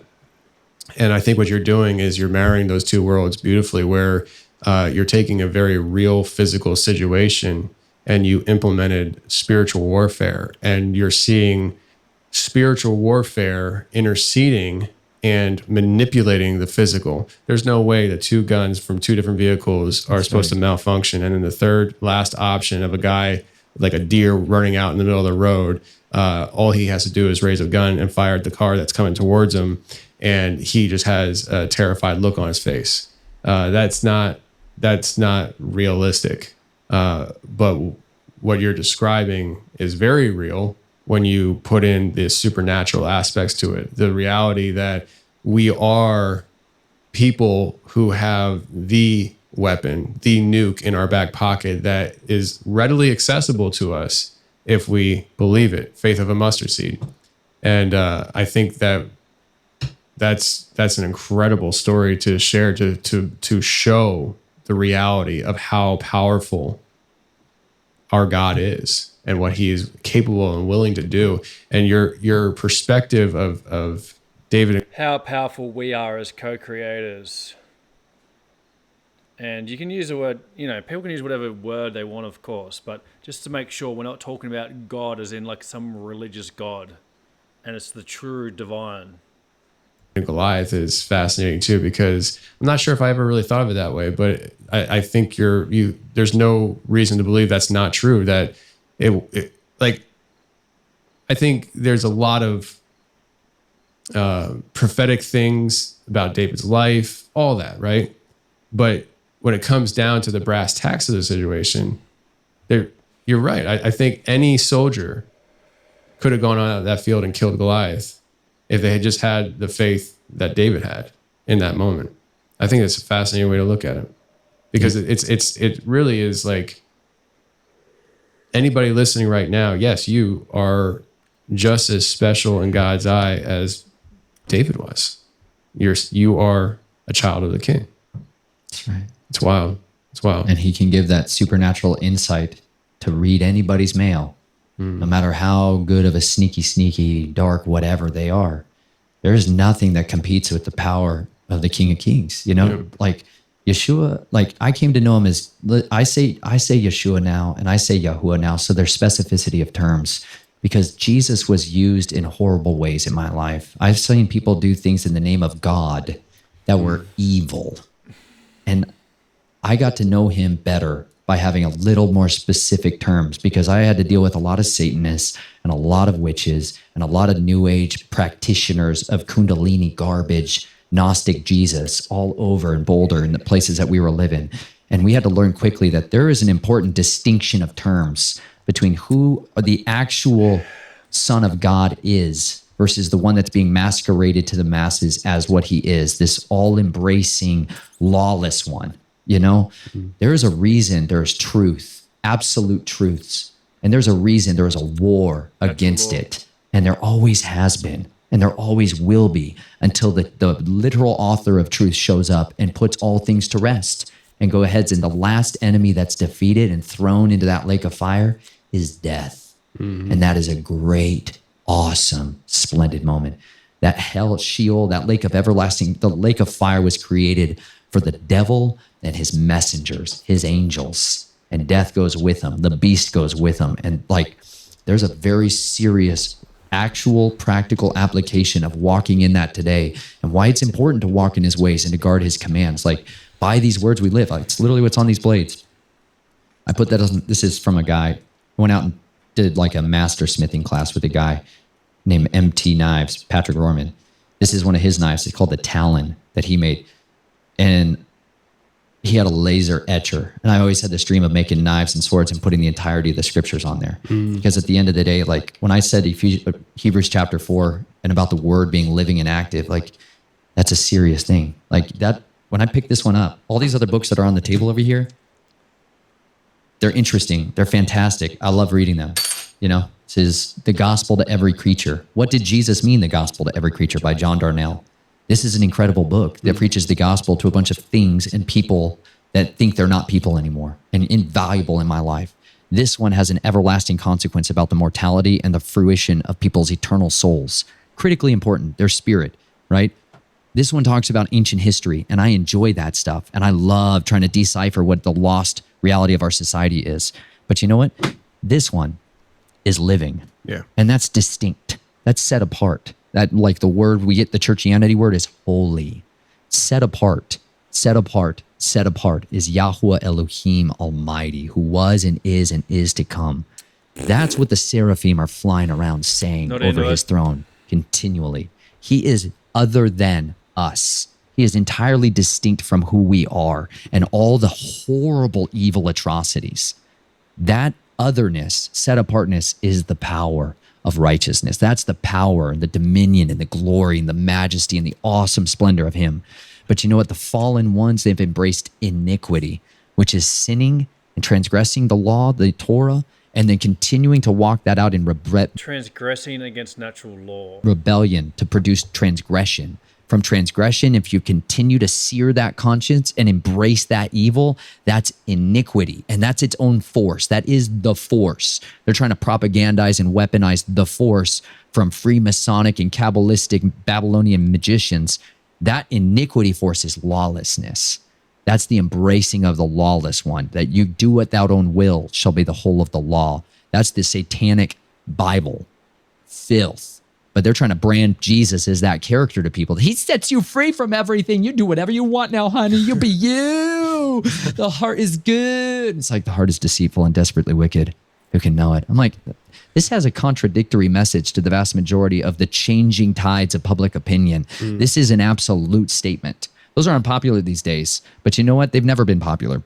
There is a broad way that leads to destruction, and there's a narrow path that leads to life, and few are they that find it.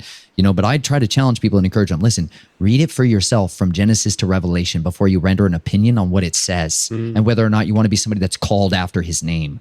Because there's consequences if you go and yeah. say like, I do this in Jesus' name, and you're not doing anything related to him, bro. There's a lot of people that he's going to say, get away from me. I never knew you. Scary stuff. Very. You know, like I put these words on these blades to remind me that I'm not my own. You know, like I'm in a covenant with my wife. So I had to surrender my knives to the King of Kings. I literally had to take blade, and give him over to him and say, that's yours. I am not my own anymore. That there is freedom in confession. They're going to fall into them and they will be caught up by them and consumed by them.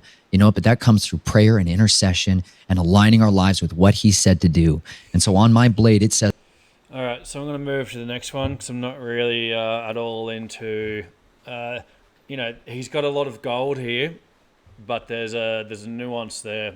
And we are individually sovereign. We are the divine ourselves, and we are the co-creators. And some entity claiming to be the God, not into it at all. But it's there's some truth there. It's not the full truth. So let's go to the next one. You and I did. The mics get turned off.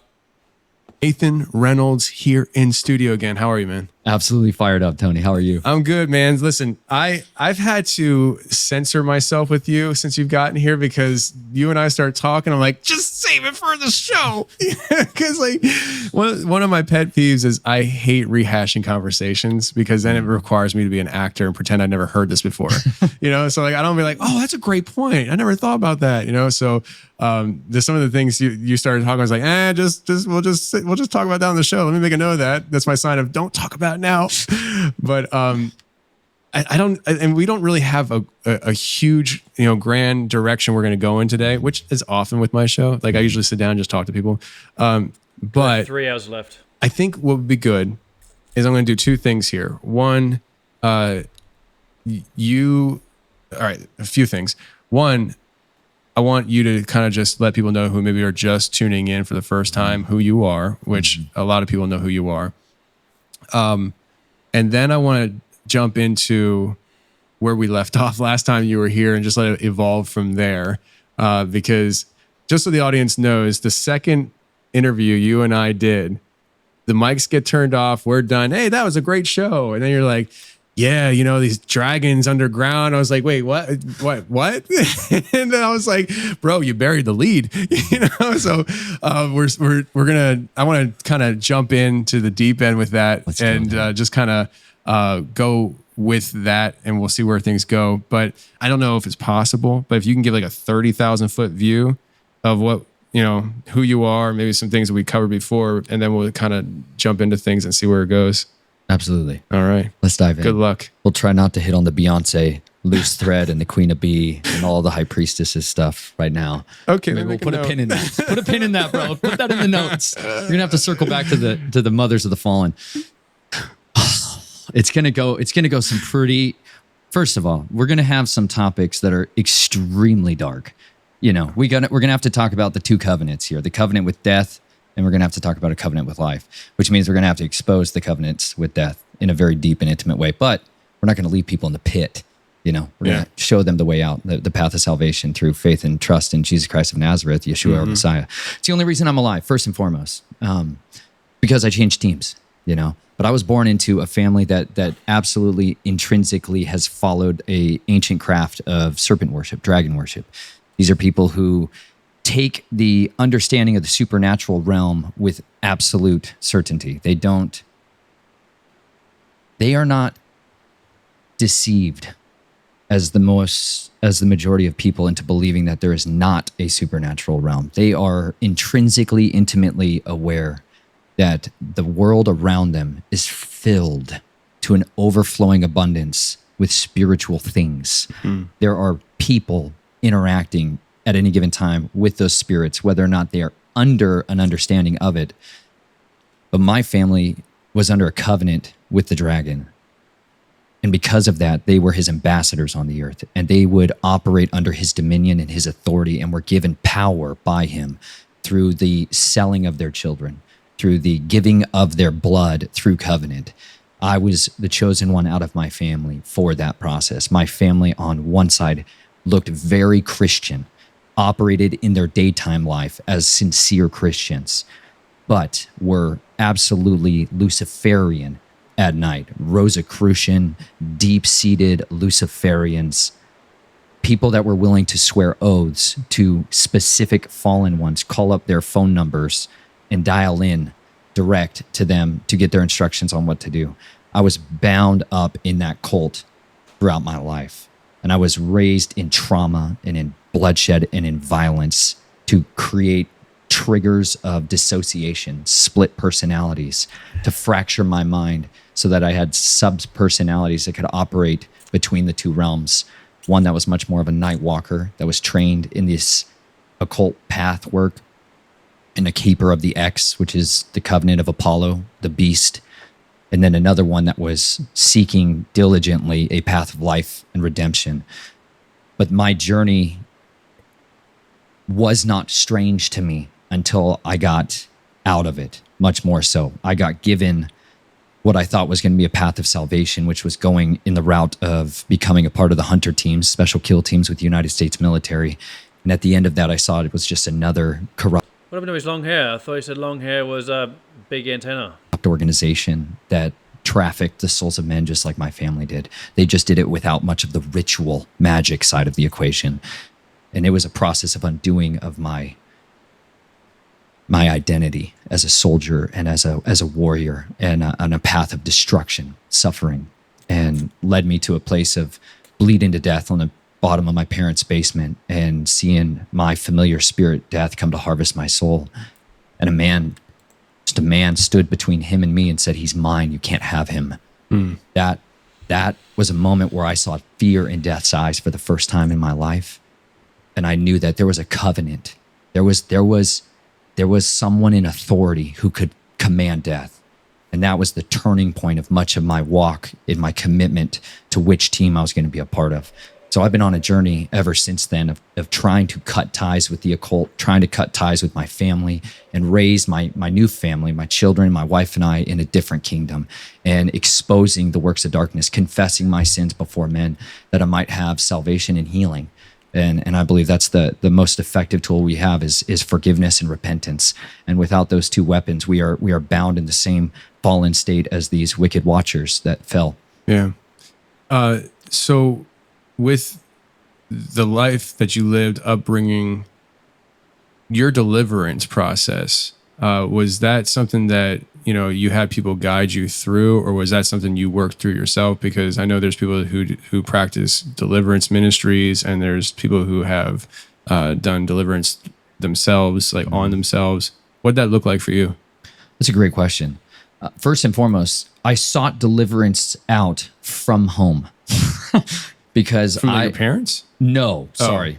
From my home where I lived with my wife. Gotcha. After when my wife conceived my child, that was a turning point of what are we going to do? Because this is a freak mutation in my family. This is an abreaction. A child that should not be, Your a child. miracle. Yes. Okay. To be real clear, when I was young, the Knights of Columbus in Lake Havasu City, Arizona, deal with human trafficking out of Our Lady of the Lake Catholic Church that's down there. That's where the headquarters of this was. That's because their goddess that they worship, the Lady of the Lake, had children, according to their ideologies and their belief, is a goddess called Echidna. And she had children with Hercules, son of Zeus, which is Satan, the dragon. That started the Scythian line, of which I'm a descendant of. Those were the god kings that ruled much of Eurasia, Europe, and then invaded here into the Americas and set up their own establishment for these serpent cults. She's the goddess mother, the mother of dragons.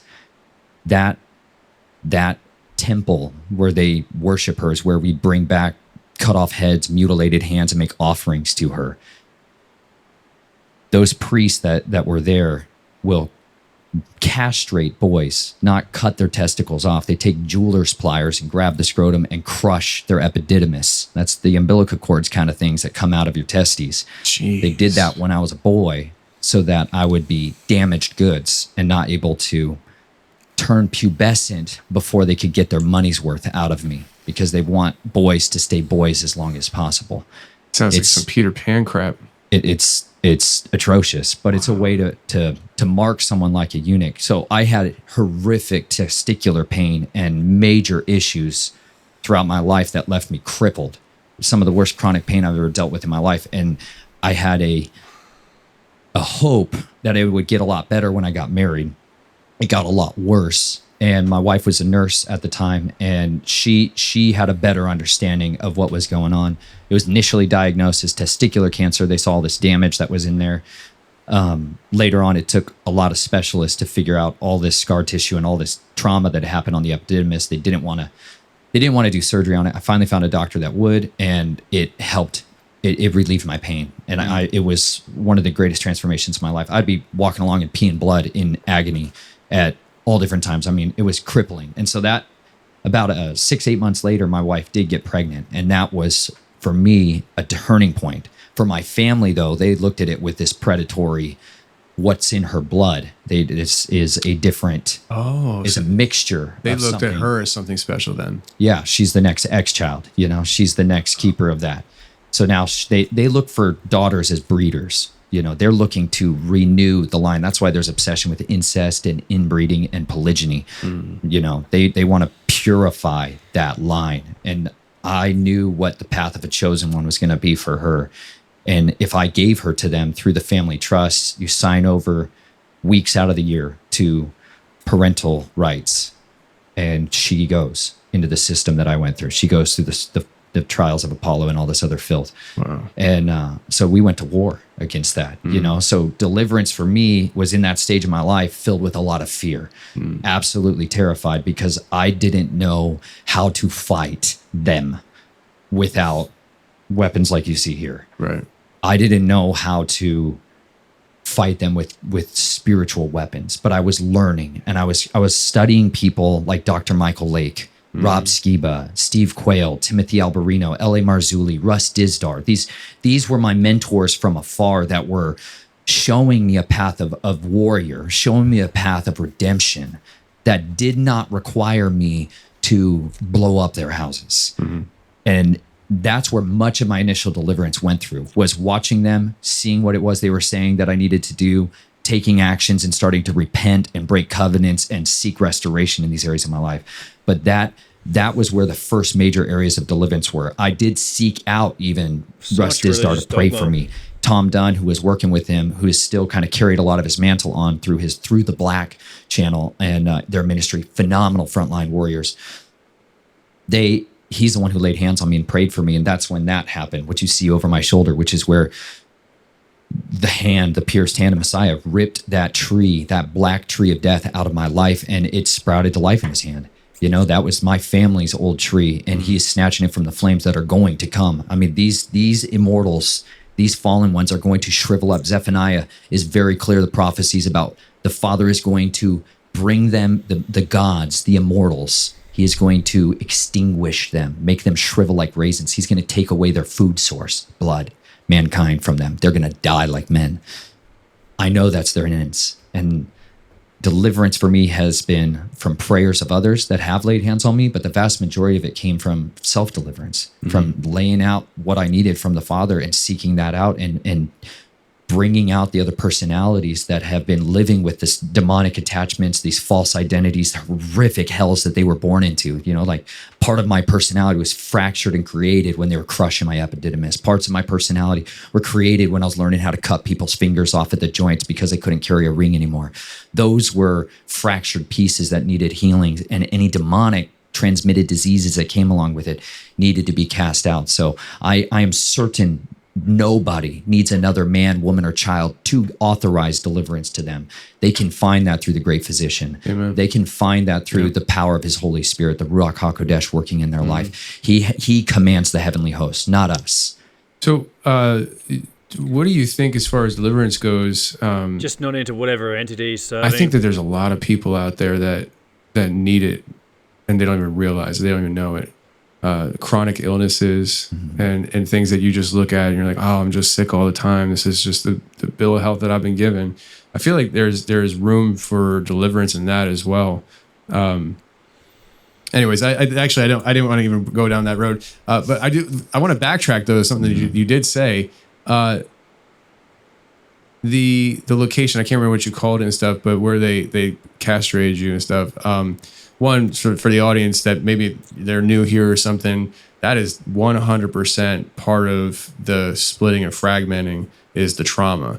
They put people through trauma, and that creates these different personalities. And so if you're somebody who feels like there's another part of you that it gets buried a lot, or you're just like I feel like I'm a different person at times, you might want to consider what you've been through in life. You know, even me, like, I mean, I grew up in a very bad, not like nobody can hold a candle to what you grew up in, right? But like Lots can. But it doesn't need to. Like, that's the thing. Like, everybody has trauma in their life that, if it goes unchecked, could lead to some kind of fragmenting of your personality.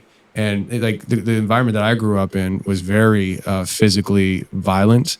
And so like it's just like, there was always this part of me that would just sneak up out of nowhere. It's like a totally different person, you know? But that location where they did that to you, is that still around? Yeah, it's still an active Catholic church today that you can walk into. The place where they baptize infants, I dropped the heads of people that they sent me to kill as a child in there. You dropped the heads of people in that building? You betcha. Wow. That's their sacrifices to the goddess. That's the goddess these people memorialize. So that's where they crucified people in that chapel. This location then is Our Lady of the Lake Catholic literally Church. like a front then. Oh yeah. So it's not. It's a temple to a goddess. Gotcha. It's the same. This is the same religion. People. This is the old religions. They all are. She's the goddess is on the Starbucks cup that everybody's drinking from, the cup of demons they all drink out of. That's Echidna. That's the same deity. These are the same priests. That's the same temple where people make their sacrifices of their money, their time, their worship, their affections, their adorations. Everybody's still caught up in idolatry. They just have been rebranding it to look scientific and materialistic, not recognizing that the forms of idolatry that occupy our churches today, whether it's a steeple, it's called a sun pillar in the scriptures that we put on top of our churches, or it's these crosses of desecration to hold their unholy black masses in.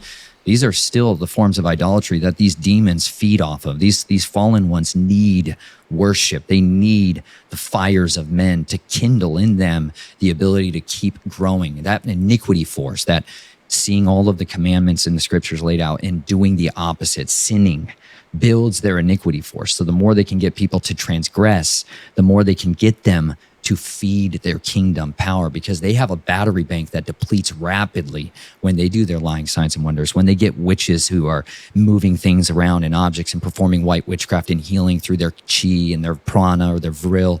That energy they're channeling is from the fallen, and its battery gets depleted over time and must be recharged. That's really interesting. So, No. And the recharging comes from Iniquity, sinning, transgression, breaking the commandments. Sin is the transgression of the Torah. First. How does using energy from connecting with nature, how is that calling on some negative entity? John. That's really interesting because, you know, like part of the understanding is that, you know, sinning separates you from God, which when you're talking about a cosmic war between good and evil, God, Satan, and there's way more to it than just that. But the idea of wooing people away from God, it's like the ultimate goal is not, in my mind, is not to worship Satan as much as not worship God, not to have that relationship with him. And that process is sinning. That's part of this cosmic war. But what you're saying is also the sinning itself is recharging their battery banks for more transgressions. That's wild. That's how it's fueled. Yeah, we can just say transgressions against natural law. It doesn't have to involve religion. You know, when someone goes to Our Lady of the Lake Catholic Church in Lake Havasu City, there's a sculpture that looks like Mary, right? Which is a different deity masquerading, encoiled with a serpent at her feet.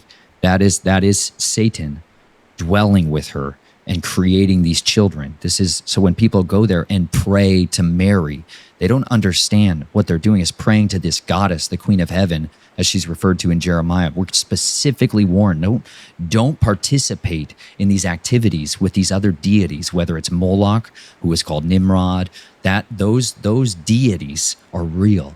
They're not just some kind of ethereal, floaty cloud thing concept. They physically have a form. They exist in actual dominions, reigns, cities.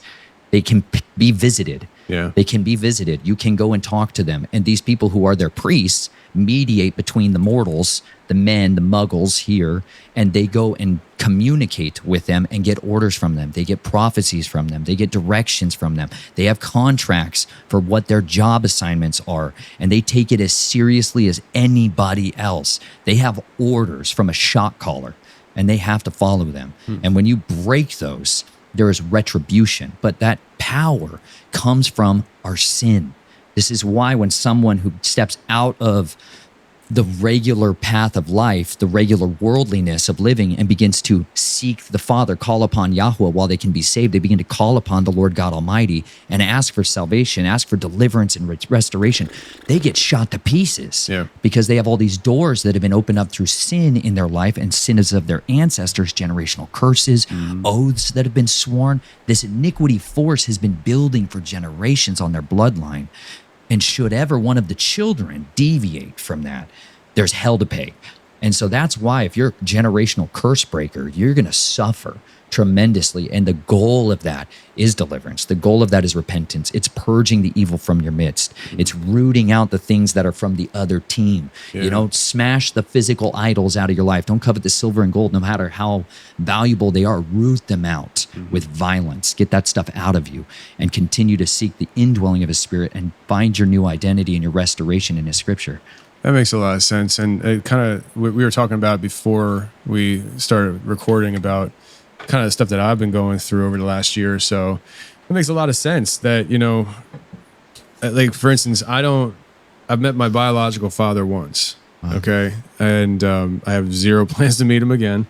Wow. My mom never met her father, her biological father, ever. So like we don't know what we come from.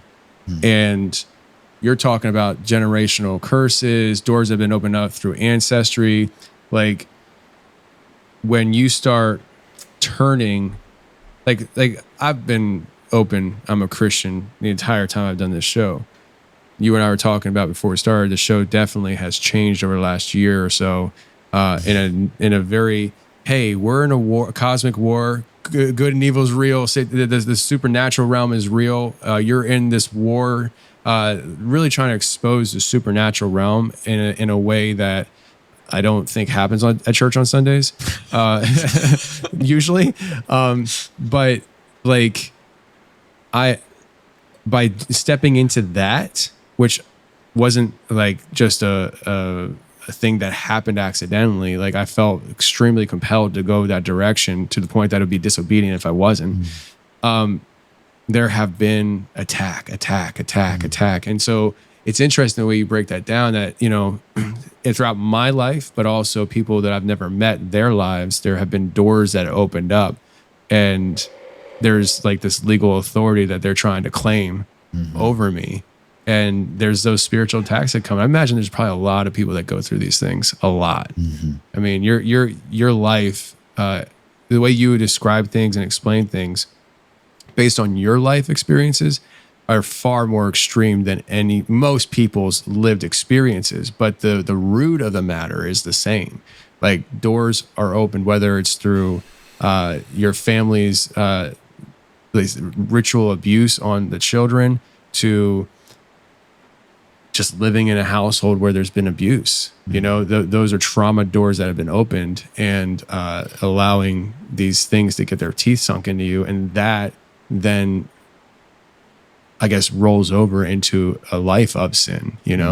It's a whole thing. It's very complex. It is. Well, we're fighting lawyers. Yes. Like we're fighting immortal lawyers, like the worst nightmare to have to go up against. You know what I mean? Like if you could think of the worst kinds of adversaries, it'd be easy if they were just pitchforks and horns dudes. It'd be a lot easier. Very. It's a lot more nightmaric when the dragon is a legal accuser. That's a far different entity, and the venom that comes from his fangs is very potent, and it's hemorrhagic. It's a neurotoxin. It is absolutely a disruptor of muscle tissue. It's a arrestor and a paralyzer of life. It is incredibly potent, and it's delicious. It is insidiously tasteful when it's going in, but it bites like a viper's fang when it comes out. You know, that's literally part of the consequences of them worshiping the Queen of Heaven, offering their children in fires to Moloch, to Nimrod. This is what they were doing even in the wilderness. They were carrying the star of Remphan. They were sacrificing their children in the wilderness while eating manna. They'd eat manna, then they'd eat their children. Understand, that's the level of depravity, of brokenness that he called his people out of. There's a reason their bodies wasted in the wilderness. It's a lot more than just they doubted. It's a lot more than that. They carried with them their mighty ones, their gods. They set up and erected their towers for a reason. These entities are so much more powerful than people can comprehend. And the greatest deception the enemy has accomplished thus far in the last 150 years is to convince people that the Bible is not supernatural. They have raped our scriptures of all the supernatural elements in there. Like in Isaiah 13, when you pick up a scripture today, a Bible today, and it says ostriches are going to dwell there and hairy, shaggy goats are going to dwell there. They took away the word satyr. They don't want people to know about Pan and the Baphomet and Azazel. They don't want his identity known. They don't want people to think that there's an actual hierarchical structure to these entities. They have names and characters and temples and priests. They take away the ostrich, and they give us the ostrich instead of the siren. They take away the mermaid-looking creature with serpentine legs coming out of her rear end. That's a kidnap. That's her. And they don't want people to understand that's right. What dwells in these places. Yeah. That's what's in these waters of these lakes. She would I could throw my blades in water and she would bring them back to me. Really? That's what she offers. She offers mystically charged magical weapons to warriors. That's the whole Merlin myth. You know, it's not a myth. These are like histories just repackaged to make them palatable in cultures that it's illegal to talk about it. These people operate under this legal groundwork, and when they need to get their stories out and they want to preserve their legends and their truths, they couch them in mysteries. That's the mystery religion. That's not how the Father operates. Yeshua literally said, I've done everything open in the open. You do what you do in secret. That's a different kingdom. And I was a guardian of the secrets for these families. So I witnessed their oaths, their vows, their ceremonies. I was there brought in to watch them marry children to monsters, to people that looked like men and creatures that were not mankind. I had to bear witness to these atrocities. I had to see people I loved in their pubescent bloom be ravaged, and then watch people take skull cups, the top head of a skull, catch that blood and drink it. That's the filth these people are engaging in. It's not just some kind of abominations. The scriptures are explicit about this stuff for a reason. It's shameful to talk about these things. However, this is the reality of what people's lives are wed to. So when your mom who gives birth to you was conceiving you during that, yeah, you got some demonic stuff coming, son. Yeah. You know, there's a reason some people are just, their lives are train wrecks all the time because they're dealing with that at their origin. They don't know they're a moonchild. They have no idea that they were conjured during a Babylonian ritual. But that stuff carries on, and then they have children who have children. And if you look at the branches of that tree behind me, it doesn't take long until you have a lot of ancestors. And that iniquity feeds like an IV line, like the circulatory system, back to the devil, the dragon himself. All of it ultimately goes through his kingdom, his city in the sky.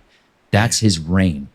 So this is why I love talking with you, man. I do. I missed this. I was dry. I was dry. I needed my cup filled up because you say things that I'm like.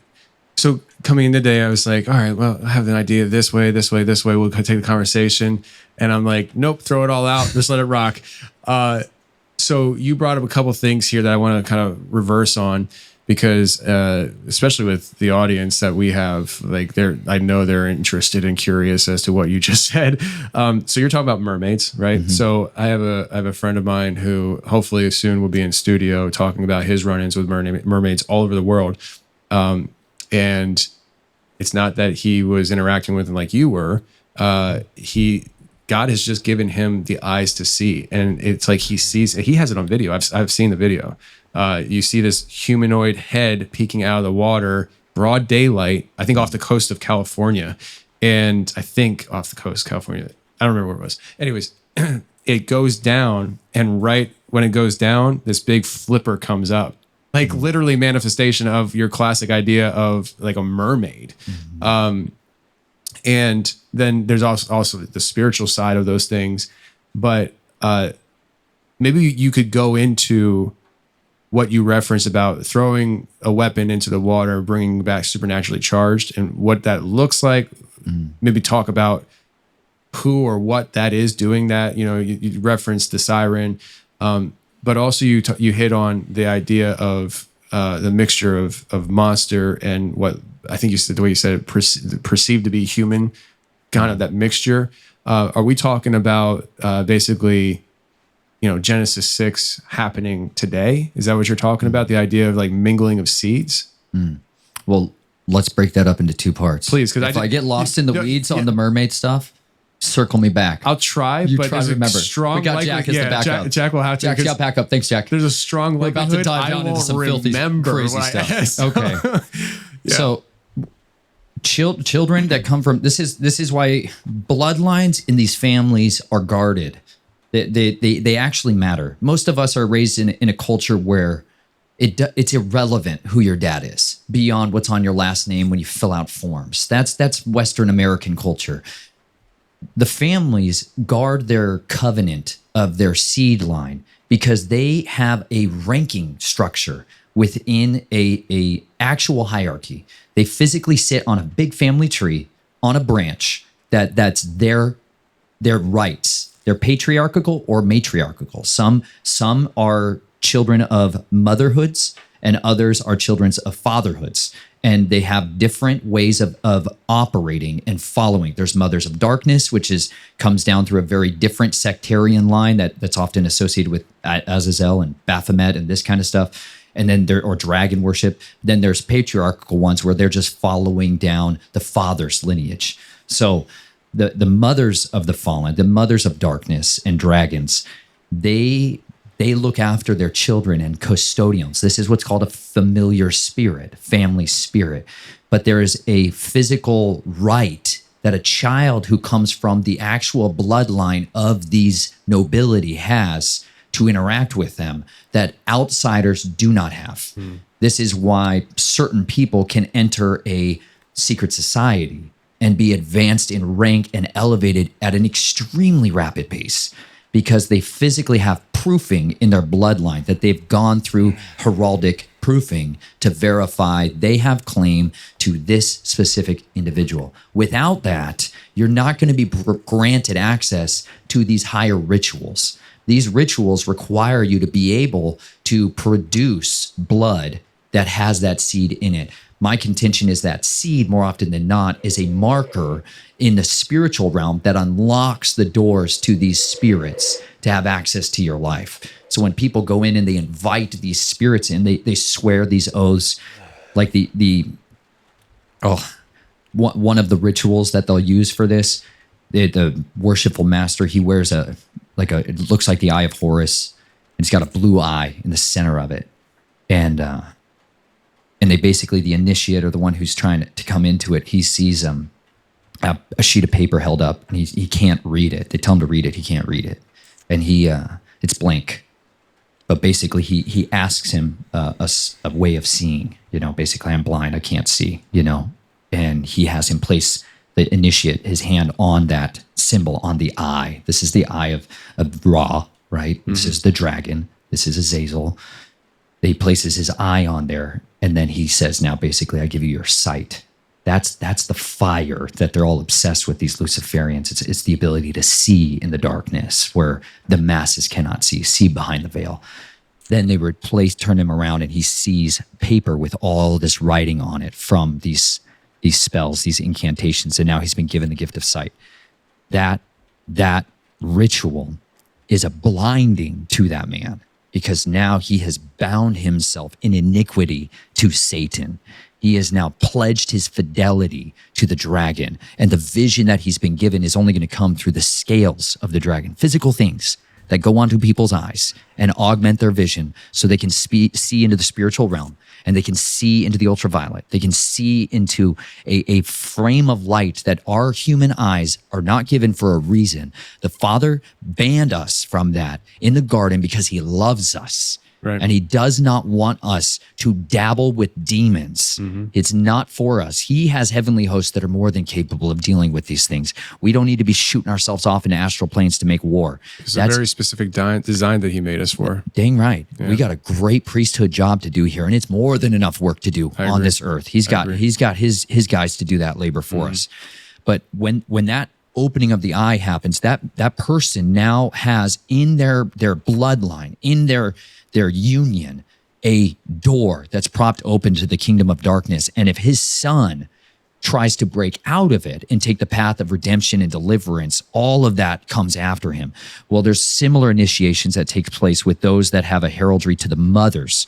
They are protected in battle by her. This is what goes to a lot of the ideas surrounding God's coming down and helping men when they're fighting.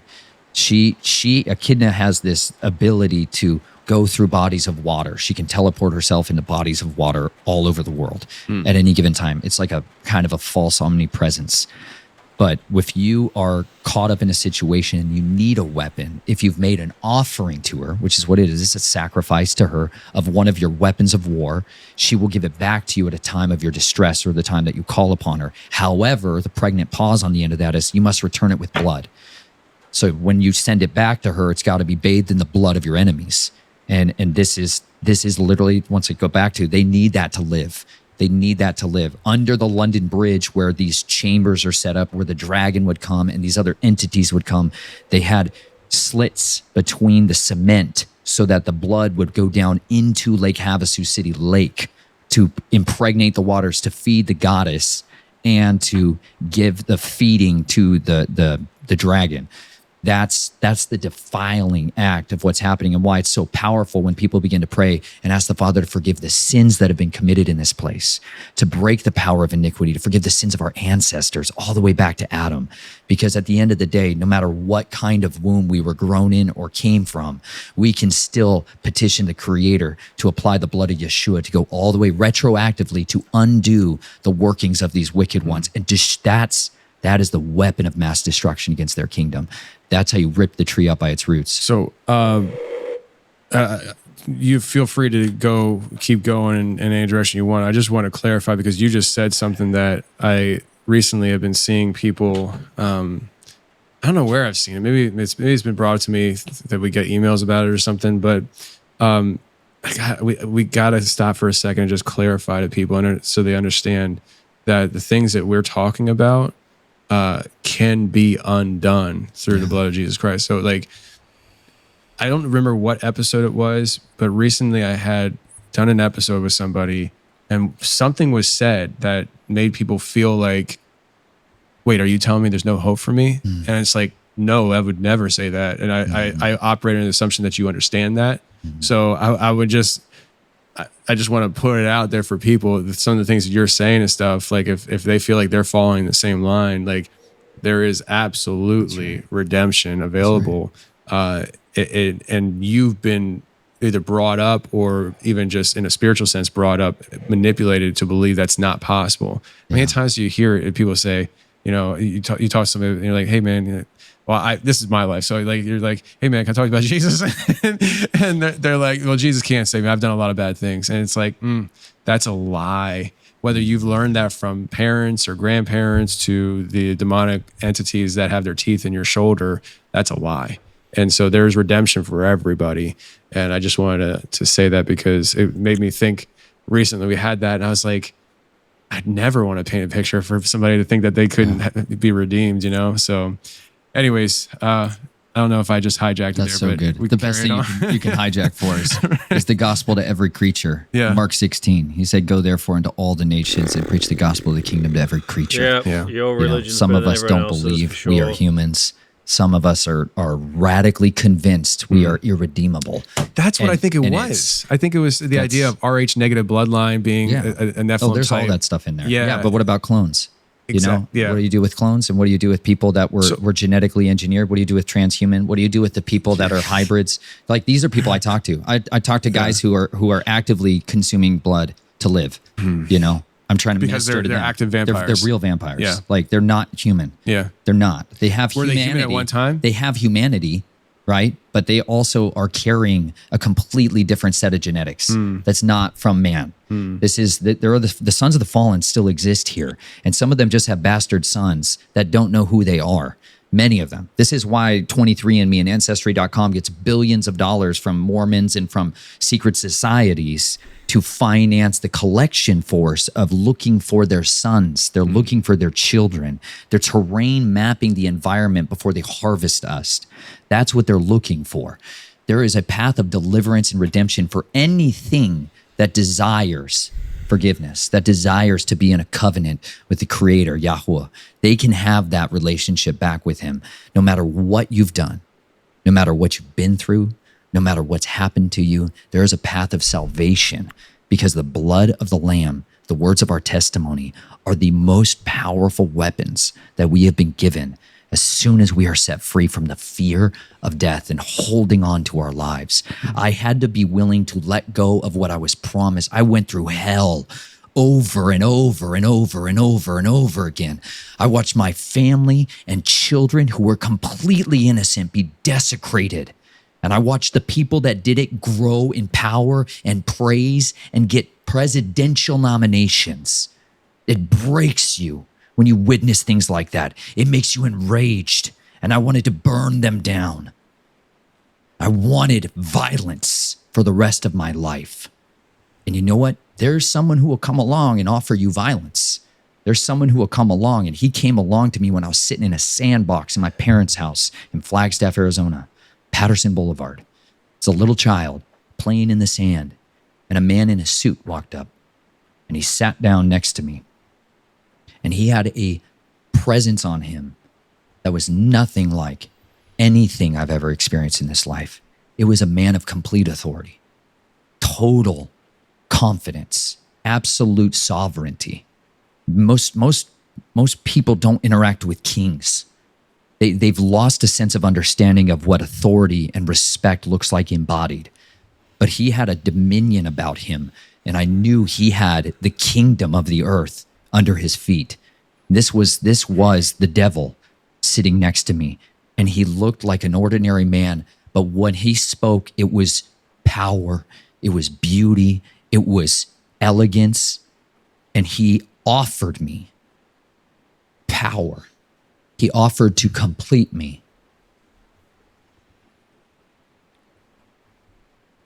He offered me what my earthly father would never give me, which was freedom. When a slave is too far gone, they give up. I was so damaged goods, every area of my body. There was no innocence left in me. And he offered me a way out. He offered me a key to unlock deliverance that was in a different kingdom and a different covenant. And he drew in the sand next to me my name, Nathan. But he drew it in Hebrew. And it's Nun Tav Nun. That's how you spell it. It looks like almost like a lightning bolt for the Nun, and then an X for the Tav, and then another lightning bolt. And he said, I'm going to complete the work in you. And he drew a circle over the X, which was the dragon's eating its tail. And he said, you will be my ambassador on this earth. And I wanted that freedom. And I believed he had the power to give me that. And that was my first interaction with the dragon. That was my... Don't know how freedom works. No external authority can grant it to us. And freedom comes through natural law and aligning our actions with it and objective morality. First understanding of his character and his identity, because the promise that he gave me there was exactly what I needed, was what I wanted. But what I wanted was more than what anything on this earth could give me. I had only known being sold. I had only known what my price was. What I sold myself for too short a price because I was so devalued. But later on in my life, the Father showed me what that was. He showed me what that other covenant was. And he began to show me and dismantle that work so that his work was left unfinished in my life. No matter what kind of deals people have made with demons, with lawyers, physical We can end contracts. kinds, they can be broken. They can be broken. And that devil wasn't done with me. He had another time with me where he came in a very different form. Okay, so we are definitely not going anywhere else but this. All right. And I want to hear the next form, but this is exactly what I was talking to you about before we started recording. The Jack, am I right? Am I hearing this right? Yeah. So I told you last year I released an episode that opened up floodgates of spiritual warfare. This is it. Like, so I want to say it's episode 692 and 693. 693, different story, same topic. This is incredible. So I want people to understand, and I'm talking to the audience right now. You obviously here, consider yourself part of the audience. I'm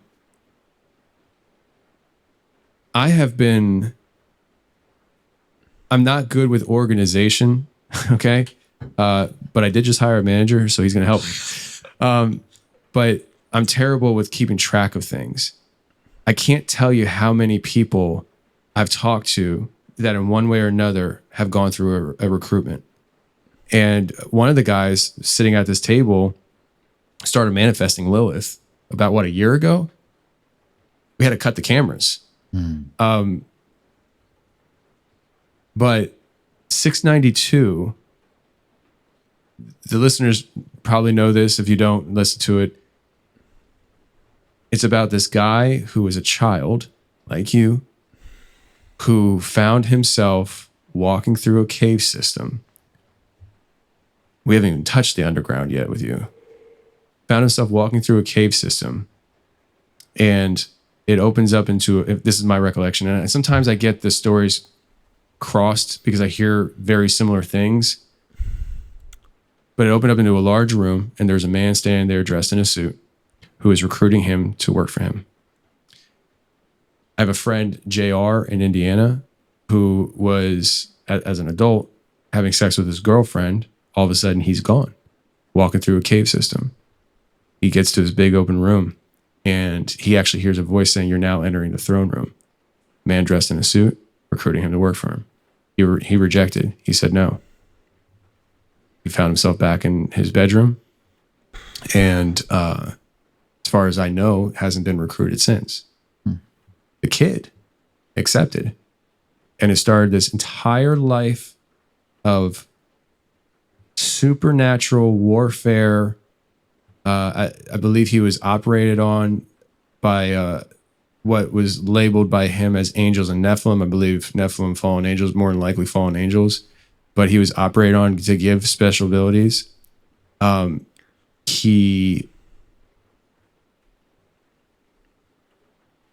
He's tried to get out of this. I haven't been able to talk to the guy. It was his friend that was relaying the story. But he has tried to get out of this. And trying to get out of it is what spawned the guy I was talking to, his part of the story, because this entity came for him.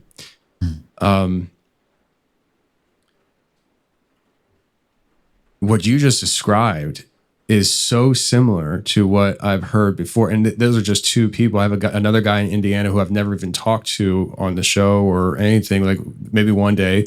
But he said to me randomly, before I even released this episode, he was like, "I know this is going to sound crazy, but when I was a kid, I was in like some kind of weird realm, lucid dream, and I was recruited by an entity to work for it. I have a guy in British Columbia who's an active witch who was recruited to work for this entity. There's several I'm missing, but it's a common theme. And you and I, before we were started talking or recording officially, I started describing this. And maybe what I was describing to you then doesn't match this now, but like you mentioned this idea of Finders Club. And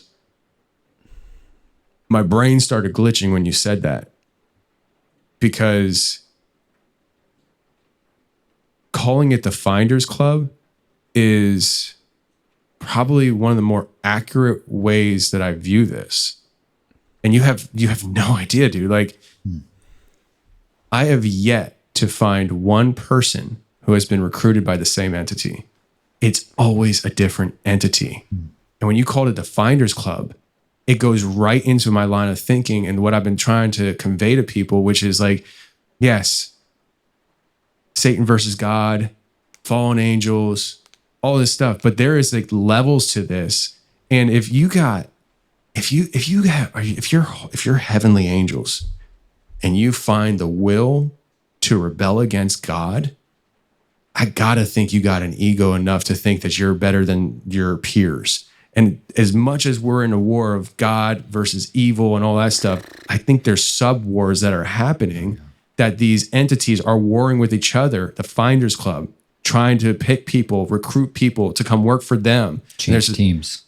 Dude, like, I had no idea how, like, I didn't even know about, and I know for a fact you never mentioned that on another show, because that would have triggered me right away. Because this story that I released in October last year, I've held on to for 3 years. Wow. I've had it since I lived in Pennsylvania, because I was tracking things down. I've been able to verify so much of this story.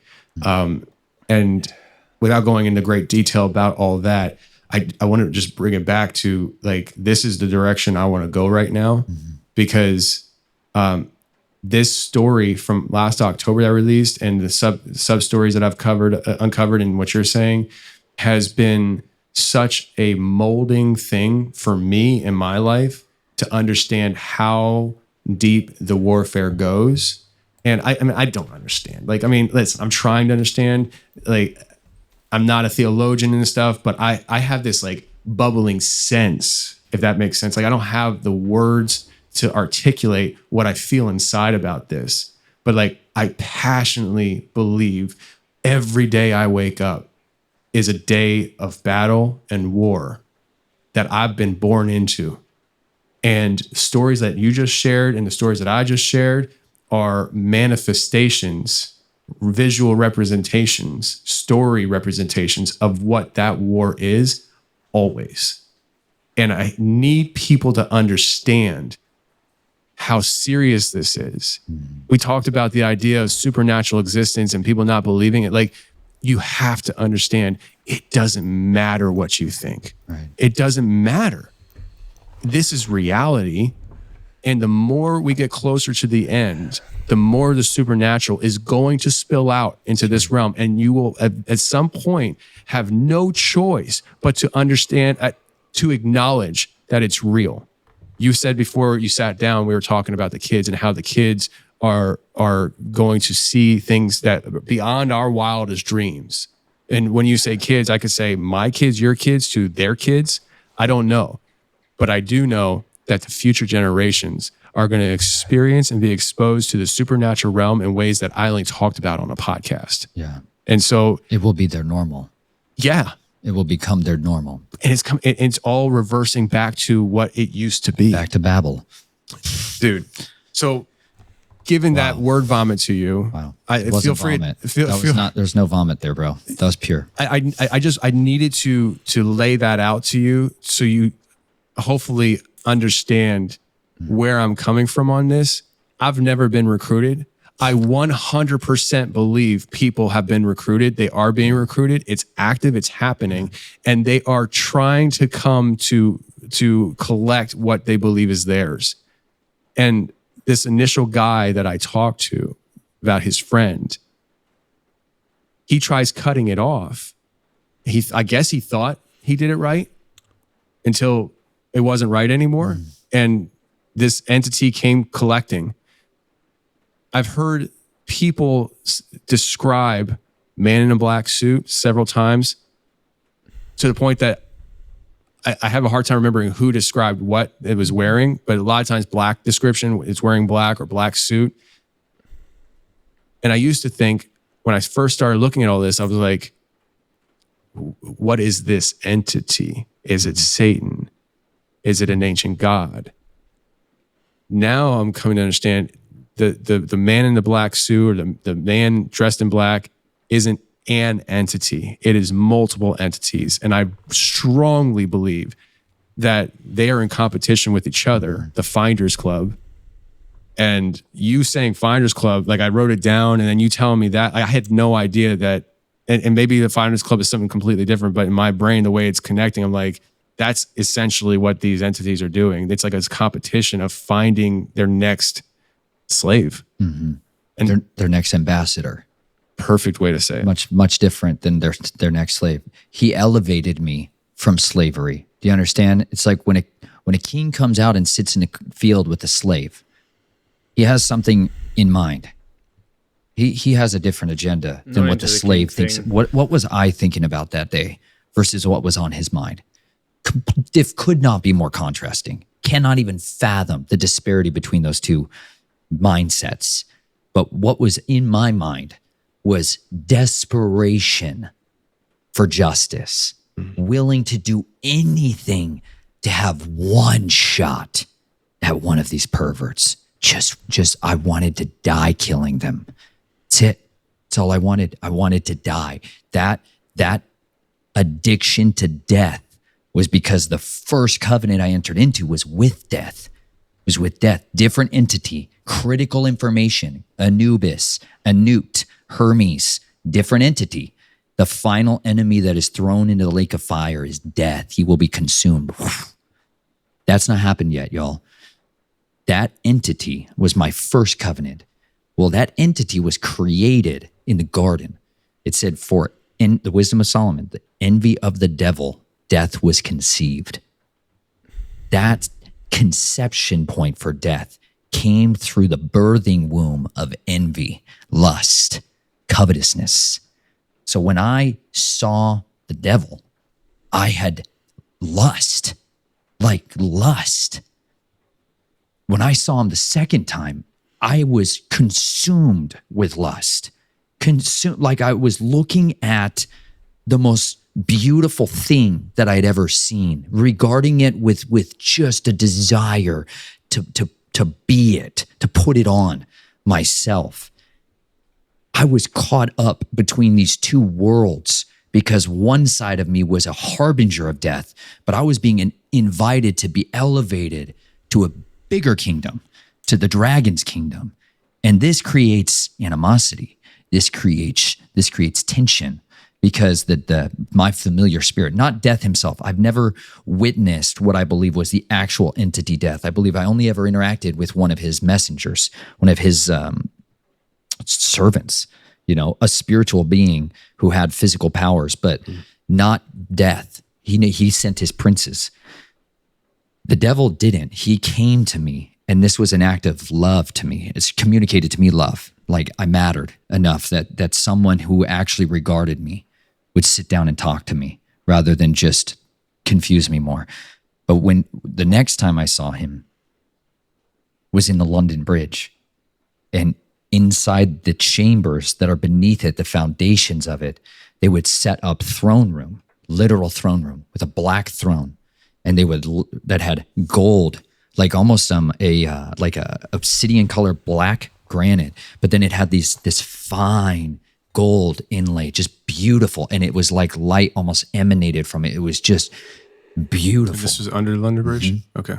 And there's an old world tunnel system to this gathering point that the United States military tapped into back in the 30s and 40s during World War II when they built what's called Site 6 in Lake Havasu City, Arizona. It wasn't a city at all. It was just a desert, a place near death. That is the cardinal point, a meeting place where the gods, these immortals, physically would meet and have parley. They would meet and interact there without threat of retribution and violence. That they could have conversations there and make plans and renew covenants or break them at that site. That was a place where they would gather in the desert. When Site 6 was built, they built in underground infrastructure to supply and resupply United States Army Air Base, because the Air Force wasn't there yet. It was a rest and recuperation zone, a secret place where soldiers and pilots could come and rest and recuperate. Site 6. Site 6. Lake Havasu. Lake Havasu became from Site 6. Like Site 6 is what it was named. It was a dot on a map, classified map. That's all it was. Robert P. McCulloch is who bought Site 6 from the military and from state of Arizona. He bought the territory there. There was no lake. They built eventually what's called the Parker Dam. Parker Dam is what feeds the vast majority of water and electricity, not only to Phoenix, but over to Los Angeles. They built an entire tunnel system that takes that bloody, infested water I just described to you. That's what people drink in these cities all over the West Coast that are in deserts. That's what people drink in Phoenix and Tucson, and they pump that water and that electricity, which is generated power from that iniquity, and they literally power up the world. That's their gathering place. Wow. That when Robert P. McCulloch, he hired a man named C.V. Wood, who was the chief architect who built Disneyland. I was going to say, I knew that. And this intermingles with the Jason projects and the people that are in Southern California that were doing secret scientific experiment projects on children and mind control operations. He literally, his Wikipedia page has been edited since, but it used to literally say he did MK experiments on that lake. Robert P. McCulloch did. Wow. And they built a pleasure island, a little island in Lake Havasu City Lake, which is a sovereign territory of the city of London. It's an embassy for ambassadors. Different representatives of different nations can go there and are immune from prosecution, just like Disney World is in Florida. It is not United States territory. This is why when Governor DeSantis is trying to enforce taxes, they invoke a clause which says, oh, by the way, we're under the crown. Yes. Yeah, which crown? The red dragon. If you look at this, the heraldic symbol of the city of London, it is guarded by the red dragon. That is the financial empire of the world, and they own territories for their ambassadors all over the world. This is one of them. That little place. And just we're talking Site 6, Lake Havasu, Arizona. When you say ambassador, you're talking about. Are we talking about like human ambassadors? Or are we talking about humankind and the spiritual kind? This is a place they for have to meet. Do you understand? Yeah. You got to talk. So these are portal locations. It's not phone calls that they come and meet. Like it wasn't always phone calls. Remember, they led mankind to build the technology so they could call us. Before this, people interfaced like this. Yes, you had to meet with your ambassador. That's why he calls us in the scriptures ambassadors. He's trying to communicate to us something that we're divorced from, because most people aren't raised by spies working for the State Department and children of the CIA. But when you do, you raise them up understanding we are all here. The only reason we live here in this country, in this territory, in this region is to serve the will of the ambassador, to serve the sovereign that we represent. That's how they operate. It's the same MO. That's why intelligence organizations are all patterned and fractured off of the kingdom of darkness's hierarchy, because it's one filled with subterfuge. But in that, when they brought the London Bridge over from the city of London, from Thames River, 80 bodies were discovered under this. You can watch this in the Travel Channel documentary where they go inside the bridge on a Ghost Hunters episode, and you can see these chambers. You can see them talking to spirits that are inside there. You can see these places for yourself. The historian on the channel says that 80 bodies were found, including 5 children, because they practiced inurement. They were burying people alive in the foundation stones to charge the iniquity in the very rocks of the building. How do they define that whole thing then? They call it immurement in the it's a technical term. This is like a legal word, bro. Dictionary stuff. This is like real stuff. It's just we are desensitized to it and told this is fairy tales. London Bridge is falling down as a song about something else, but it's about that. If you don't sacrifice your children into the stones, the city's government is going to collapse. This is where the rulers held court. This is where they hung prisoners. This is where they tortured and mutilated people. This is where the cannons of Napoleon's army that were used for bloodshed were melted down and cast into the lights on the bridge. They're still there to this day. All that got shipped there to be a charged portal for these meetings. C.V. Wood designed a mind-controlled town that mimicked the city of London. Buckingham Palace's gates are over there, literal ones. The chariots of the gods, the kings, is literally sitting in the hotel lobby. You walk in there, you're going to find their gods everywhere. It's a freak show. But the boardwalk that's all there has tunnel systems going up in there that were used for child pornography, that were used for human processing of meat, physical meat and cannibalism products. That entire shops and facility site there, they called it a travel agency. That's how people could book reservations with children. That's still active today. I went there with Tom Dunn, man. We had young men, children, prostituting themselves to us. Still there to this day. Really? It's still there. It's not going anywhere. These people, my grandfather, the Zarnowskis, are still raping and ruining the lives of children.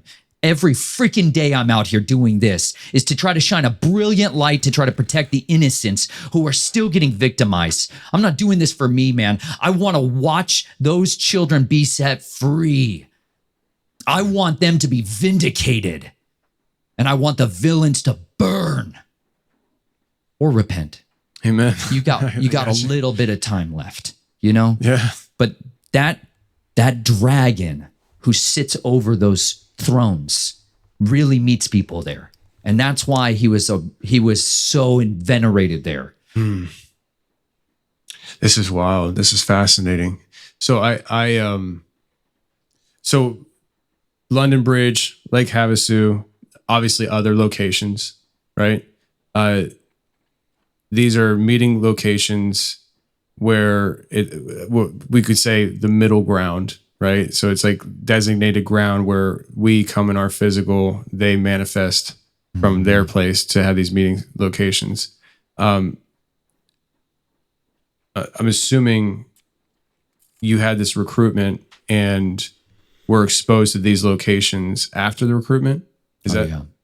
Well, I'd been exposed to some of them before then, but then my family followed the dragon wherever he went around the country. Okay. I was his ambassador. That was my job. I could talk to him. I could hear and discern the tongue of the Nahash after a ritual that happened in that bridge when I drank his venom. So you could hear him. I could understand him, not hear him. People can hear him. Anybody can hear him. There's a difference between when they speak in their tongue, their dialect. It's literally...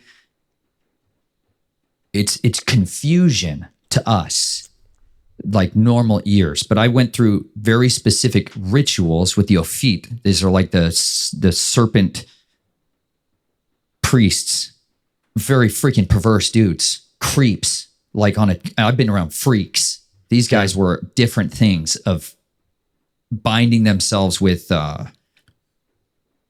like they were literally bound with snakeskin, like to where it was impregnated into their flesh. Like it had become part of their anatomy. It's freak stuff. I don't know what the heck they are. Just a lot of confusing things that were happening with that. But they, in order to open my ears to hear the tongue of the Nahash, they did a ritual where they took me, they pioneered in Phoenix. Okay, Phoenix is literally another name for Apollo. That's his capital. He's literally going to reign there. The beast, when he rises from the bottomless pit, he's going to physically reign in Phoenix, Arizona. People can think what they want with this. The devil is physically going to reign from Denver, Colorado. He's the timekeeper. From Denver or Phoenix? The devil, separate entity, will reign from Denver, Colorado, or Boulder, depending on which of the two he sets his nest. Every one of us who's watching this today, every one of you is listening to this because a single piece of technology communicates all time to everything from the most advanced nuclear submarine on the bottom of the sea to our little iPhone sitting here. And it broadcasts everything from National Institutes of Science and Technology in Boulder, Colorado, from a special device that sends out a signal. We call it the atomic clock. He follows the timekeepers. There was a time when it was in England. There was a time when it was Greenwich. That was where the timekeeper set up his nest. He is the They did ritual magic there. They buried like 101 monks standing up in the ground or something at Greenwich. Governor of time. That's his function and his role. And he has this ability to manipulate people's perception of time and their understanding of the future. Because on one side, he's a master manipulator of human behavior, and he can literally bring about prophecies by manipulation and coercion, and using the prophets of Baal through media, entertainment, music, empire to bring these things to come to pass. Why is everyone trying to make a lightsaber? Why is everybody trying to build these technologies they've seen in the movies? Because his prophets were sent on a mission to put the ideas in the hearts of man, a false fire, to conceive them and bring them forth, because he can't do the creative act himself. So he uses and deploys his ambassadors to do that, to distribute the funds to those who are worthy to advance his cause. That's his modus operandi. Apollo has a very different approach because he is still bound. He is not risen. He is in darkness in the bottomless pit and locked up. And if you want to go talk to him, you have to be a carrier of the X, which is the covenant of his kingdom, a child of his throne, and be able to die, go down into the bottomless pit and talk to him. So they literally performed a medical procedure where they packed my body, they like a table like this, all surgical steel room, and it was deep, like a bathtub, with a drain in the center, and they laid me inside there. And they brought in a group of people dressed in robes, but nothing special, like dudes, creeps, freaks. But then they brought in a different thing who was completely covered in blood, like huge quantities of blood, like enough, like 5 gallons of 5-gallon buckets worth of blood. I know how much blood it takes to cover a person.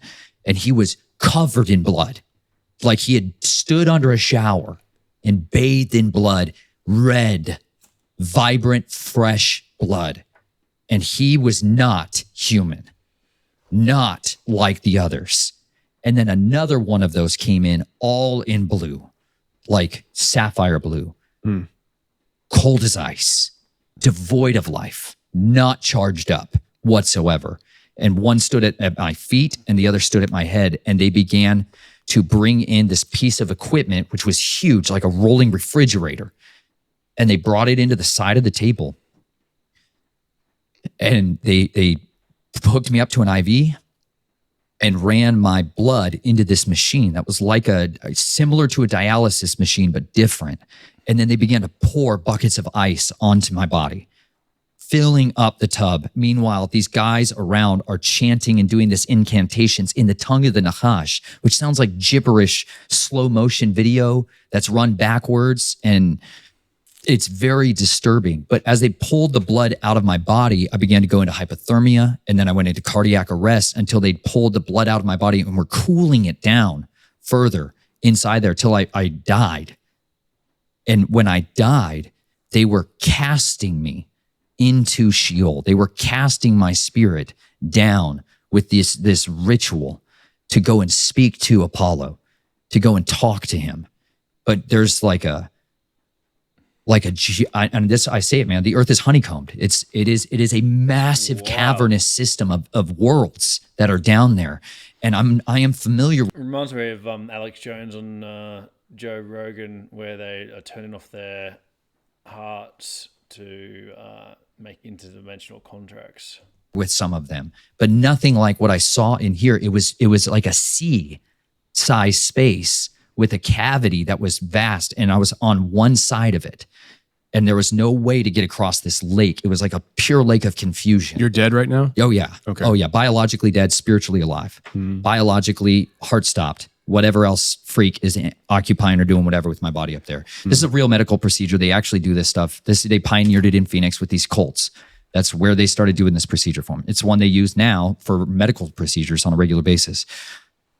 That lake, that boundary waters, I could not cross over. And so I called to the dragon to come to me. But it was the first dragon that came was black. The second one that came was white. And one talked in pure confusion, the tongue of the Nahash, and I could not understand him. The white one?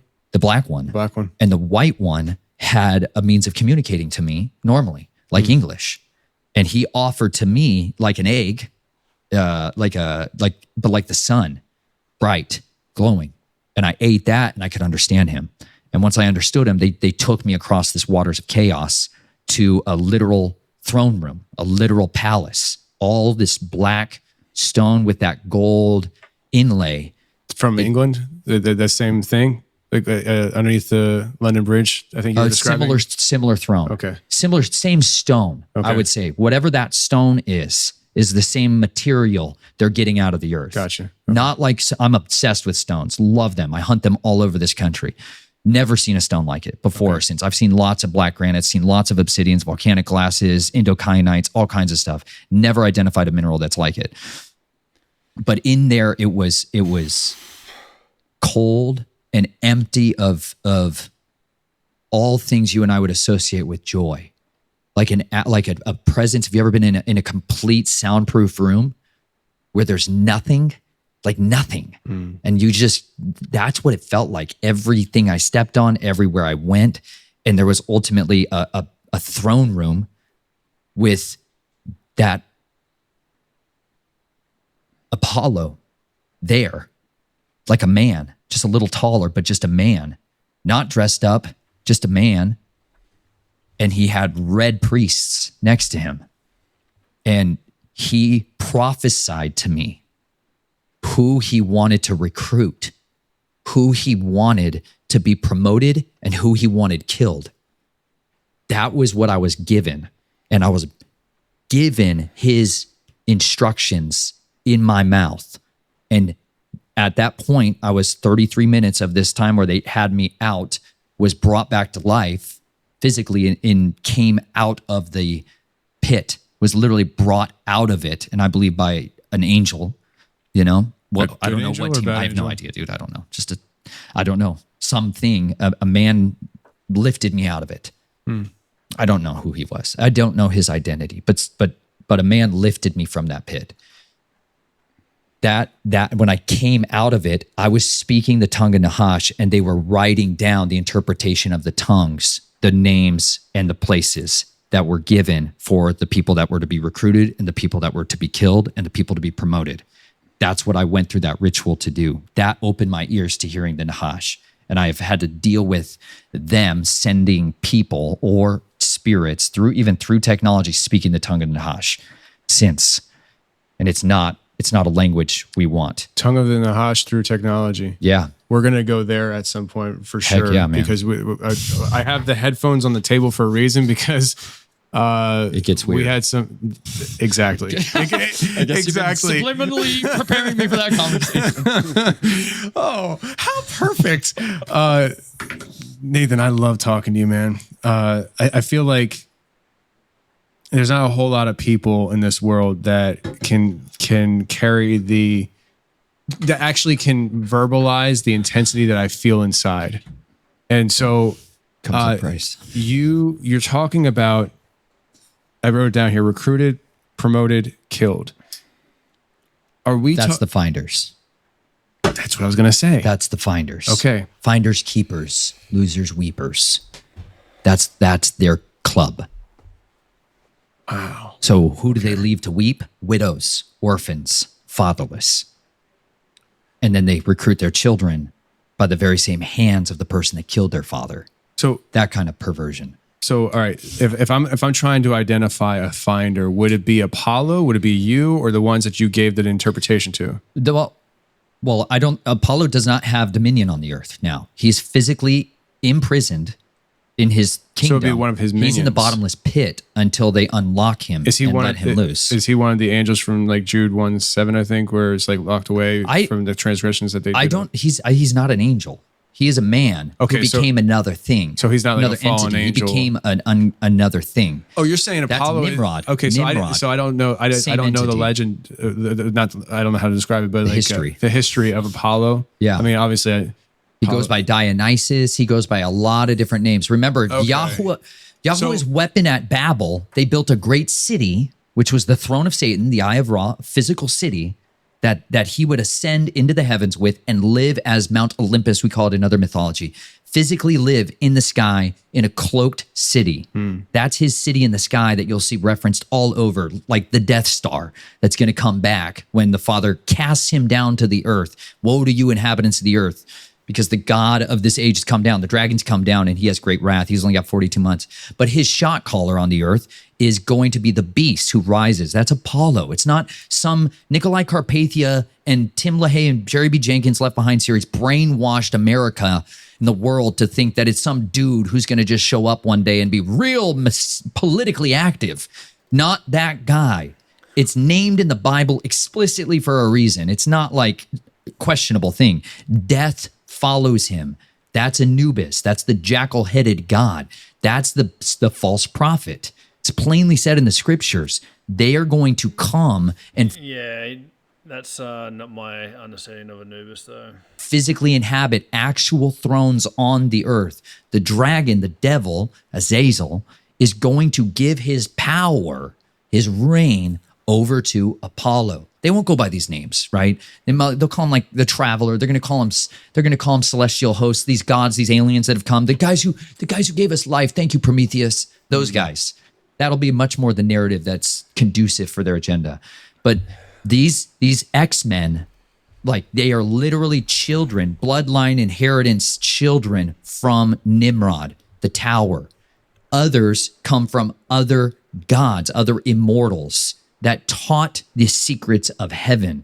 It's not always that they had sex with women to inseminate their seed. Sometimes they took their blood, they feed on humans, they get blood in their bodies, and when they run out, it physically runs out of their body, they need to recharge. They can give that blood to people to make them their children in a different way that circumvents the curse.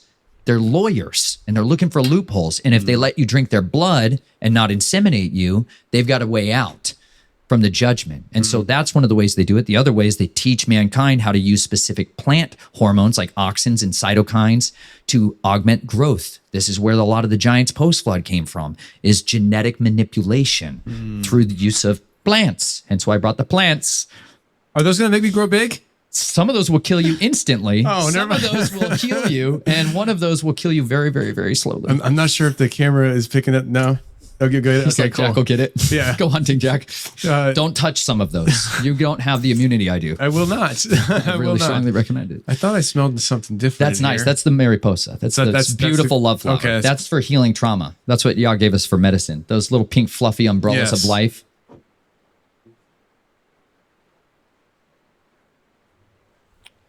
Look at that. It's not going to kill me, right? No, this is life. It won't kill you if you sniff it even. But okay. I've worked with But this smells delicious, doesn't it? It does. You'll see these everywhere. People think of them as weed trees out here, but this is an amazing plant. That flower boiled in tea helps you process emotional trauma straight up. It's like actually helps you to support anxiety, seasonal affective disorder, all the stuff that causes people despair and loneliness and sorrow. This thing's there to just help you heal with that. It's a gift from our creator. All of these are all of these are medicines, even though, yes, one of them is super toxic. Stay away from that one. It's hemlock. It's amazing. We can talk about poisons, but getting sidetracked. Yeah, we Keep are. going. Go back. And I'm trying to remember how did we get sidetracked on that? I don't even remember. So we're talking about the structure. And so what you're painting an image of, though, is the complexity that I lack the verbiage to Articulate display. about the finders and the end times agenda. Yeah, it's like I just the most simplistic way I find to be able to convey to people, because again, I'm still learning and it's a lot of like inner gut stuff that I have going on, is that I tell people that the supernatural realm is far more complex than you could possibly imagine. And what you're talking about is that. It's like an espionage film that just lives out day and night. You know, these people have very different kingdoms that they're serving, and that's why they'll try to steal somebody else's star talent.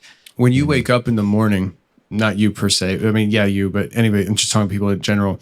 Like when you wake up in the morning, people have to understand that it is go time, wartime. It's happening right now. And if you can start adopting this mentality of you are in a fight every day, and you're not going to understand, just like a soldier doesn't understand the complexity of the war it's fighting in. That's where we find ourselves in. Like, do we think that That the we can guys agree on back in for what, sure. 2000 and 2003, when Iraq was really hitting off? Do we think that the soldiers that were over there fighting in that war truly understood what they were fighting in? No, of course not. Of course not. Because it's a need to know basis. And so this complexity of this spiritual, supernatural war has levels, and it has levels from manifesting into this realm to subterranean to you leaving your body because your body's dead and talking to these beings. It's crazy. So like when we talk about the Finders Club, is it possible for you to try to like if you say Finders Club, what are we talking about? Like are we talking about fallen angels, a mixture of fallen angels and ancient gods? Like what is this? Or is it just more of like a term of expression, club? And it's not really like a club, but I can't get past this idea of hunting for people and recruiting them to, and maybe it's not always people, you know? But yeah, I guess we can go there and then just let it evolve again. Well, it is a club. It's a club. It's an agency that has legal authority on the earth. Like their physical human assets on the earth operate as covert agents do in what's called a non-permissive environment.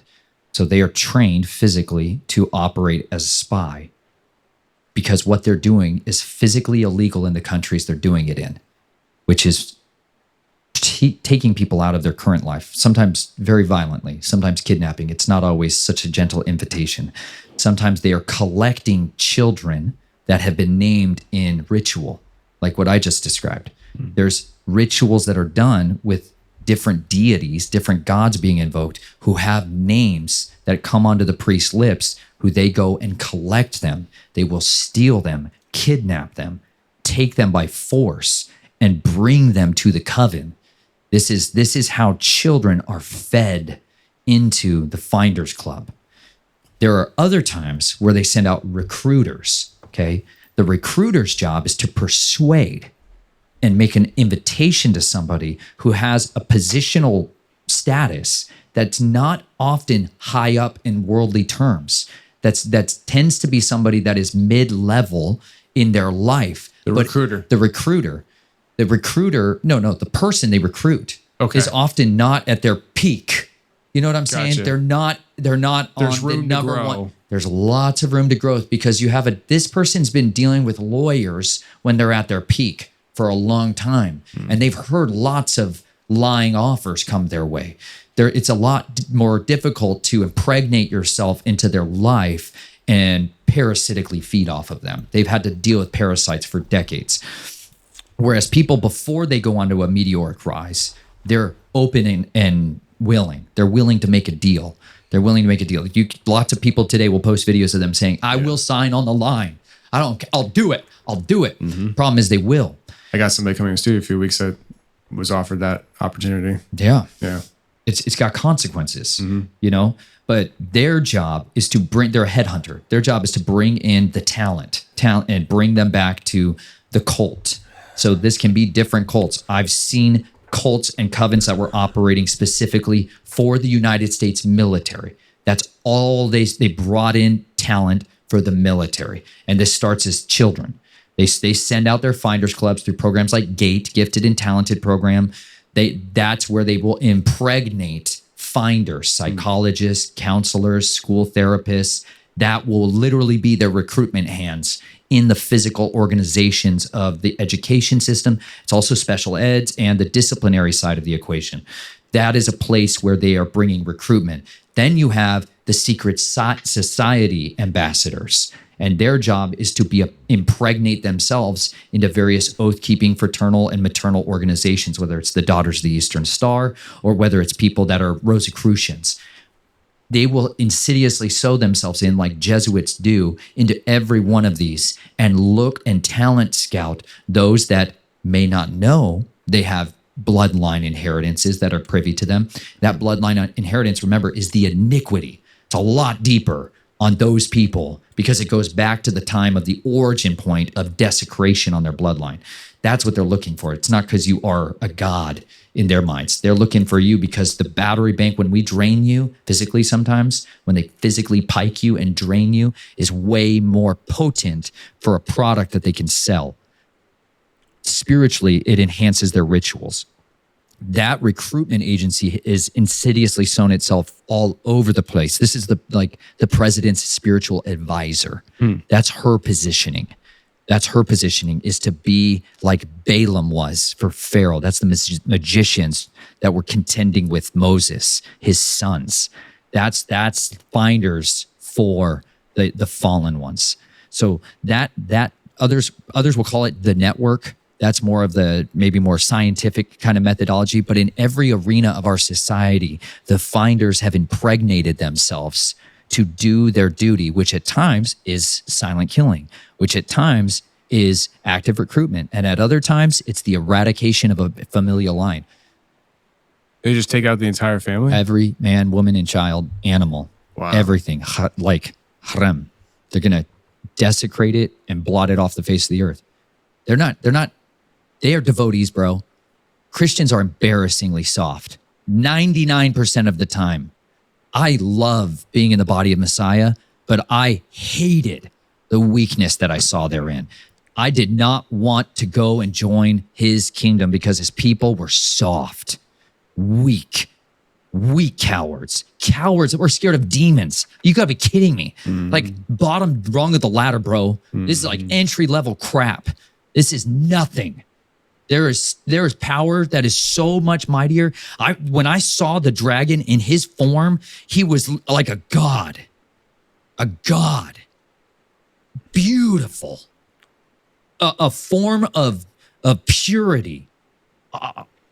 Unimaginably lovely, but very similar to a basilisk lizard, a Nile monitor, and a Gila monster. Like these. He was a blending of kinds. He was looked like the origin point for all reptiles, like all serpents, lizards. Like he had features that were attributable to each of them. And when he was in that chamber, when I saw him, I was consumed with lust. Like I wanted two things I coveted. I coveted his fangs and I coveted his armor because he had massive fangs. And I love fangs. They're just so incredible. You can effectively deliver a toxin discreetly where somebody cannot see what is contained therein. Like you don't know what's in a snake's mouth when you see it on the side of the road. Like that feeling you get when you see a snake suddenly appear in front of you, and that trepidation where you're like, I don't know, is it venomous? Is it not? Good question. But it keeps its weapons concealed. That was the form of warfare that I learned. Was the way of the fang. And so when I saw his fangs exposed, they were dripping like continually, like a gaboon viper, just so much venom coming out of these things, like they couldn't turn off. And it was this like gold yellow fluid that was coming out of it. And there was a guy who physically carried around a bull and was collecting that venom, collecting it and storing it. But when he spoke with such a lyrical psalmist, like beautiful melody as he talked, but I could not hear what he was saying because I couldn't look over his armor. He had plate armor, very similar. The closest I've found in mankind is ceramic heat shield tiles, like hexagonal heat shield tiles that were completely clear when he wanted them to be, but they individually moved all over his body. He could orient them and bend light, like a scarab beetle can bend light and make you think you're seeing different colors of the background, but it's not changing the color. Different than a chameleon. But it was like digital televisions, like he could project what was behind him perfectly to where I was moving. It was a perfect camouflage. And I was an assassin. I loved killing people silently and in discretion. That to me was the ultimate two tools I needed: suit of invisibility and a weapon to deliver perfect poison. So I just lusted for those two things. And those are the things that I wanted. I wanted to pursue that the rest of my life. I'll serve you as long as you will give me your armor and give me that venom. You know, I met another assassin who was part of the Finders Club, and he had a sword, a short sword that was a fang of a dragon. And I was like, that's the greatest weapon ever. You got it with you. You got an injectable way of killing people with a toxin that is not readily known by man, and it's untraceable. And I was just like, oh, this is the greatest thing ever. That, super perverse. I get it. Mind totally corrupt, whatever. But like, I really wanted those two things. I wanted those things, and those were the hooks and the snares that he came to me as. I think he can present himself as anything he wants. He knew what your buttons were. He knew my buttons so good. Yeah. Bro, he pushed them good and long, and he milked me. You know what I'm saying? Like, he milked me until my 20s. Like, that sucks. That's embarrassing all the way into my marriage. You know, like these cowards used me as a slave. Even after I was married, they didn't leave me alone.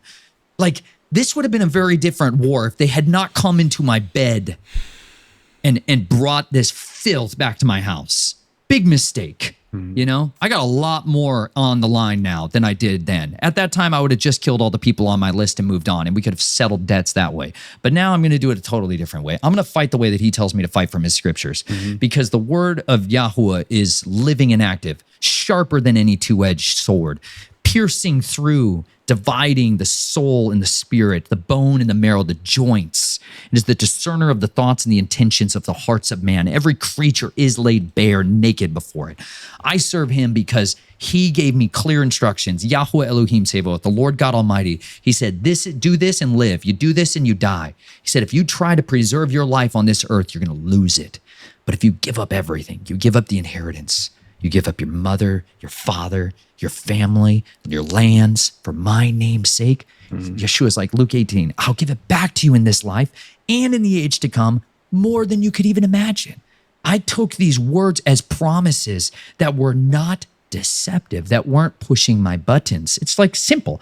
Like, these things are sitting on shelves. Yes. Plainly, openly, not occulted, not encrypted. Yep. You know, like, these perverts read in backwards Latin that's written in a mirror like psychopaths because they're ashamed. They're ruled by their god Leviathan because they're filled with pride and they want to keep it a secret.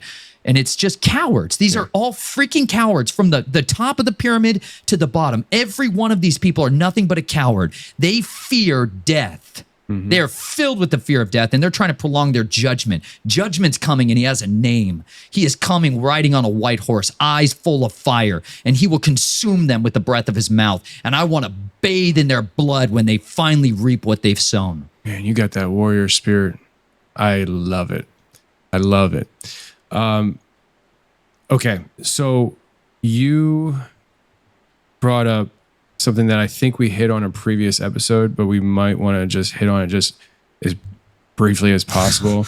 Not a lot of brief with me. Yeah, well, which is great. We got long form here, bro. Yeah, Let's go. I mean, podcasting. So you brought up the fact that they crawled into the bed, and I have an idea of what you're talking about on how they basically overstepped. But if somebody's listening right now, they don't know what that means. Like, we can touch on that. But I also, and Jack, this might require you to help me remember. Maybe you remember, but I distinctly remember you saying something about speech, and I was like, good thing we have the headphones here because we're going to listen to something. Do you have about how they affect technology and speak through technology? That's what it we was. can go there. So I want to go bed first, and then we'll go through speak through technology, because just yesterday we released an episode.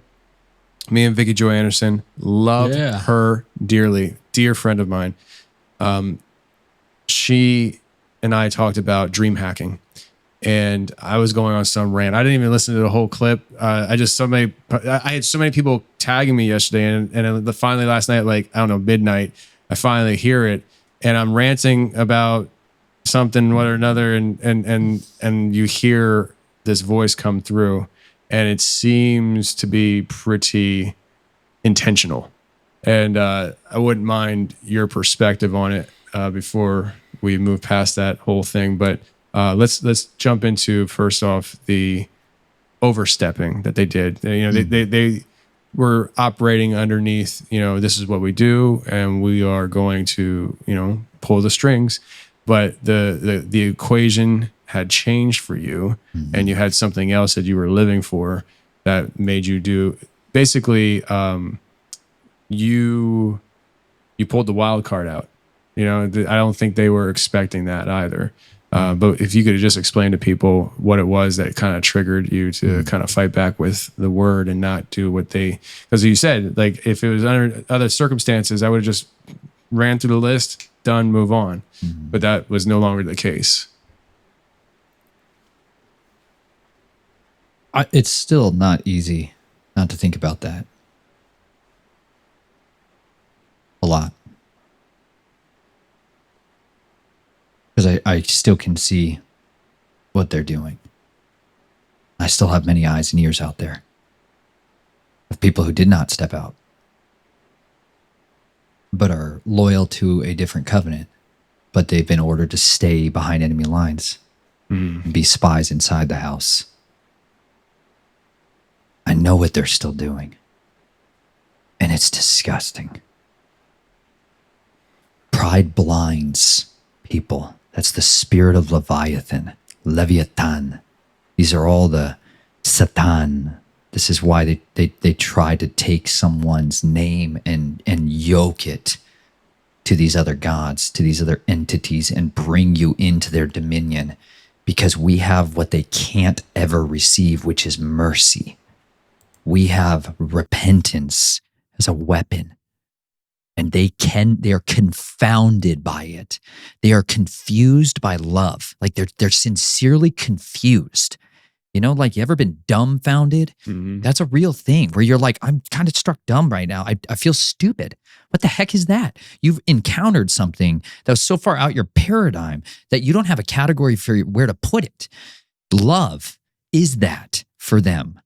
Unadulterated love is toxic to them. Because it's like someone throwing a smoke grenade into a very tiny room. It's going to obfuscate their optics. What was happening with me by being married to Chelsea was that someone was beginning to open the door of that confusion and flood my inner world with love that was authentic. Her presence in my life was an anchor point to what is otherwise, I'm a freaking walking hurricane, man. Like, I'm a force of unbelievable amounts of chaos when I want to be. I throw confusion all around me when I want to disappear. And when I want to burn bridges, I'm going to cause massive explosions in people's lives all around me so I can disappear when everyone's trying to sort out the mess. That's like, to me, I'm more comfortable in the violent home like you described, being raised in. Like, that's home to me. If there's not fights going on in my house, like right now, present tense, like, I'm going to stir up something. I'm bored all the time, unless I'm fighting, you know, which is really toxic in a marriage. It sucks. Sure. There's a super big problem there on the end of that chain. Ask my children. It sucks. I'm like quite chaotic at times. But I as I was driving here today, because I was wrestling with this again, because there's some physical information that I know about events that are taking place and people that are about to be eliminated who ought not die. And it's, to me, feels like it's in my power to save them, to intercede, to intervene. And I want to badly save my brothers. I have brothers of the blade who bear my mark, who are biologically my family, who are being hunted down and exterminated because of what I'm doing here. Or that's what they're trying to convince me of. But I want to go to their aid. I want to defend them. I want to save them. And I can't.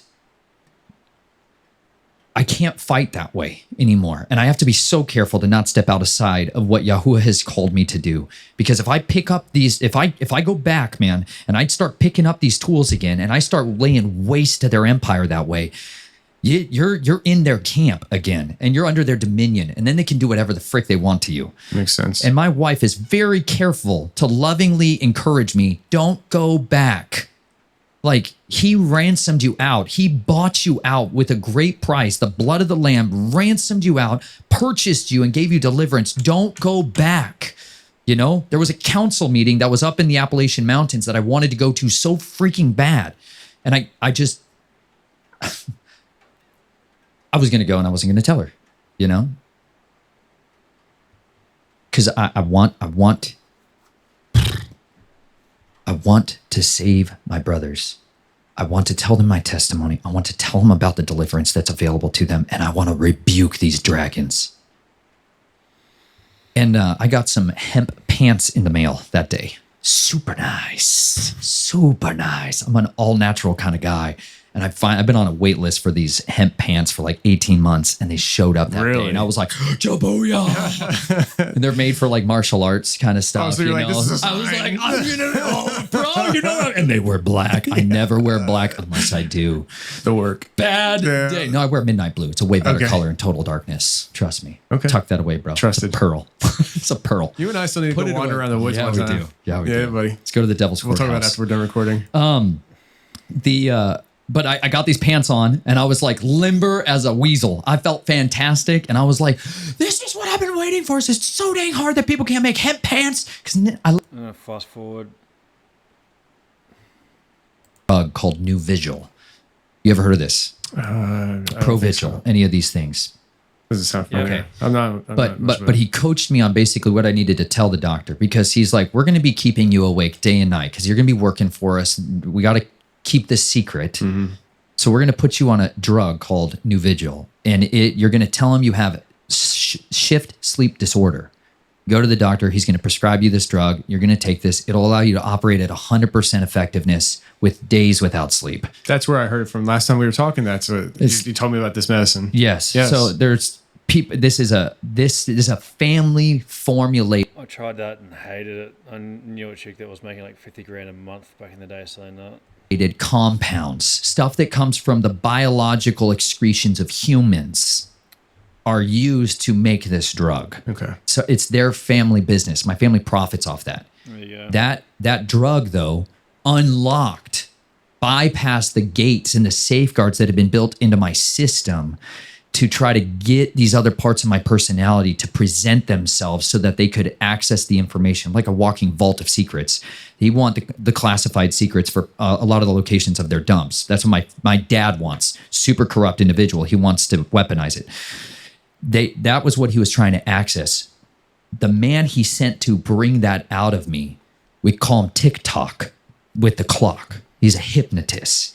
And he climbed into the bed with me when my wife was gone and put a large clock next to my ear and began to whisper into my ears programming phrases that had been put in there when I was a child. And so while I was asleep, I began to hear him in my dreams, in my mind.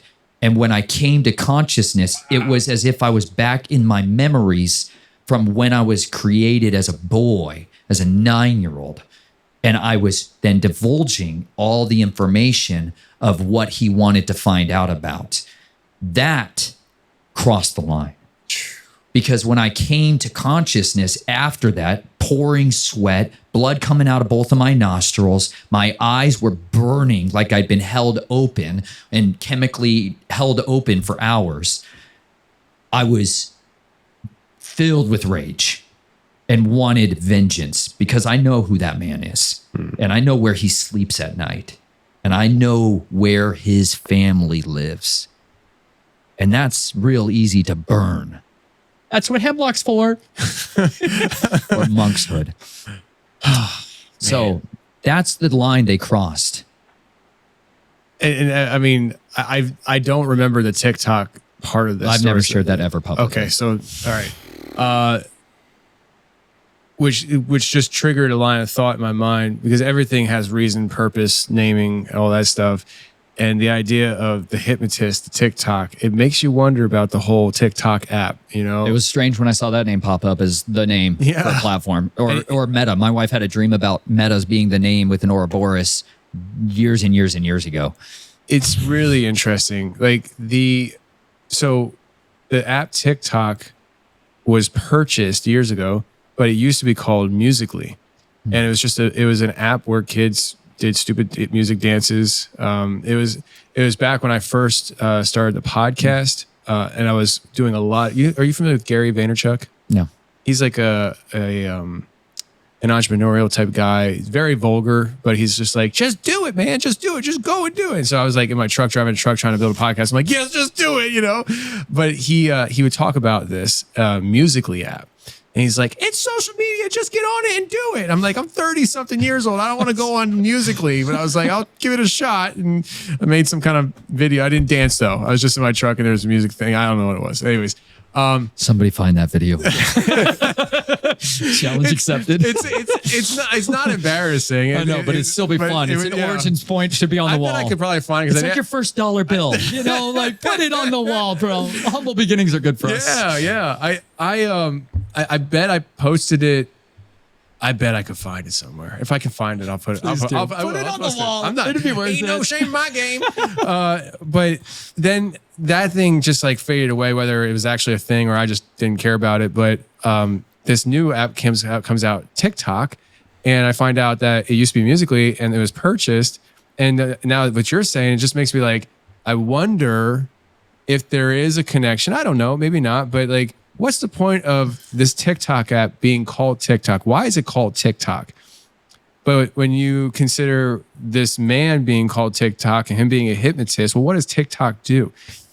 Dude, Perfectly. it hypnotizes Perfectly. people. The way you scroll, the idea of doom scrolling, I mean, it's not, I wanted to preface this with saying, I don't want to say it's weird in the sense that like, I think you're weird if you do this. It was weird and foreign to me because all I knew with TikTok was it used to be Musical.ly, and that's where kids hung out.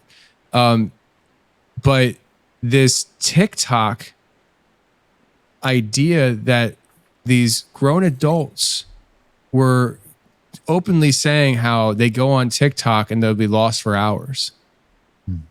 That's hypnotism. Yeah. You're gone. You're zoned out. It's taken over your consciousness, and before you know it, hours goes by, and you have accomplished nothing. It really, I really find that interesting. Who's the timekeeper? Remember, who's the guardian of time? The dragon. He's there to steal your time. This is his kingdom. Oof. And why does he reward and bless some technology groups and destroy into oblivion others? He is a time bandit. Principal measure. Because what you give your time to is what you worship. We don't use this language anymore because our pastors were neutered by finders infiltrating their ranks and teaching them the doctrines of demons rather than the authority and the commandments of the Most High. We don't understand why they're stealing our time because the currency of the future is attention, period. It won't be dollar bills. It will be minutes, seconds, that's going to be the currency of their kingdom going forward. Whoever can capture the imagination, Walt Disney's motto, capturing the imagination, like you just described so well articulated, that world, that universe that you can escape to for 2.5 hours of awesome Black Mirror staring and gazing. Yes. In trance, the virtual augmented realities that will soon be given into people. That doctrine, that ideology, that dominion is their offer to the masses. It's going to be delicious. It's going to be pushing their buttons because all while they're doom scrolling, something's occupying them. Something's learning about them and building a database of that person to custom cater the offer when it comes. They're incredible intelligence agency. Like they are formidably capable. But they hold nothing in pale to omniscience, omnipresence, and the author of heaven and earth. Their dad, their father created them. They are not eternal ones. They are immortals, and they're going to have an end date. They have nothing that holds a candle to the power and the presence of the Holy Spirit, Yahweh Elohim, our creator, and his son, Yeshua of Nazareth. The devil, bro, in his own books, you want to talk about reading crazy, cryptic, nasty stuff? In his own writings, he commanded them when he was ascending into the sky. He commanded the priests, pray. The devil, Ra, right? Ra, that's his incarnation at the time. Zeus is who he's identified in the Bible, the throne of Zeus. That's what Barack Obama stood on in Denver when he was like, the throne of Pergamum, under the white horse when he was enthroned there. That's the devil's play place. I'm trying to tell people, it's Capital New World Order, giving you all the heads up I can, right? Direct fire. Seriously. But that that throne of Zeus. He literally sat on it and he commanded his priests to tell his worshipers to pray for protection for him from the two gods of the east. Why is the devil scared of two gods from the east? Who are those gods? Well, I know the story of this prophesied one who would come. He would come from the east. What did the wise men, Daniel's descendants who were carrying the riches of Babylon back to him, what did they say? We're seeking the king of the Jews. We're seeking a sign from the east. Like, that's the son of righteousness who rose with healing in his wings. That is the heavenly host who he treads and fears. Every time he's fought Michael, he's lost. He tried to fight Michael for the body of Moses, like it says in the book of Jude. He lost. Yep. He's tried to fight. He's going to fight again. They're going to have another rebellion, and he's going to be cast down to the earth. Like, he fears Yeshua terribly. And so his priests are down here cutting themselves, ripping babies apart, sacrificing everything they have to try to build up walls of protection for him to hold up his little city in the sky. He's going to fall, man, and he's going to come down with a great crash and with violence. He's going to execute his will on the earth because he knows his days are short, man. He's going to lose. He's a defeated enemy. Should give people hope. Absolutely. Man, like, I'm telling you, dude, like you say things and you take my mind down all these rabbit holes. And I feel like we went from TikTok to that. And I was just like, how did we get there? But it's beautiful. You know what I mean? Because my thing is, I am very big on how can we find the redemption angle on a lot of things. Yes, the world is evil. There's a lot of bad in the world, but how can we find that redemption? Redeem the time because the days are evil. Redeem the time because the days are evil. Yeah. Let's dive into some audio, shall we? Jack's like, Jack's over here laughing. It's just it was a turn. Let's take this. Are you talking about like actual Dragon audio? Mm-hmm. Like the Dragon, not like I would interview the owner of that company if he said yes. I've reached out. He hasn't responded. I don't know if he hasn't seen my messages, but I would interview him because I don't want to say bones to pick, but I have questions, you know, because the whole motivation behind him creating the company was him as a teenager, I think 16, having experiences with lucid dreams and wanting to tap into that. I don't think it's an accident. And through the conversation with you, the motivation behind it may not even be coming from him. And so there's that, but there's other companies that are developing technologies to hack people's dreams.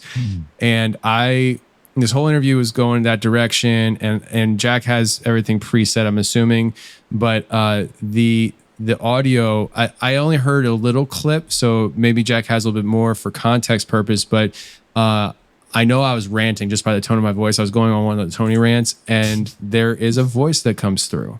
And Jack said to me last night when I texted him about this, he's like, I don't remember ever hearing that during the editing. Mm-hmm. So somehow this has happened between the editing and the release. So like he exports it, he uploads it, it releases, and somehow that gets put on the audio. Very bizarre. So let's take a listen, Jack.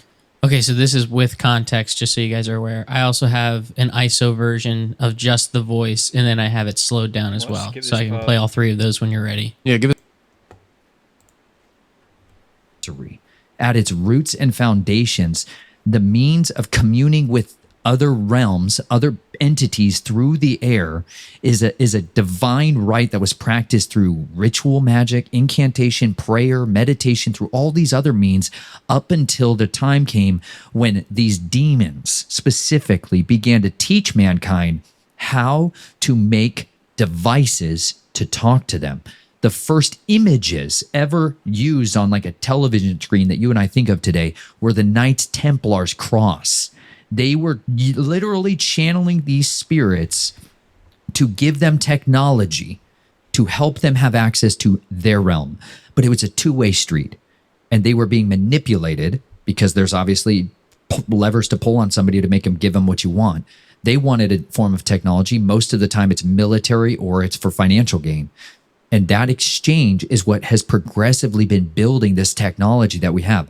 This is the interface communications platform that these entities now use to get their voice in. And it started right away from the beginning. You can backplay music and hear speech Even when people are normal, singing gospel, Christian song, you will still hear other speech coming in backwards. And it's not always demonic sounding, it's not always evil. But when you start playing some of this music backwards, you'll find this artifacts of this phenomenon going on all over the place. This technology, like there was a technology company that I was doing security for, and they were getting their data storage devices, petabytes of data storage, huge. That's the beast currency for them. It's going to be data storage. That they got the design plans from lucid dreaming and from talking to aliens, entities that came and visited them, that showed them and it helped them crack problems they were having. They were doing ritual, not the same kind of voodoo creepy stuff that people would think of, but they were communing with them under a man who was much more the handler of this group, who was an adept in these organizations. And he was teaching them, oh, here's how you can take this psilocybin mushroom. Here's how you can take these different compound supplements. And here's how you structure yourself with fasting and with sleep deprivation. And so that you will have these interactions. That was where their technology for this data storage had its origin points. But that's just one little tiny drop in a big bucket of the story of the chain of custody for where much of our technology has come from. CERN, there's a reason CERN is the developers of the internet you and I are using to communicate to people all over the world. They sit on top of they sit under the temple of Apollo. Their job is to unlock that gate. They want to bring him out and to raise their destroyer to the earth. That is their agenda. They developed the technology that you and I are using now and gave it to people, but long ways down the line. The military, by the time they're done with the technology, it's 40 years after the fact, then they're going to give you wristwatch AI computers. I saw them in 2006. Really? You know, this stuff they give to us is their leftovers. It's the microwave oven after they're done building microwave weapons and nuking people with them. Yeah. Once it's irrelevant and not usable on their end, that's when they give it to you. When they have something far beyond this. Yeah. So you mentioned before we hit that recording, and then you just mentioned this. Are you referring to that recording that you were talking about? Is that the recording that you're referring to before, or are we talking about you have two different recordings? I have three. You have three recordings with them talking. The other ones were when I spoke at conferences. Really? One Okay. in Canada, when I spoke at a conference. Did other people in hear it, Canada. or was it just caught on the recording? It was on the recording. So I spoke at a conference in Canada called Quest for, I think it's called Quest for Truth. Oh no. Dying to Save a Life is the name of the video on my YouTube channel. You can watch that talk. But when I filmed it, I had two cameras. I've had to learn how to do 2 or 3 of everything now since then. But when I filmed it on my phone and on a standalone camera. And when I looked at it on my phone after the conference ended there in Canada, it was completely normal. I watched it. But when I got on the airplane and began to watch it as I was flying back home, it was 6 hours long. And I'd given like a 40-ish minute speech. And I was like, what the heck? And when I got to a part where I was specifically talking about Revelation 19, when I was starting to hit on the judgments of the dragon and talking about that, my whole video goes into slow motion in my video. And underneath is a completely different audio. And it sounds like the dragon from the tunnel, but as if he had chains attached to him. And as he's moving, these chains are dragging behind him. It genuinely sounds like he's in a prison cell. It sounds like he's in a prison cell or in a chamber, like he was when he saw me last, you know? Yeah. And it was just threats and violence and reviling, just enraged, like utter betrayal, warning me, I am going to gut you for what you've done. Just violence. And he fulfilled that, man. I nearly died not a month later. It was almost punched my ticket. Yeah, but he didn't fulfill it the way he wants to fulfill it. No, right? But I still have 5 holes in my stomach from where I got wrecked with hernias that have never been fixed. My spine is still crooked. I still can't walk and stand upright. You know, I'm still pretty freaking damaged goods, you know? Yeah, but you could still turn to him and just give him like the old... give him the Trump wrong.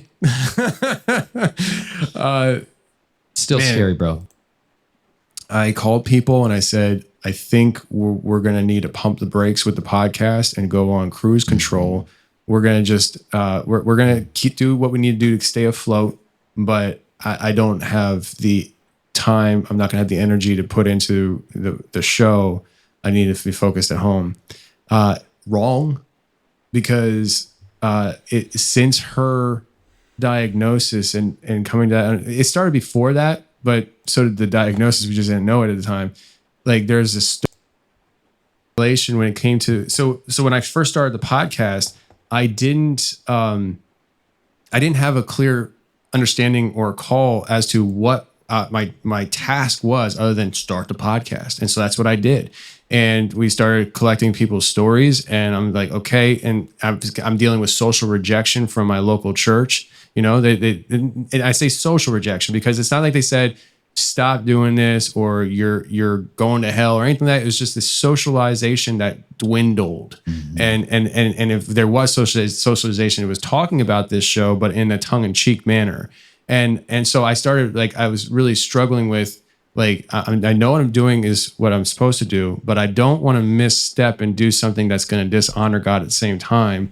And then countless times throughout the show's existence, I felt that way. I felt like, ugh, I think I messed up. And I deal with these battles, these internal battles. Like, did I just jack something up? Is this over? Do I have to pay the piper now? And all this stuff, you know?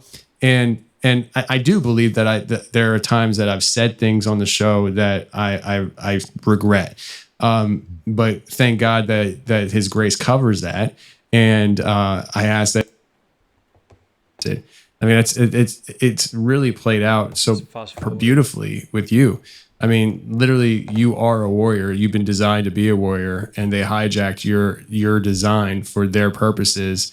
And the redemption story now is that I just skipped part of it. It was like there was a personal story, and and there was the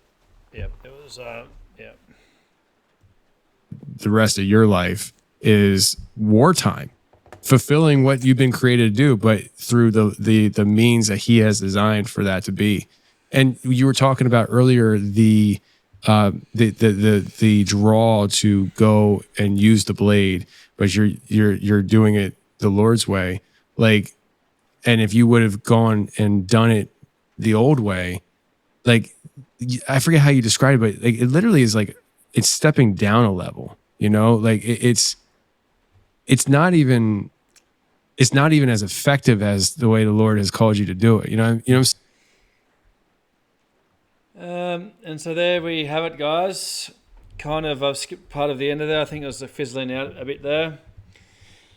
You get the picture.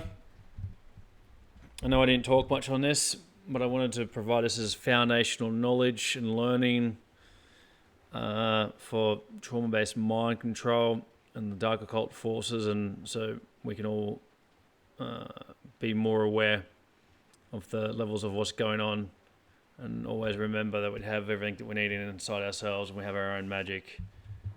We are the authority.